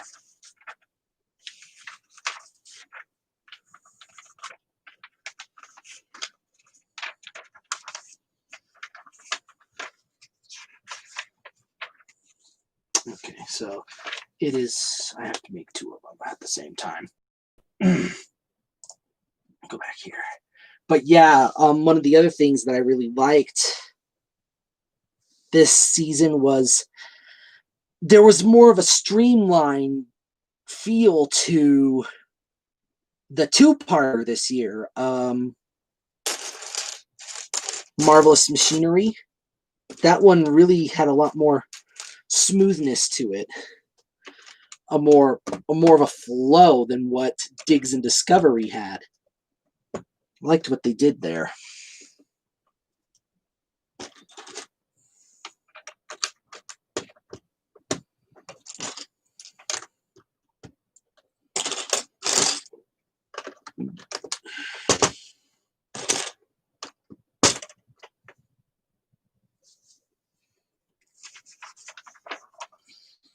And yeah, Thomas and the Royal Engine, that was as Michael put it to me, a love letter to Thomas's legacy. And he also told me it was intended, like, if they were to end, he told me, like, I think it was him or was it somebody else, write each season like it's meant to be the last one, so you don't have any loose ends. Like you're only gonna make one episode, so write it like one story. So write it like is, because you never know what's gonna happen, and tie up any loose ends or whatever. So I can't remember if it was Michael that said that or if it was somebody else. I can't remember, but yeah, it felt like a good send off, considering what we're about to get now, which is like, again, I really do not like what's about to happen to our boy Thomas.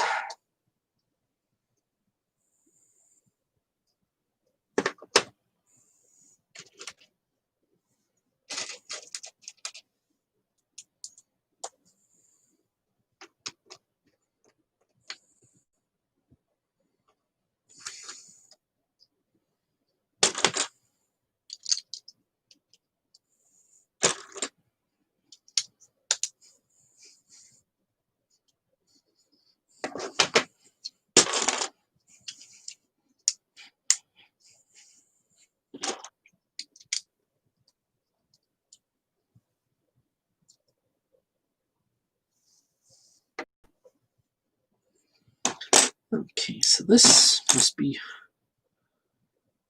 Let's come on.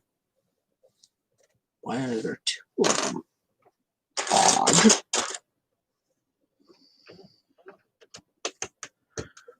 No, my phone buzzing here. Somebody trying to text me, or is it telling me once again that no?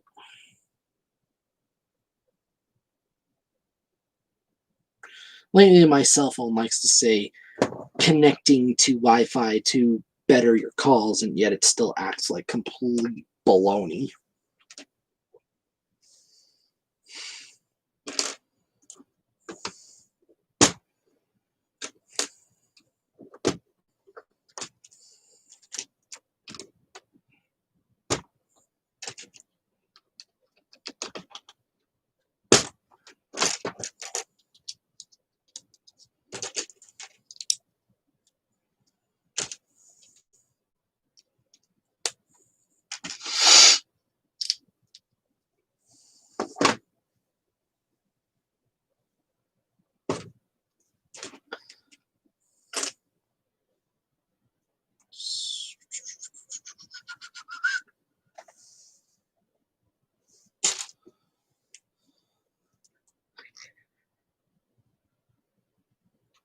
Three hours you streamed for, Joel. Yeah, I'm close to actually 4 right now, which is kind of what I was expecting. Maybe not so much as that. I was kind of maybe expecting around 4 hours is what I was going to be streaming for. But I'm really trying to hurry this up. I'm almost done here. I'm getting there. Like I said, this is the last part of the engine that's being built.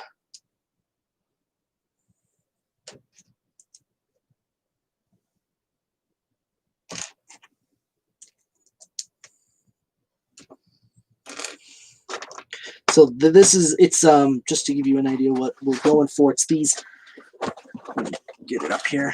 It's the ends here for the engine. It's these parts here, both ends.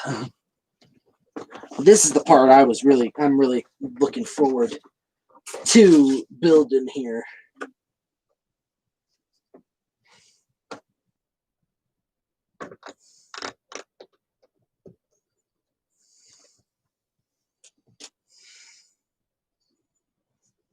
Got another here. Gotta go celebrate New Year's Eve with my family. All right. I'll see you later, Cobalt. You have a good night and happy New Year, man. Here's wishing you the best for 2021. You've been live for 5 hours, Katie? Are you streaming too? I'm curious.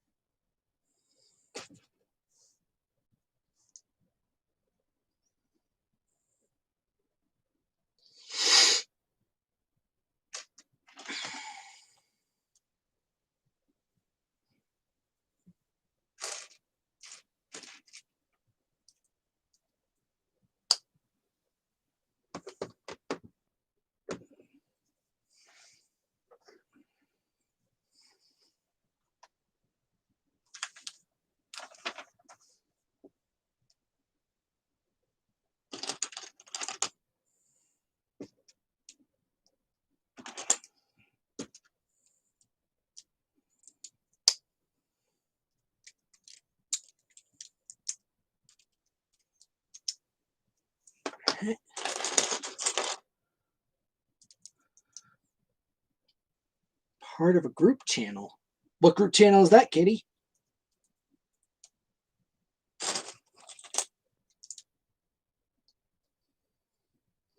Ooh, if you guys want to see something good and funny,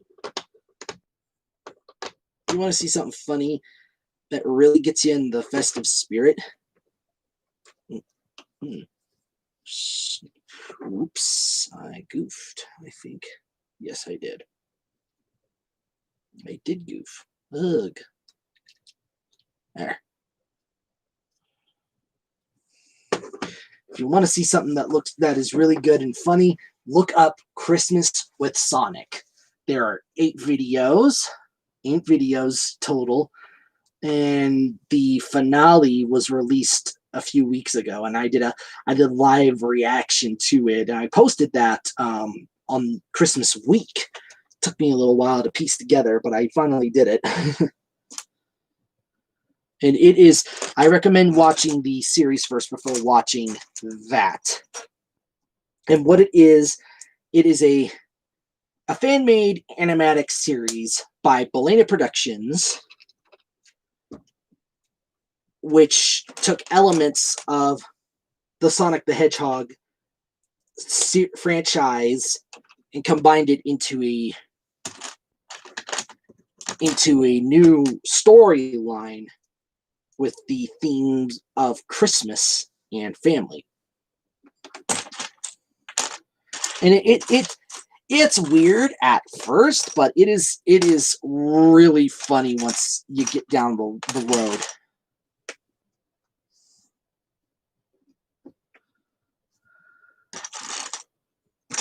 I think I'm missing a piece here. Let me see.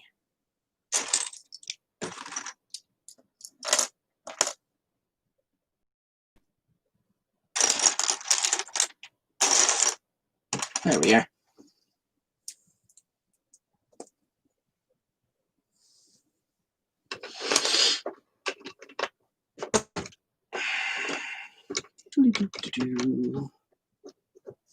Again, if you guys still have some questions, I'm here to answer them. And Katie, that reminds me. Earlier, you said do top hat. What do you mean by do top hat? Like top hat from Tugs? Is that what you meant?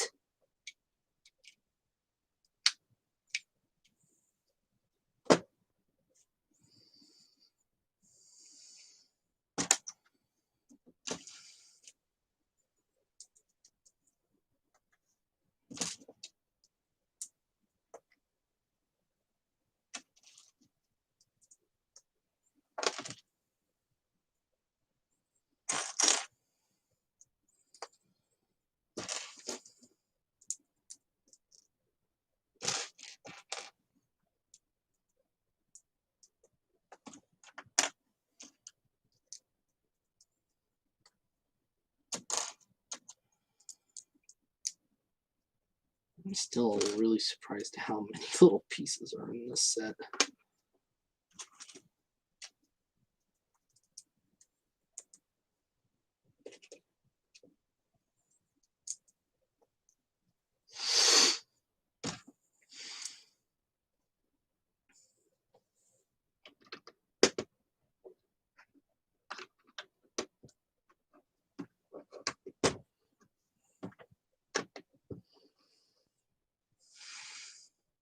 I'm going to do a quick retweet again.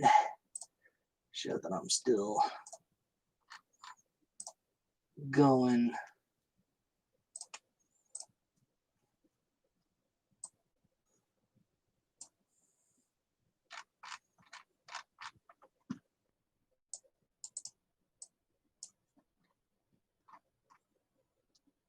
Retweeting again.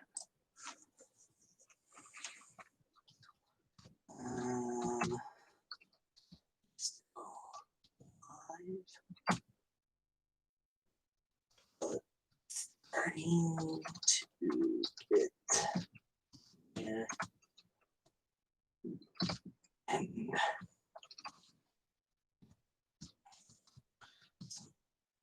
questions that you want to ask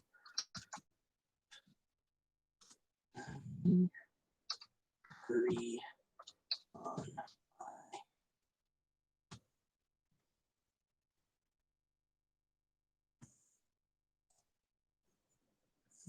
Okay.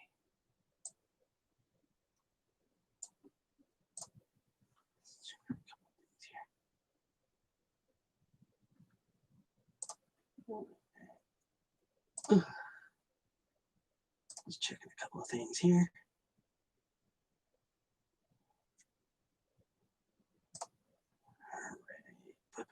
All right.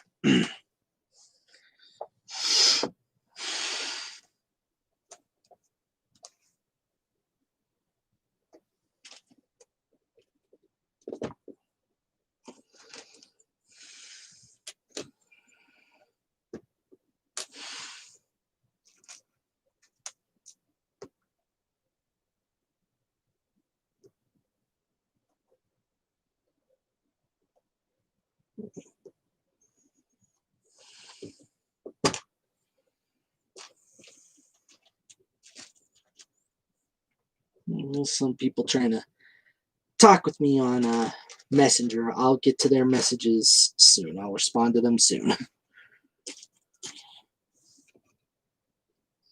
Goes like that.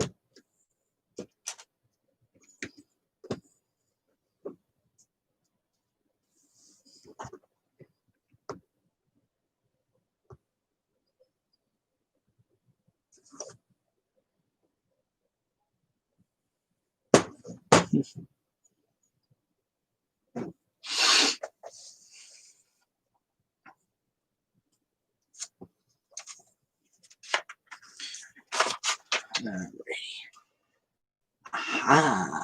Now we're getting to the wheels. I have been wanting to do this part for a while now.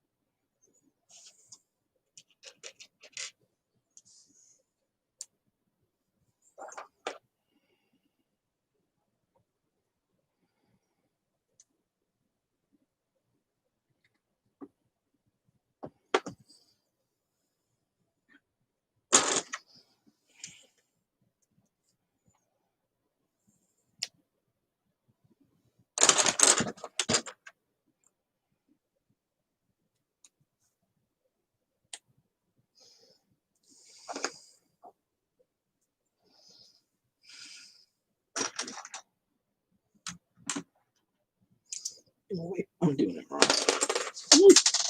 Crud. There it is. First piece I've actually dropped.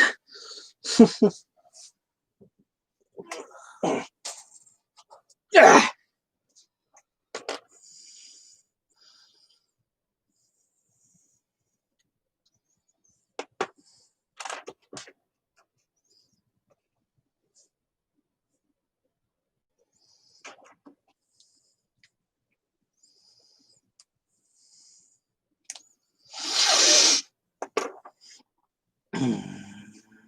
Trying to find a piece. There it is.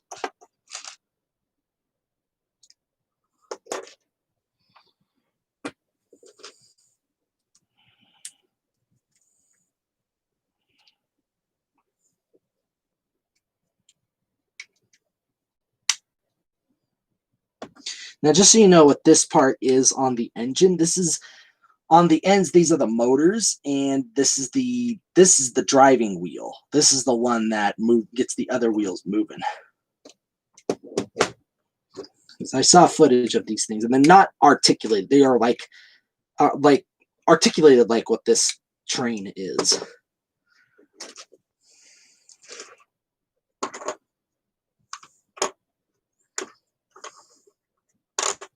All right, time to get these wheels there. Rubber band. Now, I really thought I was going to have to do like a lot of stickers so far, and the only one I had to do was that sign. I'm a little surprised. That's like the only sticker I had to do.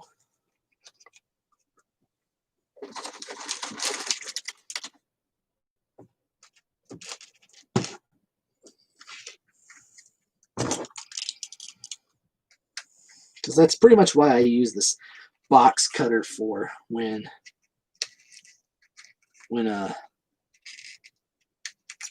I do like Lego sets that have like sticker decals on them.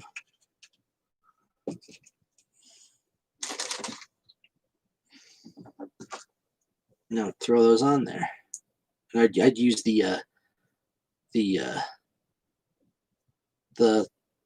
my box cutter to try to get the smaller ones. Now, Katie, if you're still here, I'm still trying to get confirmation. When you said do top hat, do you mean top hat from Tugs or what? I'm curious.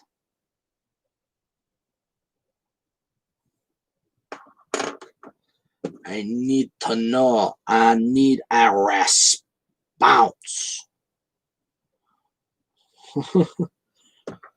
Okay, that's all 4 wheels.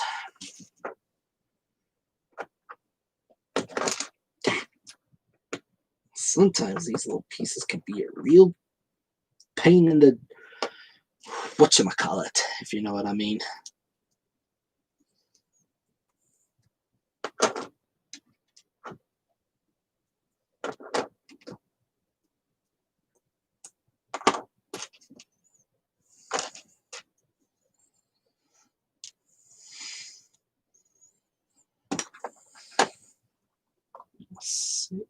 Number 6 axles. Yep.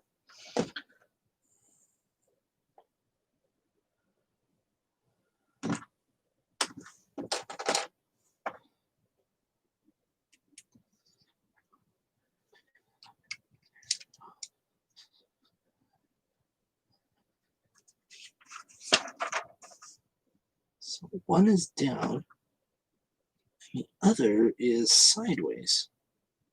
Huh. So like that. One side is like that, the other is facing the other way. Like so.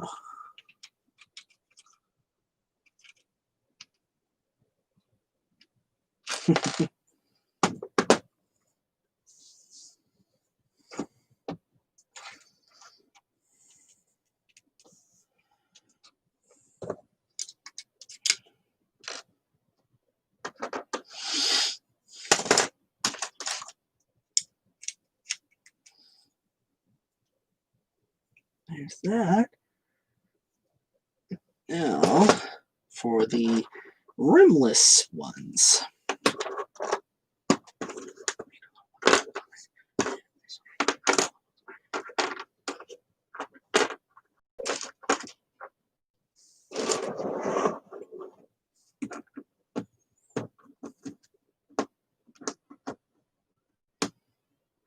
Come on.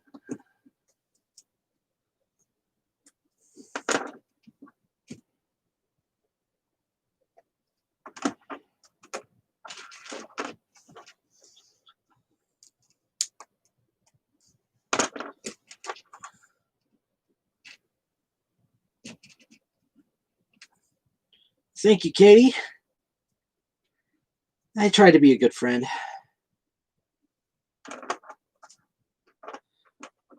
But again, if you're watching this, since you're here, now I know you are. You're now here.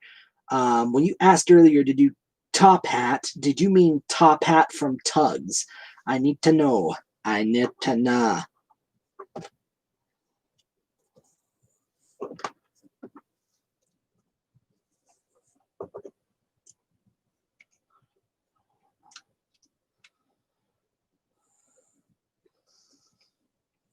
Come on. Where does this go? There we go.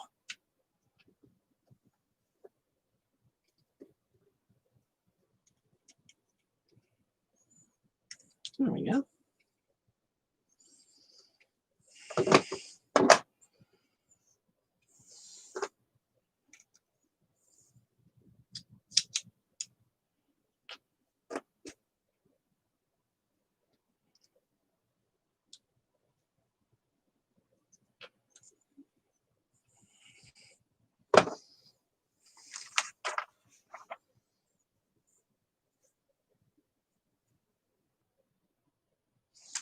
Now, why did they say that? I don't get it. Why do they have the wheels be offset, slightly offset? I don't get that.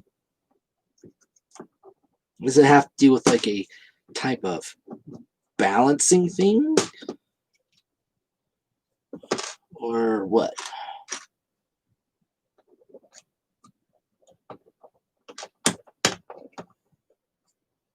There we go. Look at that.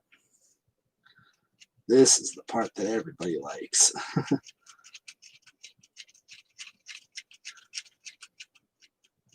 It's that wheel.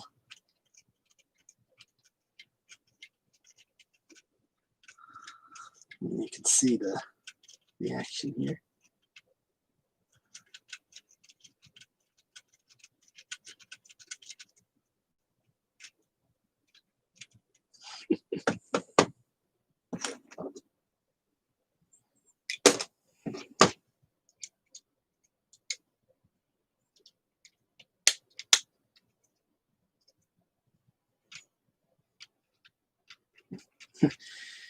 If you don't put the other side on, here's what happens. See that? I've actually experienced that with some of my my first Bachman Thomas trains. Like the center wheel kept moving, but the other wheel would just stay in place. It would just keep going back and forth like this one here.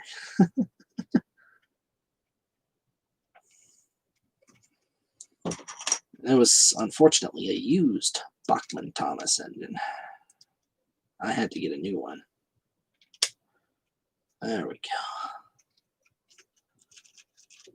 This part always gets me. I think this is what a lot of people like whenever they see a locomotive moving. It's just that wheel function. Just all the moving parts. I think that's what gets everybody.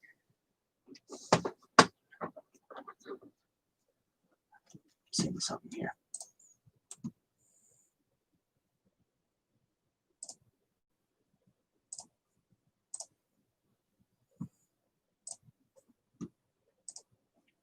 I'm just checking a couple of notifications that I just saw.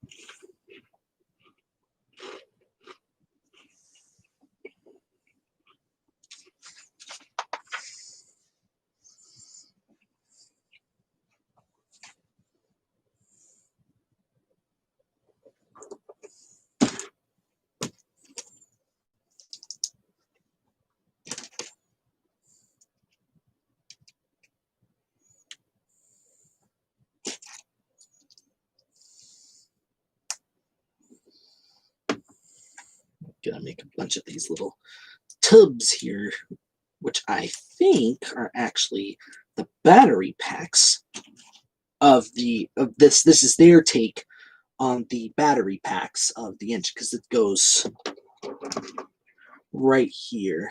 It goes right in here.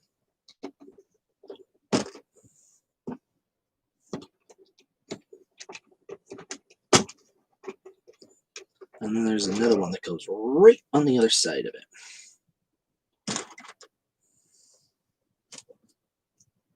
Like so. Make a couple of them.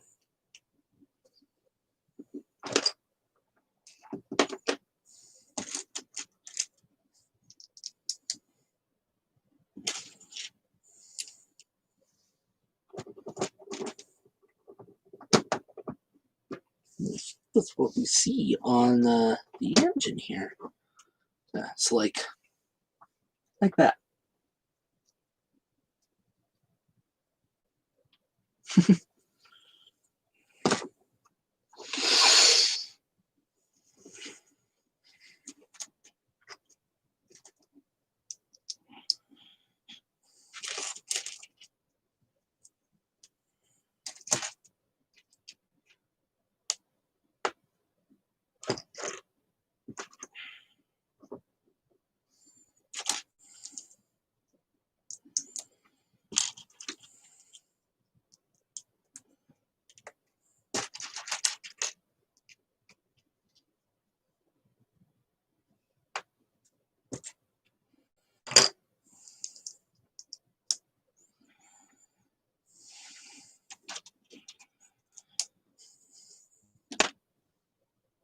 Where is? I know I saw it. There it is.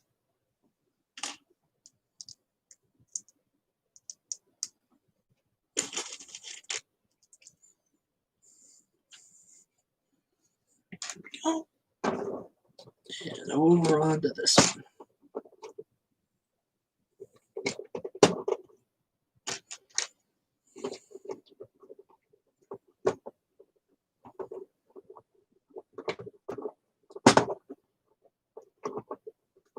There we go.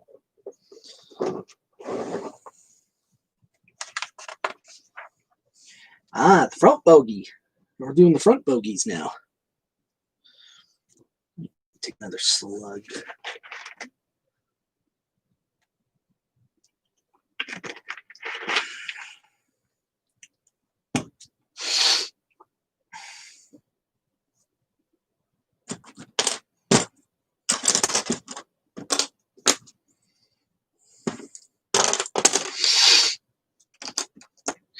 I've got a question to pose to you guys. What has been the highlight of you for 2020? Despite all the everything that has been going down, what has been a highlight for you?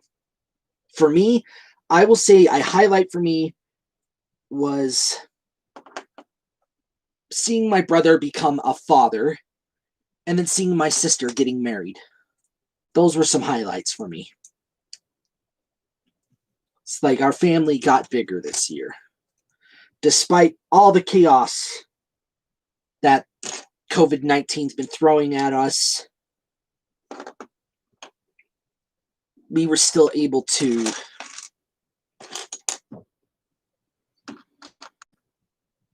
experience some joy.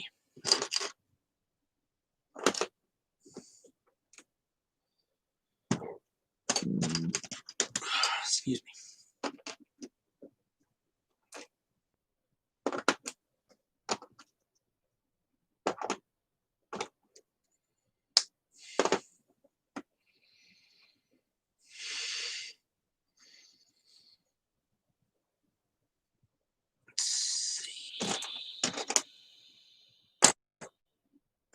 There we are.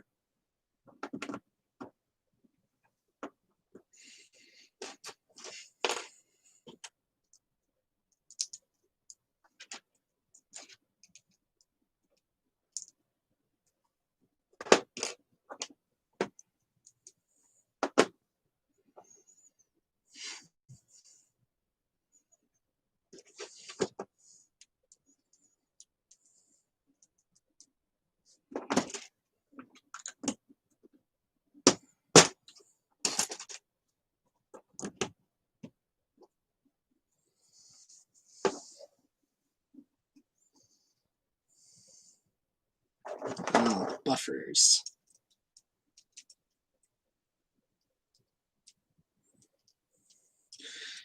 If my memory serves me, aren't the magnetic couplings different from the other sets, from earlier ones or something? I don't know. I still like how flexible these things are. It's crazy.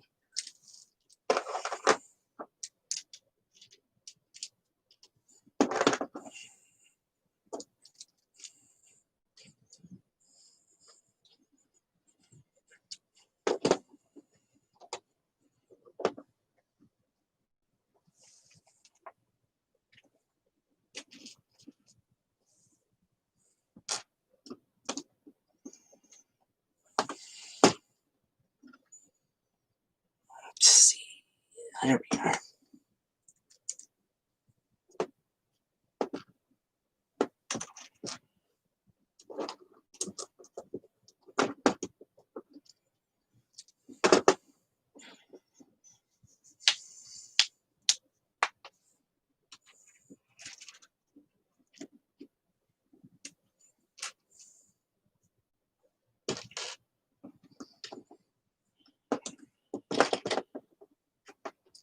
Wrong way.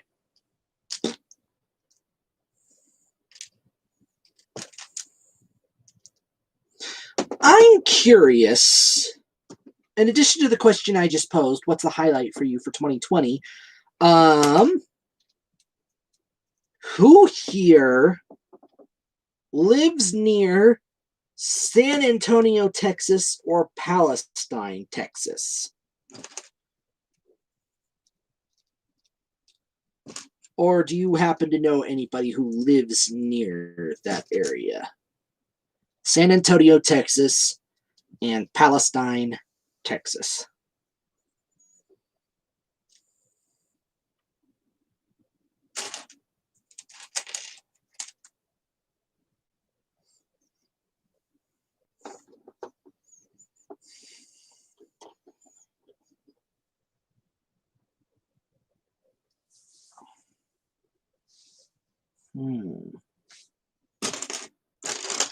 Missed a couple pieces again. Or am I doing something wrong?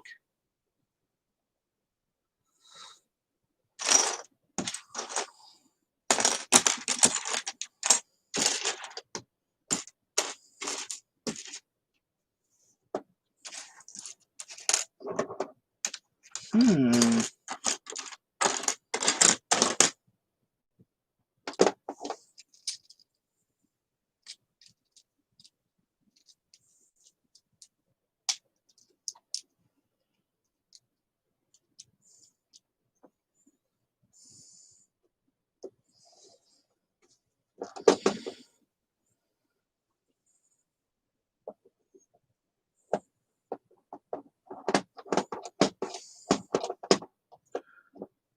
4 hours. I know. I know, it's 4 hours. Ah, there they are. Just trying to find them. Okay,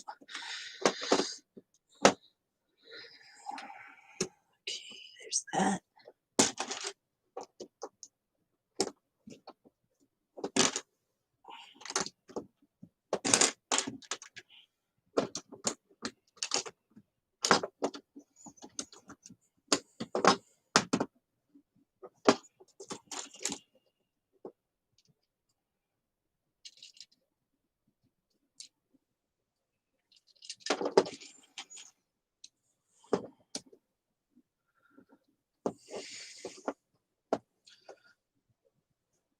Now, the reason why I was asking about if anybody lives near San Antonio, Texas, or Palestine, Texas, is because I'm going to be heading over there come April. Deciding to take a little trip.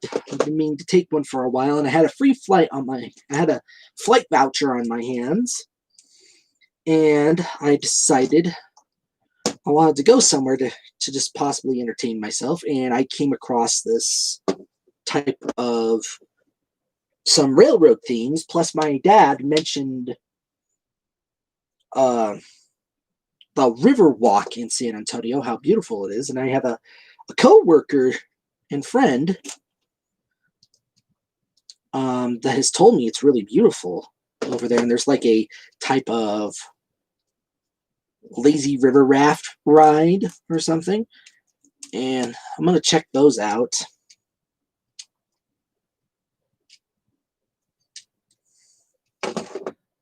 It's gonna be fun. I'm pretty sure of it.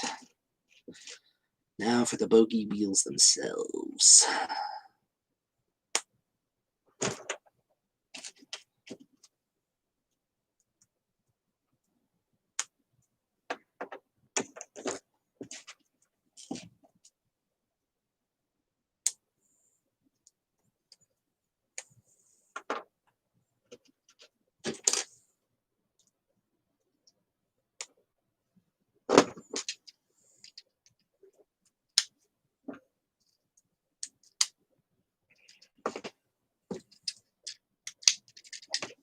And there we are.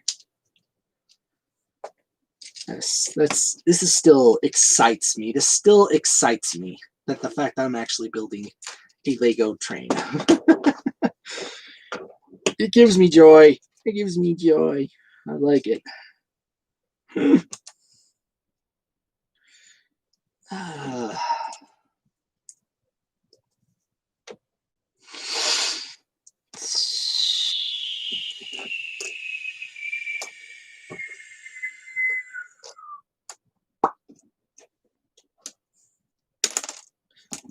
That's another thing my little niece likes is all doing all these little popping noises or sounds I make with my mouth, blowing a raspberry, or little farts here and there,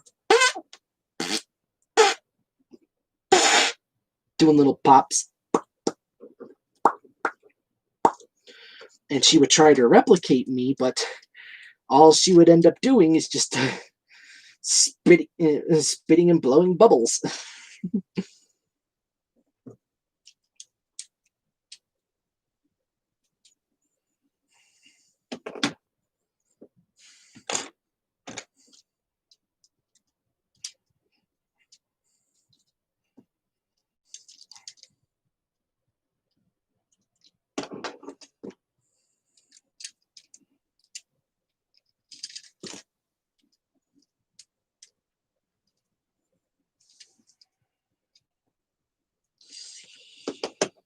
Let me see here.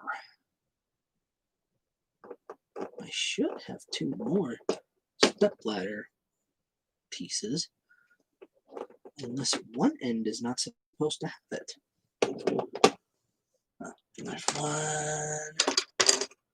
Where's the second one?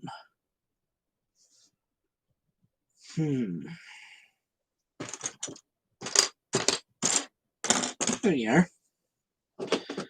Yeah, there was this a couple years ago, or was it last year's? During when Jesse Ortiz, heyo, how you doing? How you doing, Jesse? Anyways, I was saying back when Toys R Us was doing its initial shutdown,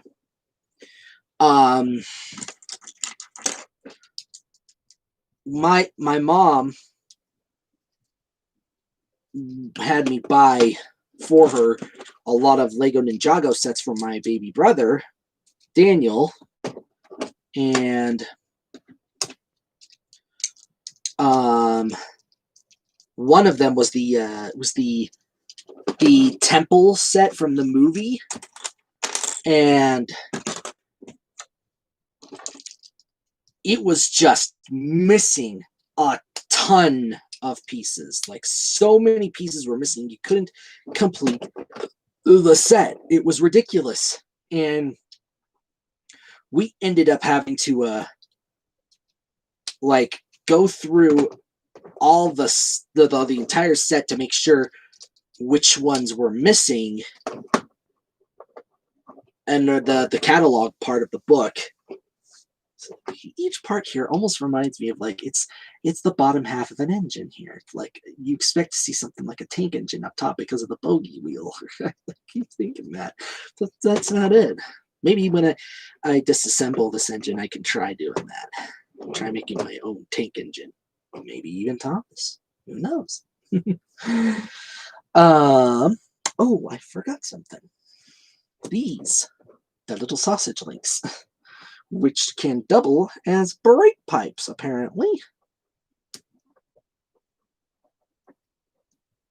I think brake pipes. I think that's what they are.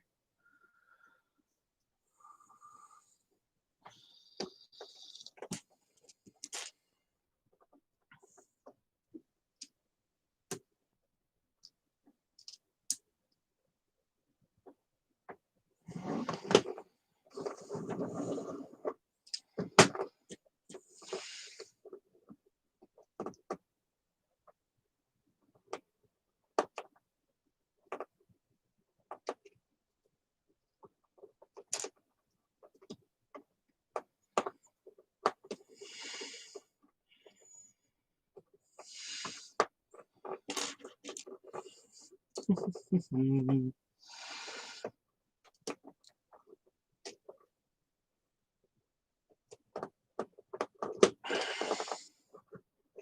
we go. There. Part's done. We're getting near. We're almost getting there. We're slowly but surely getting there.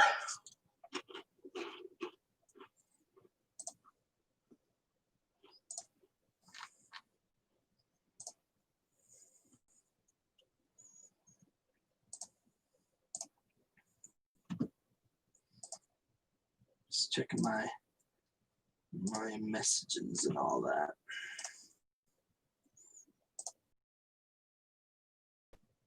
All right. Oh, I want to ask you guys, because I've been seeing this. Who here is going to shout Jumanji at midnight? Who is going to shout Jumanji instead of saying Happy New Year? Who's going to shout Jumanji?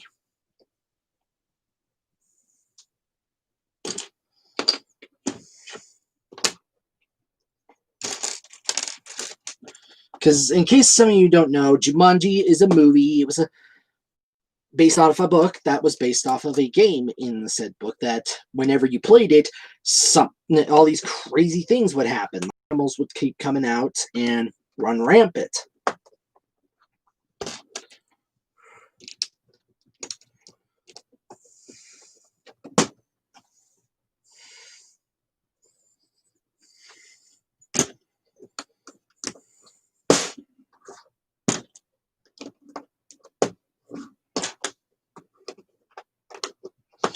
And the only way you could beat the game is if you got to the center of the game board. If your piece got to the center, you'd have to shout Jumanji, and the game will end.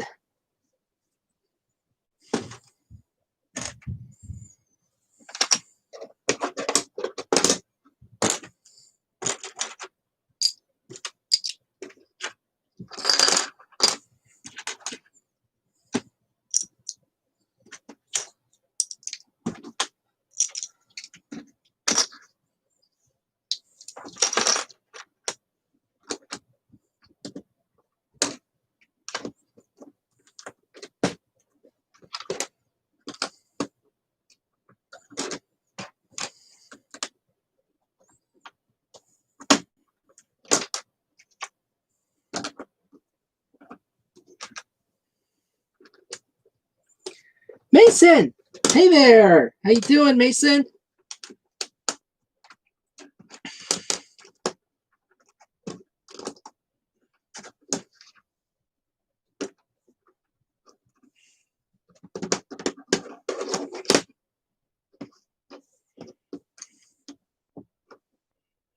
Wrong spot. This is where this comes in handy.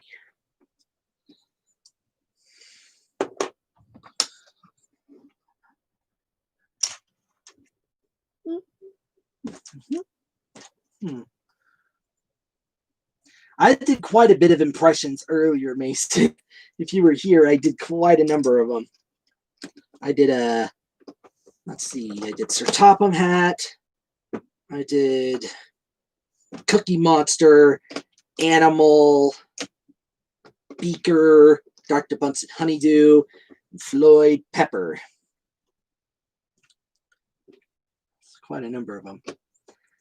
I know you weren't here, but you can, once this is done, go back to the beginning and hear them when I do them.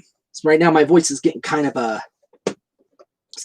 little worn out. I probably should just drink some water instead of a Mountain Dew right now. Try to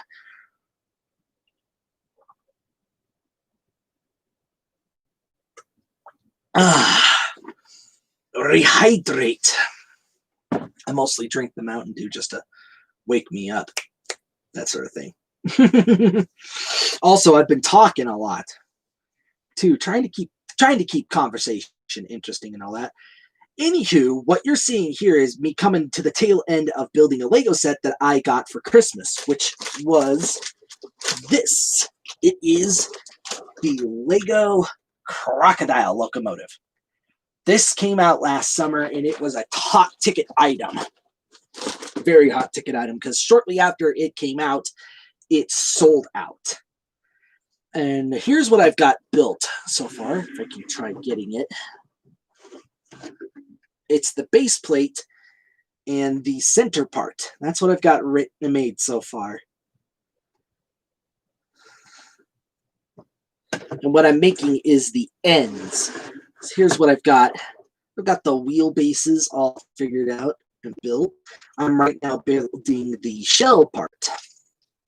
So I still love the little wheel movement. That it gets me every time. Every time. I love it. Oh, Bill Thompson. I think I might be able to try, because it's not too taxing on the voice. Smee's voice. It's not too taxing, but I need to think of a line. Basically, it's a lot of the voices that I did earlier were kind of taxing on the voice. So, maybe I'll try thinking of something for Smee.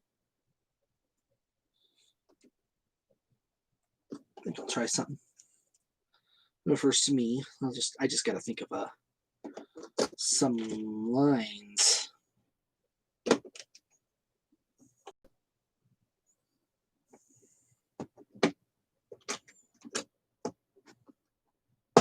Oh, here's one. Here's one for you. There, Captain Hook. He would have eaten you by now if you hadn't swallowed that alarm clock. Every time he comes around, he's warning you, as you might say, with his tick-tock, tick-tock, tick-tock, tick. Here now, shame on you for disturbing the poor captain. There'll be no handouts today. Off with you. Shoot, go on, clear out, get out of here. There, Captain. Coast is clear. Nothing to worry about. There, Captain. What you need is a shave. A nice, relaxing shave. There you go. So what I did there and this is a little trick that I learned from Jeff Glenn Bennett in the documentary I Know That Voice, is that he's actually, because he currently voices Mr. Smee right now for Disney, is that he grabs his cheek, pulls it a little to create that jowl. Now, sometimes I can kind of do it, but this sounds more like Toad from Thomas and Friends to create Mr. Smee, because they sound similar in my book. What I do is I pull a bit on my cheek, or in this case, my beard, my whiskers, if you will. I pull on my beard, and I create that bit of a jowl that Mr. Smee has.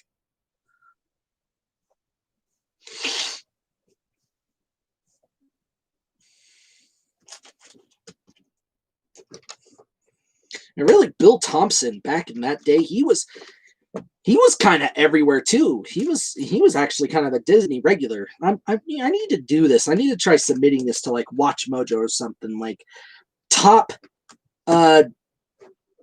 Disney voice actors, past and present. Like in the past, they had a number of actors that were regulars, like Sterling Holloway, Bill Thompson, Verna Felton, Cliff Edwards, Pinto Colvig, Clarence Nash. And in case you're wondering who they were, Sterling Holloway was the original voice of Winnie the Pooh. He was a narrator in a lot of Disney shorts. Bill Thompson, he was Mr. Smee, but he was also in Lady and the Tramp as a jock, a policeman, a little dachshund, a bulldog, the British bulldog. Hey, taxi, how we coming? Just one more course, when we're out. That was him and the bulldog. He's like, blimey! Hey, look, pig! It's the tramp! And the Irish police officer that they run into at the zoo. Hey, you! Yeah, you, mister! Can't you read? Ooh, a wise guy, eh? All right, then. What was this man doing with you in the zoo? Verna Felton, she was Dumbo's mother, Mrs. Jumbo. The Queen of Hearts from Alice in Wonderland. Aunt Sarah in Lady and the Tramp. And Flora, the fairy in Sleeping Beauty. Barbara Luddy, that's another one I was trying to remember. Barbara Luddy, she was Lady in Lady and the Tramp, and she was Merryweather in Sleeping Beauty, and she was the original voice of Kanga in the Winnie the Pooh series.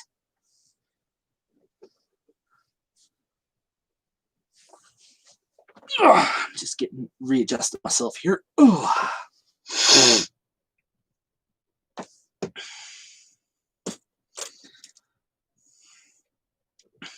So they had regulars, very much like how they have their regulars today, and Pixar has John Ratzenberger as their regular.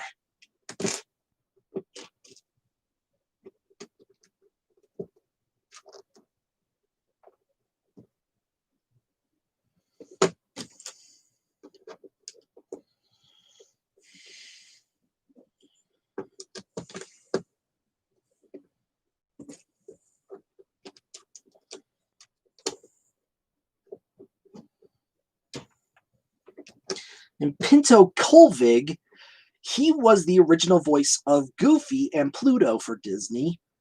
And he did a whole bunch of other little things here and there, too. But that was who he primarily voiced. And also, he was the original voice of Bluto for Popeye. Bluto, big, burly Bluto, Popeye's nemesis or rival or whatever. Always trying to go for the Goyle olive oil, the fickled Goyle olive oil.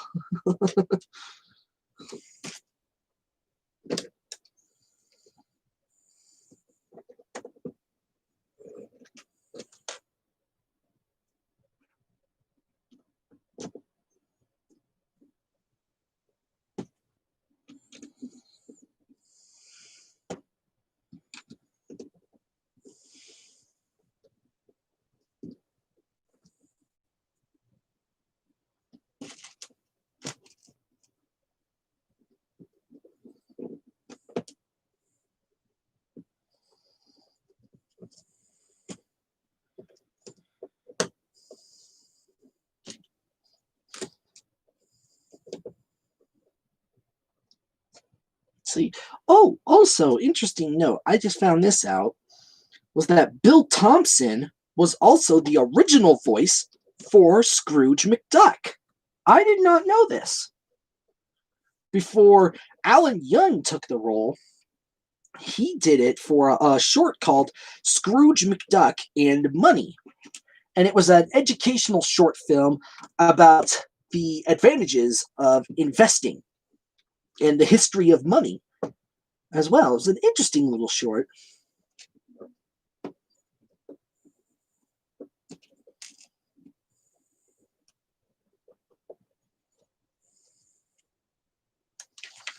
I liked it. It was okay.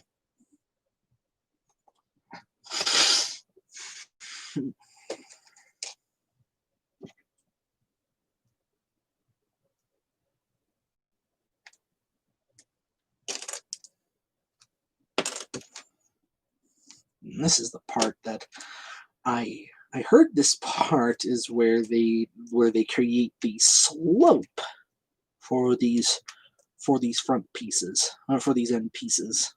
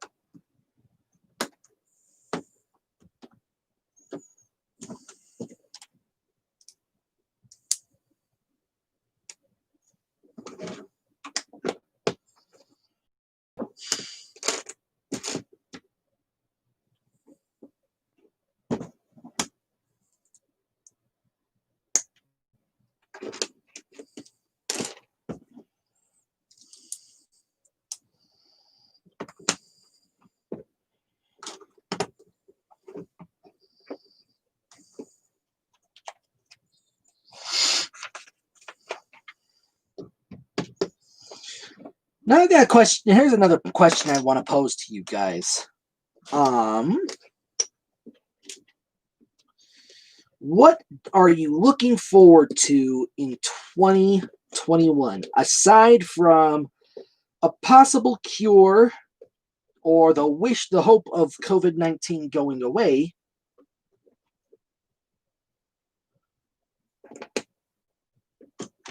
Aside from COVID-19 going away, what do you expect in 2021?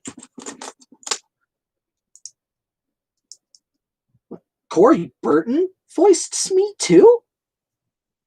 That doesn't sound right because he took over for Captain Hook when Hans Conried passed away. Because I remember reading, I saw a documentary somewhere, and I think it was with him and voice acting legend Dawes Butler, who was the lead actor for Hanna-Barbera. He did Yogi Bear, Huckleberry Hound, Snagglepuss, Quick Draw McGraw, Elroy Jetson. He did a whole shebang, and I think for like a Disneyland ride, and they were asked. He was asked, "Hey, we need somebody to voice Captain Hook, and we need somebody who sounds like Hans Conried." And he's like, "Hey, I happen to know a guy," and that's how Corey Burton got the job. I didn't know he voiced me. That's interesting. Very interesting. I'll have to look that up.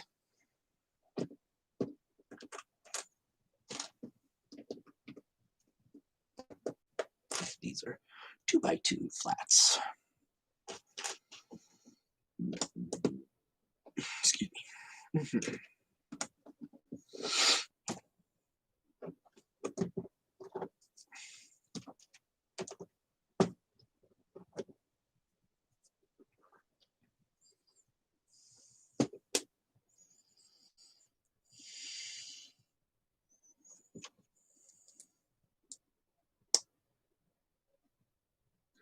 Really? Disney's Revenge. Huh. Revenge. Disney's Villain's Revenge.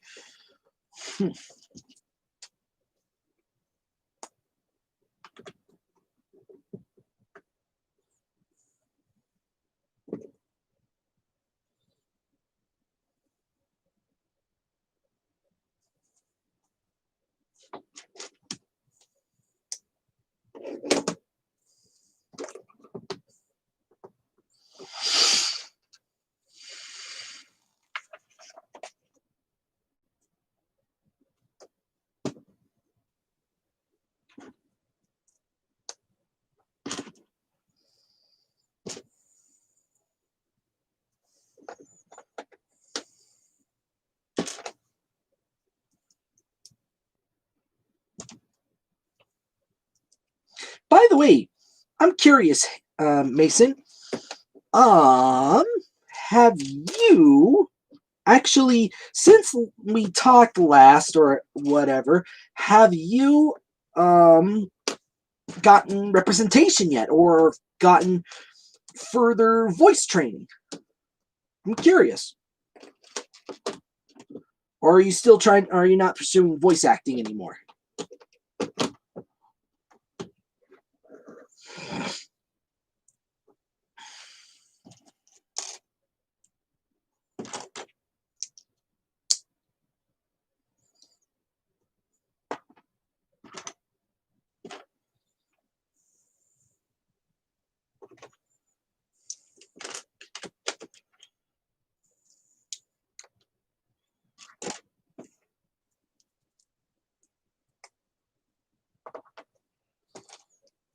Nope, I have not as of yet.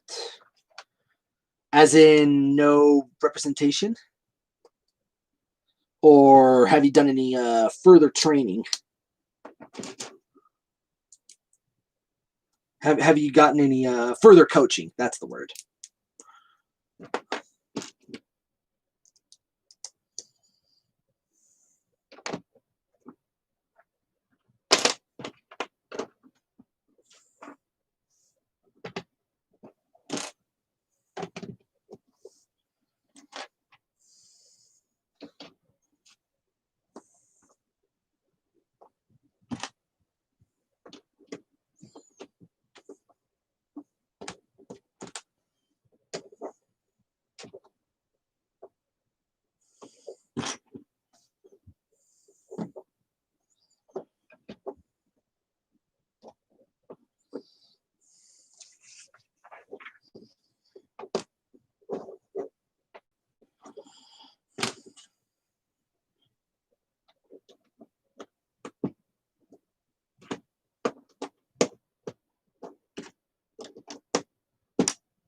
I'm looking into that. All right.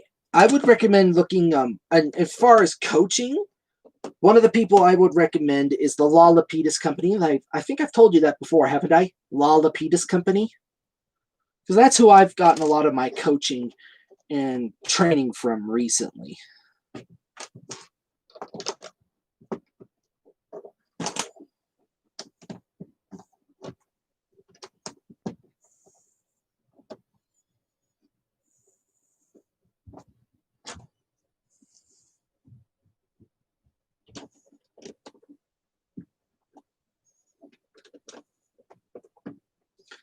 Let me see here. I believe it's this. Let me try looking it up here.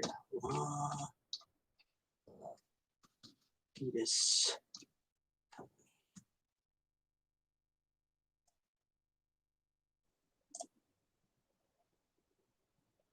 Oh, I think that's not to load. It's just taking a while.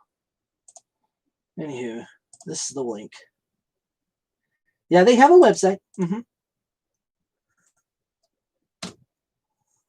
That's it right there.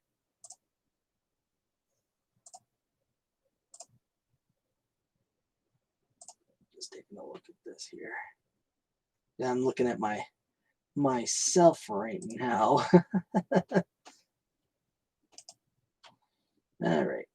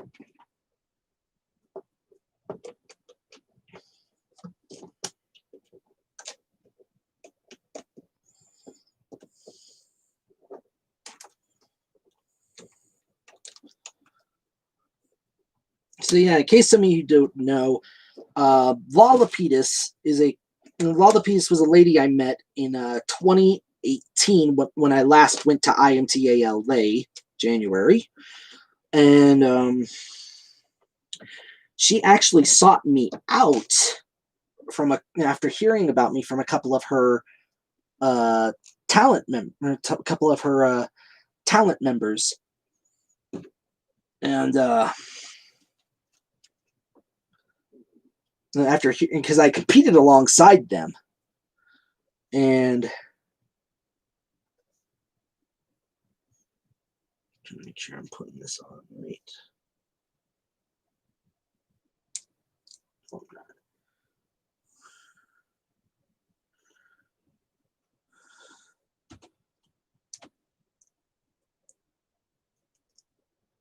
I'm a little confused. Oh, there we go.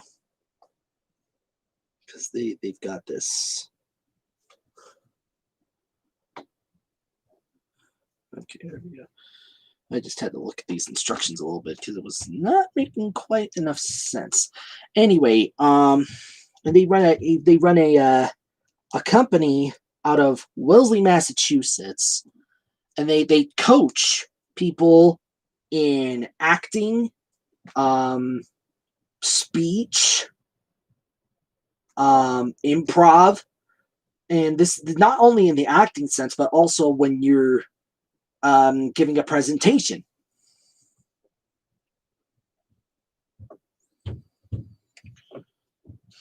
And they have worked with a few actors, some of the big name actors as well, like E.G. Daly, Debbie Derryberry, Rob Paulson, and I think Mike Pollock as well.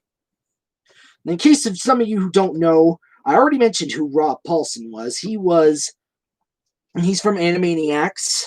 He's the voice of Pinky, Wacko, and Otto Scratch and Sniff, Dr. Otto Scratch and Sniff. And he was also among many other characters. But those are he's worked with them, and I believe he still maintains contact with them. Debbie Derryberry was the voice of Jimmy from Jimmy Neutron, and Bats, Happy Feet, and I believe Powerpuff Girls, too. She also did Powerpuff Girls. Can't remember as who. But I know E.G. is like, Elizabeth is her name. Elizabeth Daly. That's her full name. She is really, she's like really close friends with, I believe, Tara Strong, and they actually look alike. They look very similar. Excuse me. Yeah, almost 5 hours, but I'm getting close here to finishing up.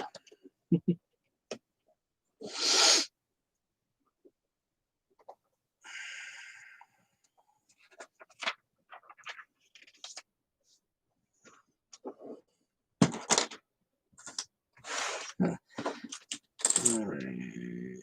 There we are.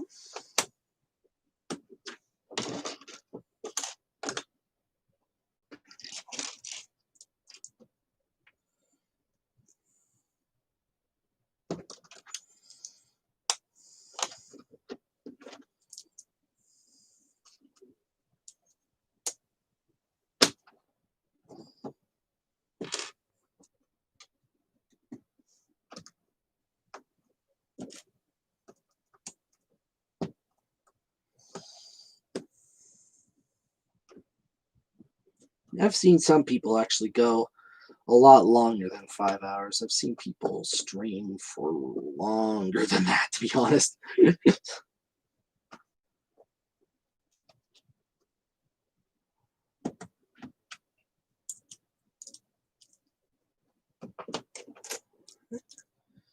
There's that. And this is the front of the engine. It is 7 studs wide, which is interesting.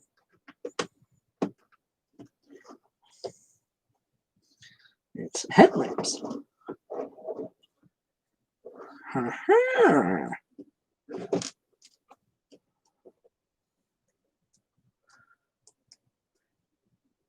Do I enjoy voicing Fred in E-Nice? Happy New Year, Ross.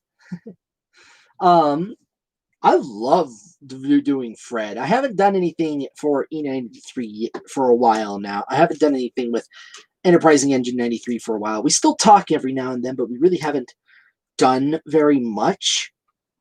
I haven't really done very much with him because things are just really kind of crazy. But as I mentioned earlier that I'm taking over from him for the Steaming to Legacy series as the new narrator. I'm taking over for that. And I'll be doing the US dub while Smurfy Dan does the UK dub, which will be different from how they originally did it last time. And it's getting updated too. So that's the other reason.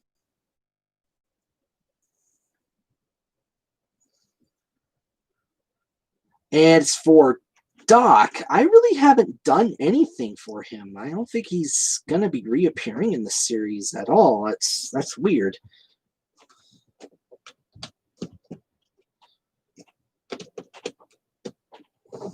Those little headlamps here. Oop, I goofed.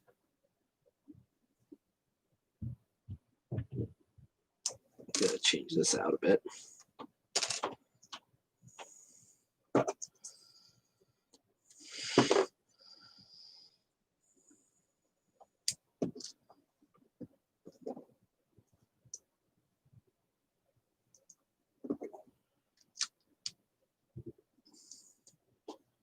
There we go.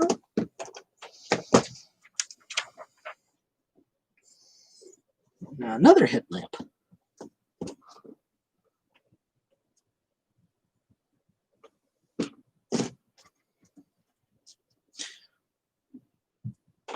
Must have missed what you said. Somebody sent me a message here.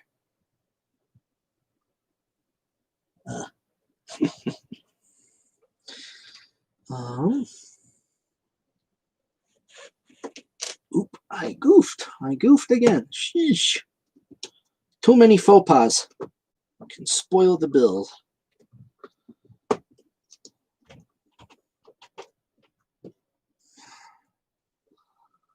There we go. So we got the traditional 3 headlamp code right here. Can you do any voices of Nolan North? There's only a couple that really come to mind from him for me, and that's he did Stoic from the How to Train Your Dragon TV series, and he was also, and I think he still is, Deadpool, but that's pretty much the only 2 that I am aware of. I can't really think of anything else. And pretty much his voice for Stoic is an impression of Gerard Butler. And it's been a while since I've heard him do Deadpool. It's been a while.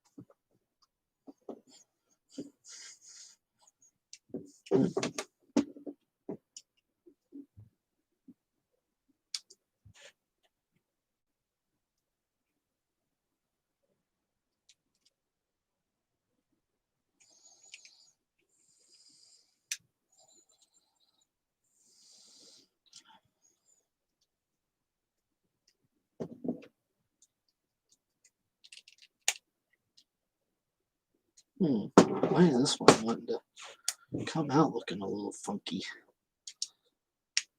There we go. I was having a bit of an issue with a little flap right here. It's this little flap right at the front here. It was like coming off as being looking a bit screwy. Got it fixed. And it goes up.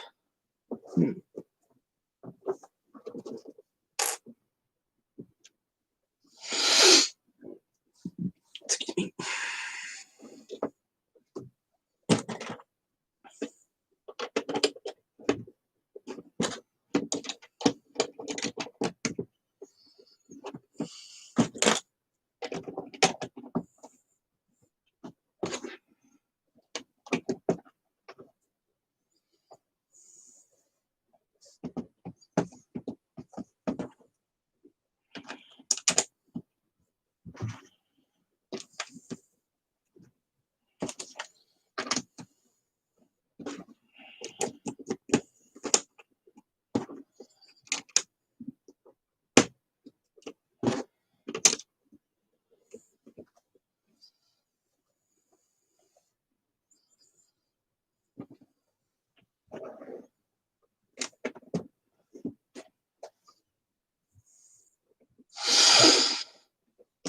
Whew, 5 hours. Dang. I really didn't think this was going to take that long. I really did not think this was going to take very long. I really didn't. I guess I underestimated 1,200 pieces.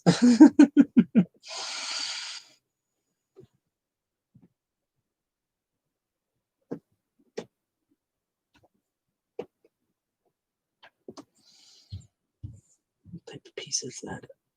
Okay, it's this.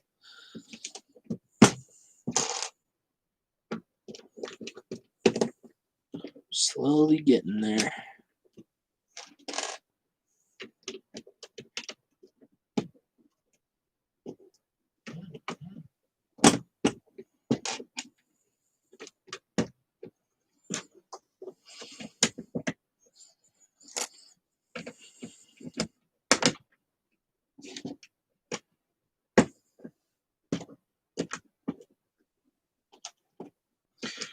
Okay. Can you do a New York accent in a CGI Diesel 10 styled voice?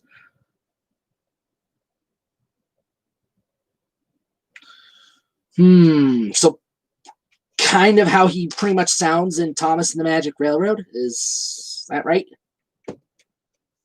Because that's pretty much what his voice is in Thomas and the Magic Railroad. It's a kind of a voice stylized to that.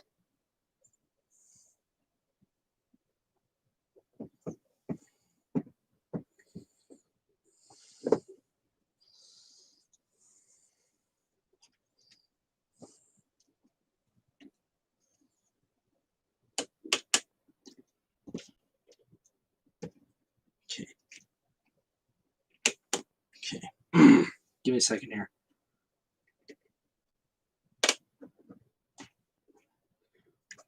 Pinchy, you captured the real me. I mean, that looks beautiful. I could cry. All right, listen, you two. I got a little job for you, Splodge. I ain't got time to say both names. I've come back to find a steam engine. Not the one I want. She escaped me once before, and as long as she exists, so do the others. But if she can be destroyed... Yeah, destroyed! I can do whatever I want! I'll get him too! With Pinchy! Now, Pinchy! I hate it when you do that! And that's Diesel 10 right there for you. From Thomas and the Magic Railroad.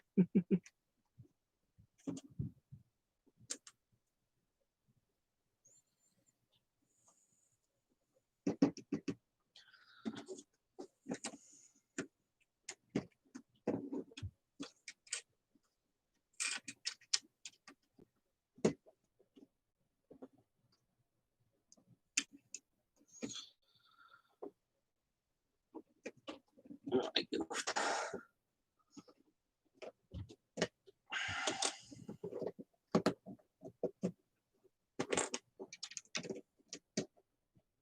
Sometimes the lines can get slightly blurred.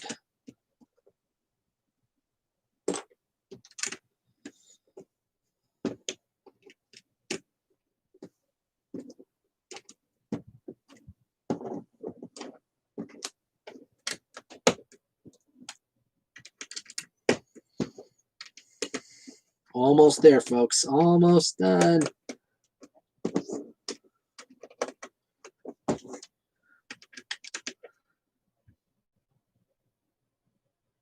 Can you do Uli, the mainland diesel shifter? He only had one line. There really wasn't much to go off of. It's like, let me wet my whistle here.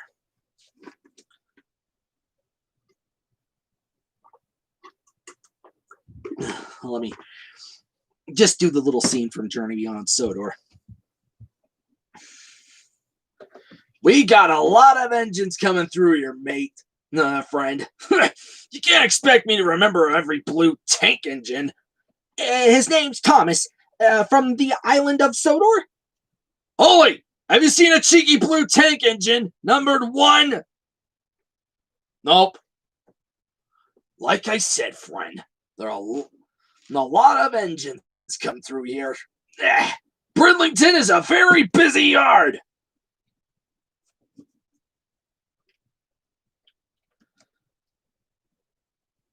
Let's see. I'm trying to make sure I did this right.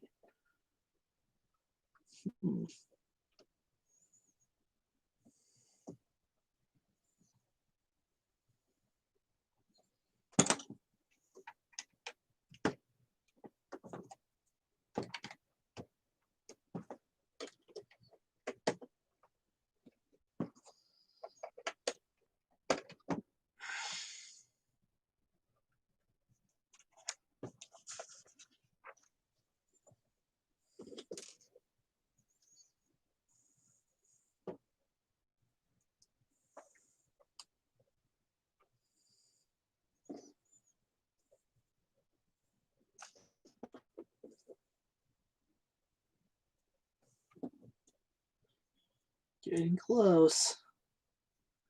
Oh yeah, this is the part where I think it was Jane Bricks who said this. He didn't like this part because of how they designed it. It's like you pretty much have to disassemble this part just to get this particular flap to hook in place. So, and instructions are funky. Let's retry this.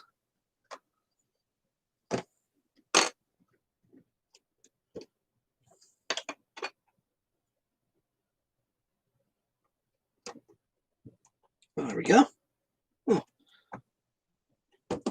Odd. Oh, I was expecting it to be a little harder. Guess not. Let's try that again.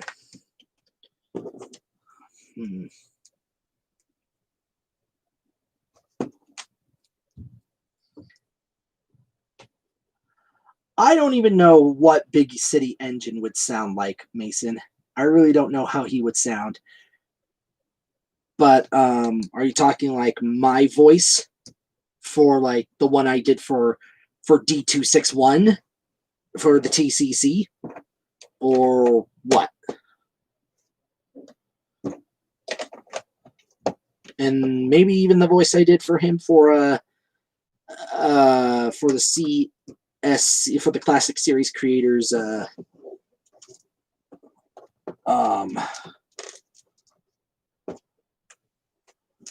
for the Classic Series creators adaptation of Gordon Goes Foreign. Is that the type of voice you want me to do, or expect me to do, or whatever?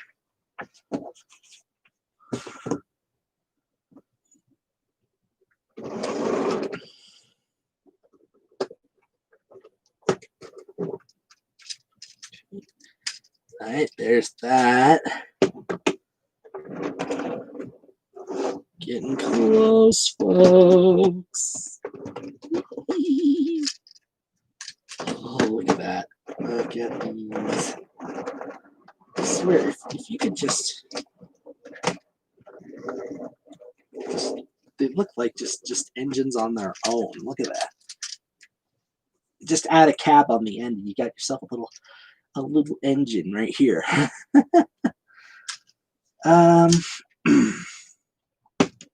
Now I see the word yes, but that was probably during while I was talking. Is it like I think that's the yes of my TCC D261 voice, but for Big City Engine, I don't know. Like, are you talking about like the voice I did for him for the Classic Series creators adaptation of yeah, okay, there we go. Let's see here. So, I'm trying to think. Give me a second here. So I have D261 here. And Big City Engine was right here. Ha! King's Cross! London's Euston. Everyone knows that. So maybe take this here and throw a bit of it in there.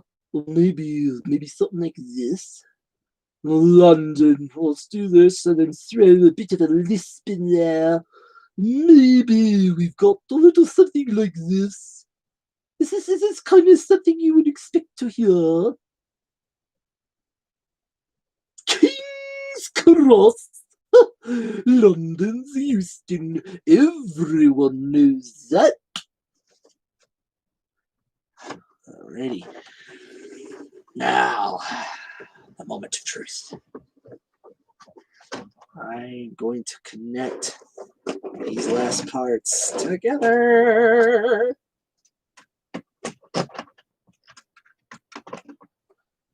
Here's the front part, and here's the first end. Come on, hurry. And here's the other end.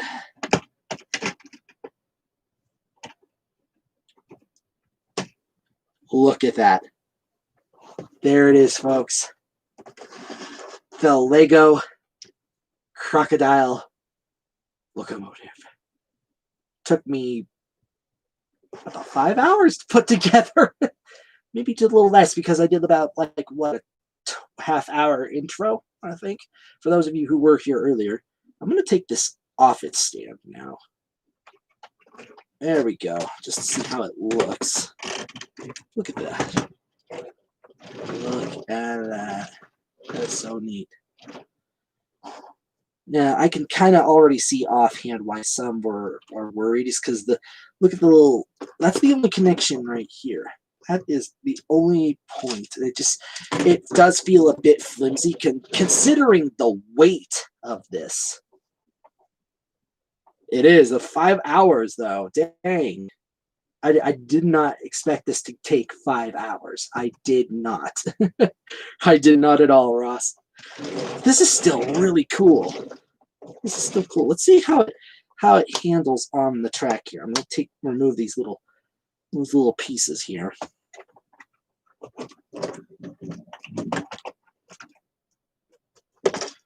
If I can ever get like a few more of these, I could have like a whole straight line of track.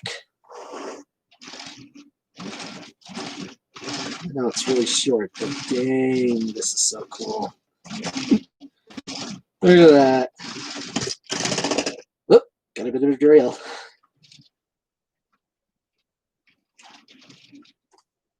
That is so neat. I love it. I absolutely love it. This is so cool. I'm gonna have a lot of fun with this engine. I let me tell you. I'm gonna have a ton of fun with the crocodile locomotive. Lego, you really outdid yourself with this, and I hope you can do more like this, but try to make it more available and not just limited to certain areas. And please bring back the Emerald Knight. Make it available again. I'm begging you, Lego. Please. Ever since you came out with that, I was slobbering over that. But I never got it because it was hard to find, one, and two, the price wasn't really nice. So I never got it. And now that it's discontinued, people think they can get a couple $1,000 for it, which is ridiculous. Nobody's willing to pay that. I hope this is what you were looking for, Lego, when you decided to announce that you were making this, and it is meeting a lot of expectations. Maybe someday soon I'll get more track, like actual Lego track, and I can actually run this around. Maybe something like that. I don't know. But there it is in its full glory. These just so you can see, these can move. So like now it's hooked up to the wire, moving this way, or bring down, and the other one comes up, and it can go the other way, just like a real one, just like the real one. There is. That is it. That is the crocodile locomotive right there. Let's try getting this back up. See if you guys can still see me or something. Let's see if I can get that to stay up. All right. Well, that is it. Nearly 5.5 hours of just building this, building the Lego crocodile. I'm gonna put those little studs back in place to hold it back down. 5 hours to build the crocodile locomotive, and just hanging out with you guys to try answering any questions you might have had of me or whatever. For some, it might have been a little too short, but know this, there's still other ways. I may not get to you entirely at first, but yeah, I will try, and sometime in the future I do have plans for dinner, Ross. I do have some plans, and I do have plans to go to spend the the evening. But here it is. There it is in its full glory. The Lako crocodile. Look at that. Awesome. It is just that is this to quote This, this right here. It's beautiful. Right. Well, I think now would probably be the time to sign off. And oh, hello, Vincent. I wish you were here a little earlier or something. What's your opinion on Southern Railway steam locomotives? Southern Railway? Uh, I'm not sure what you mean, buddy. Because I'm like, what type of locomotive are you talking about? I'm not sure. Like, I'm not sure. I'm not sure how to tell you. It's just like I will say in general, I do like steam engines because again, that's kind of the reason why I like the crocodiles because of the moving wheels. Southern Railway 282. Let me look that up quickly. I'll look that up. Give me a second here.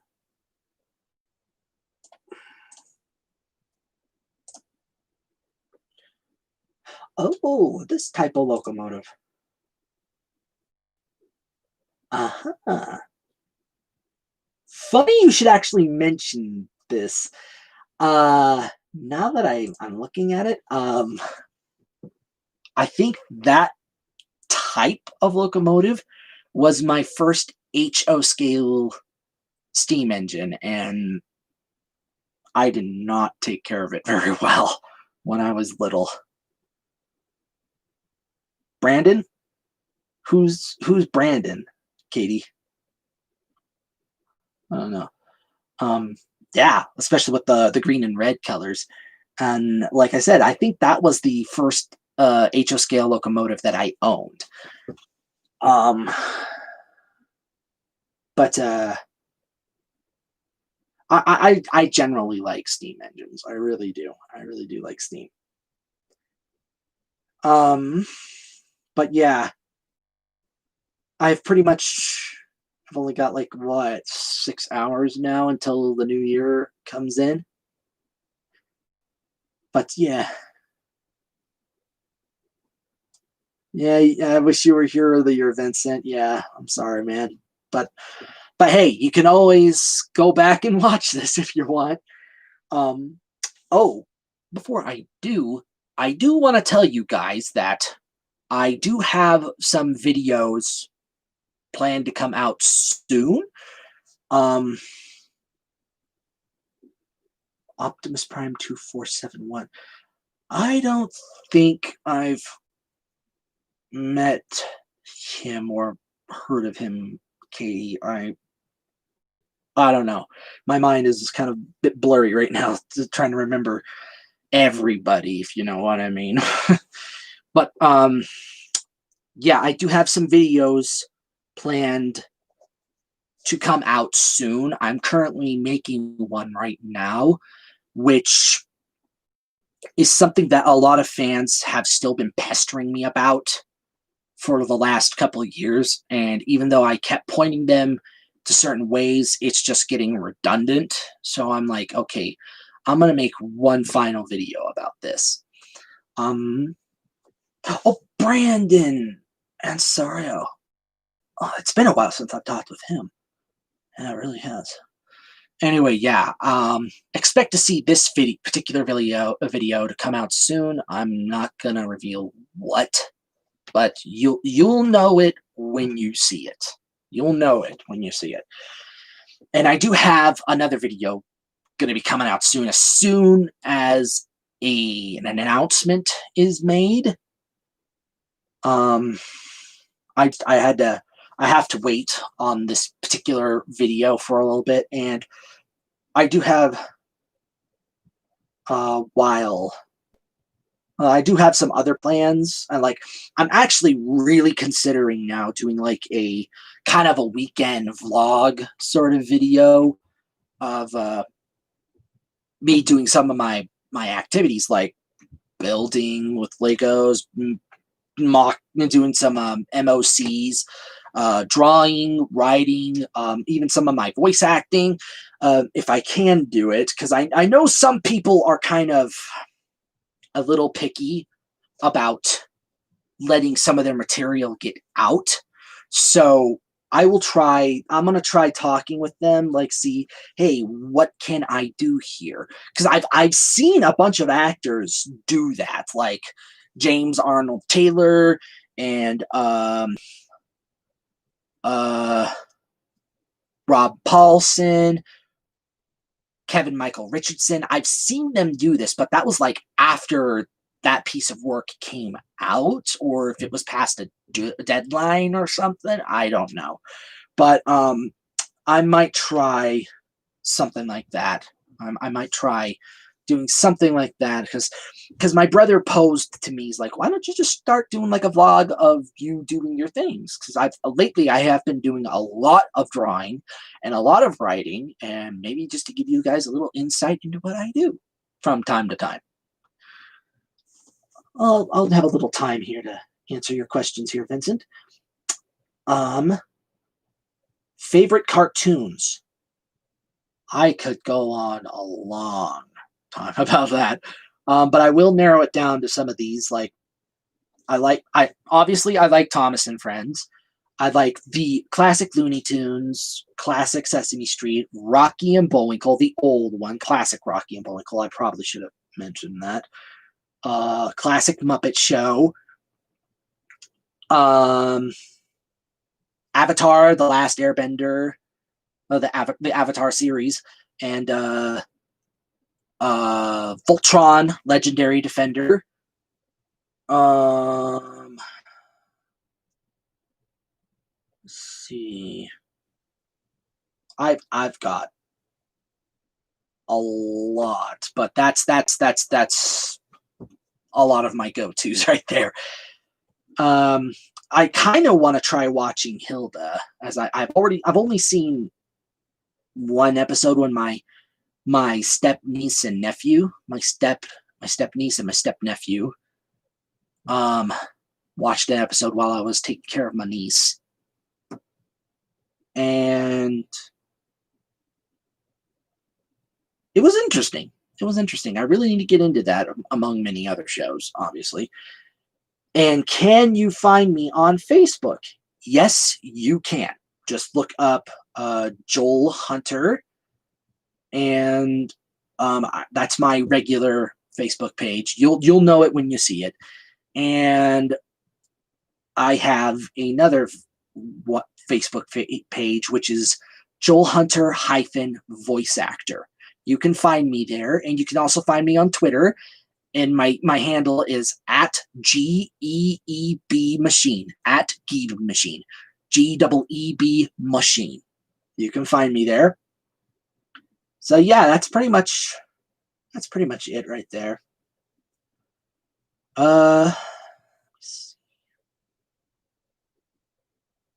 yeah. I do have some plans. I just, considering how crazy everything is, I just don't know how often I'll get to it, because there's other variables that I'm kind of not taking into consideration, kind of trying to figure out, you might say. And last thing, I might be renaming my channel. That's a big if right there. So if you happen to see, if you when you're trying to look me up and you suddenly see, wait a minute, where you go? Just know that I might be changing it to being like Geeb Machine Productions. I might change it to that, because I've labeled a number of my videos like that. So expect to see a channel name change in the near future. And thank you, Katie, but this is kind of crude, the crude setup. All right, Vincent. I hope to hear more from you soon. But for now, I really gotta get going because I gotta make I still gotta make some food before I go attend something. Well, I will say that is it. I'd like to thank you all for coming here, and I look forward to seeing you in 2021.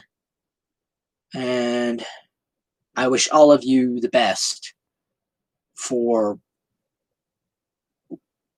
from what has been happening and what might come in the near future. Again, thank you and have a great and happy new year. And happy 2021. Later. Ciao. Or as my pal Tigger would say, TTFN, a ta-ta for now.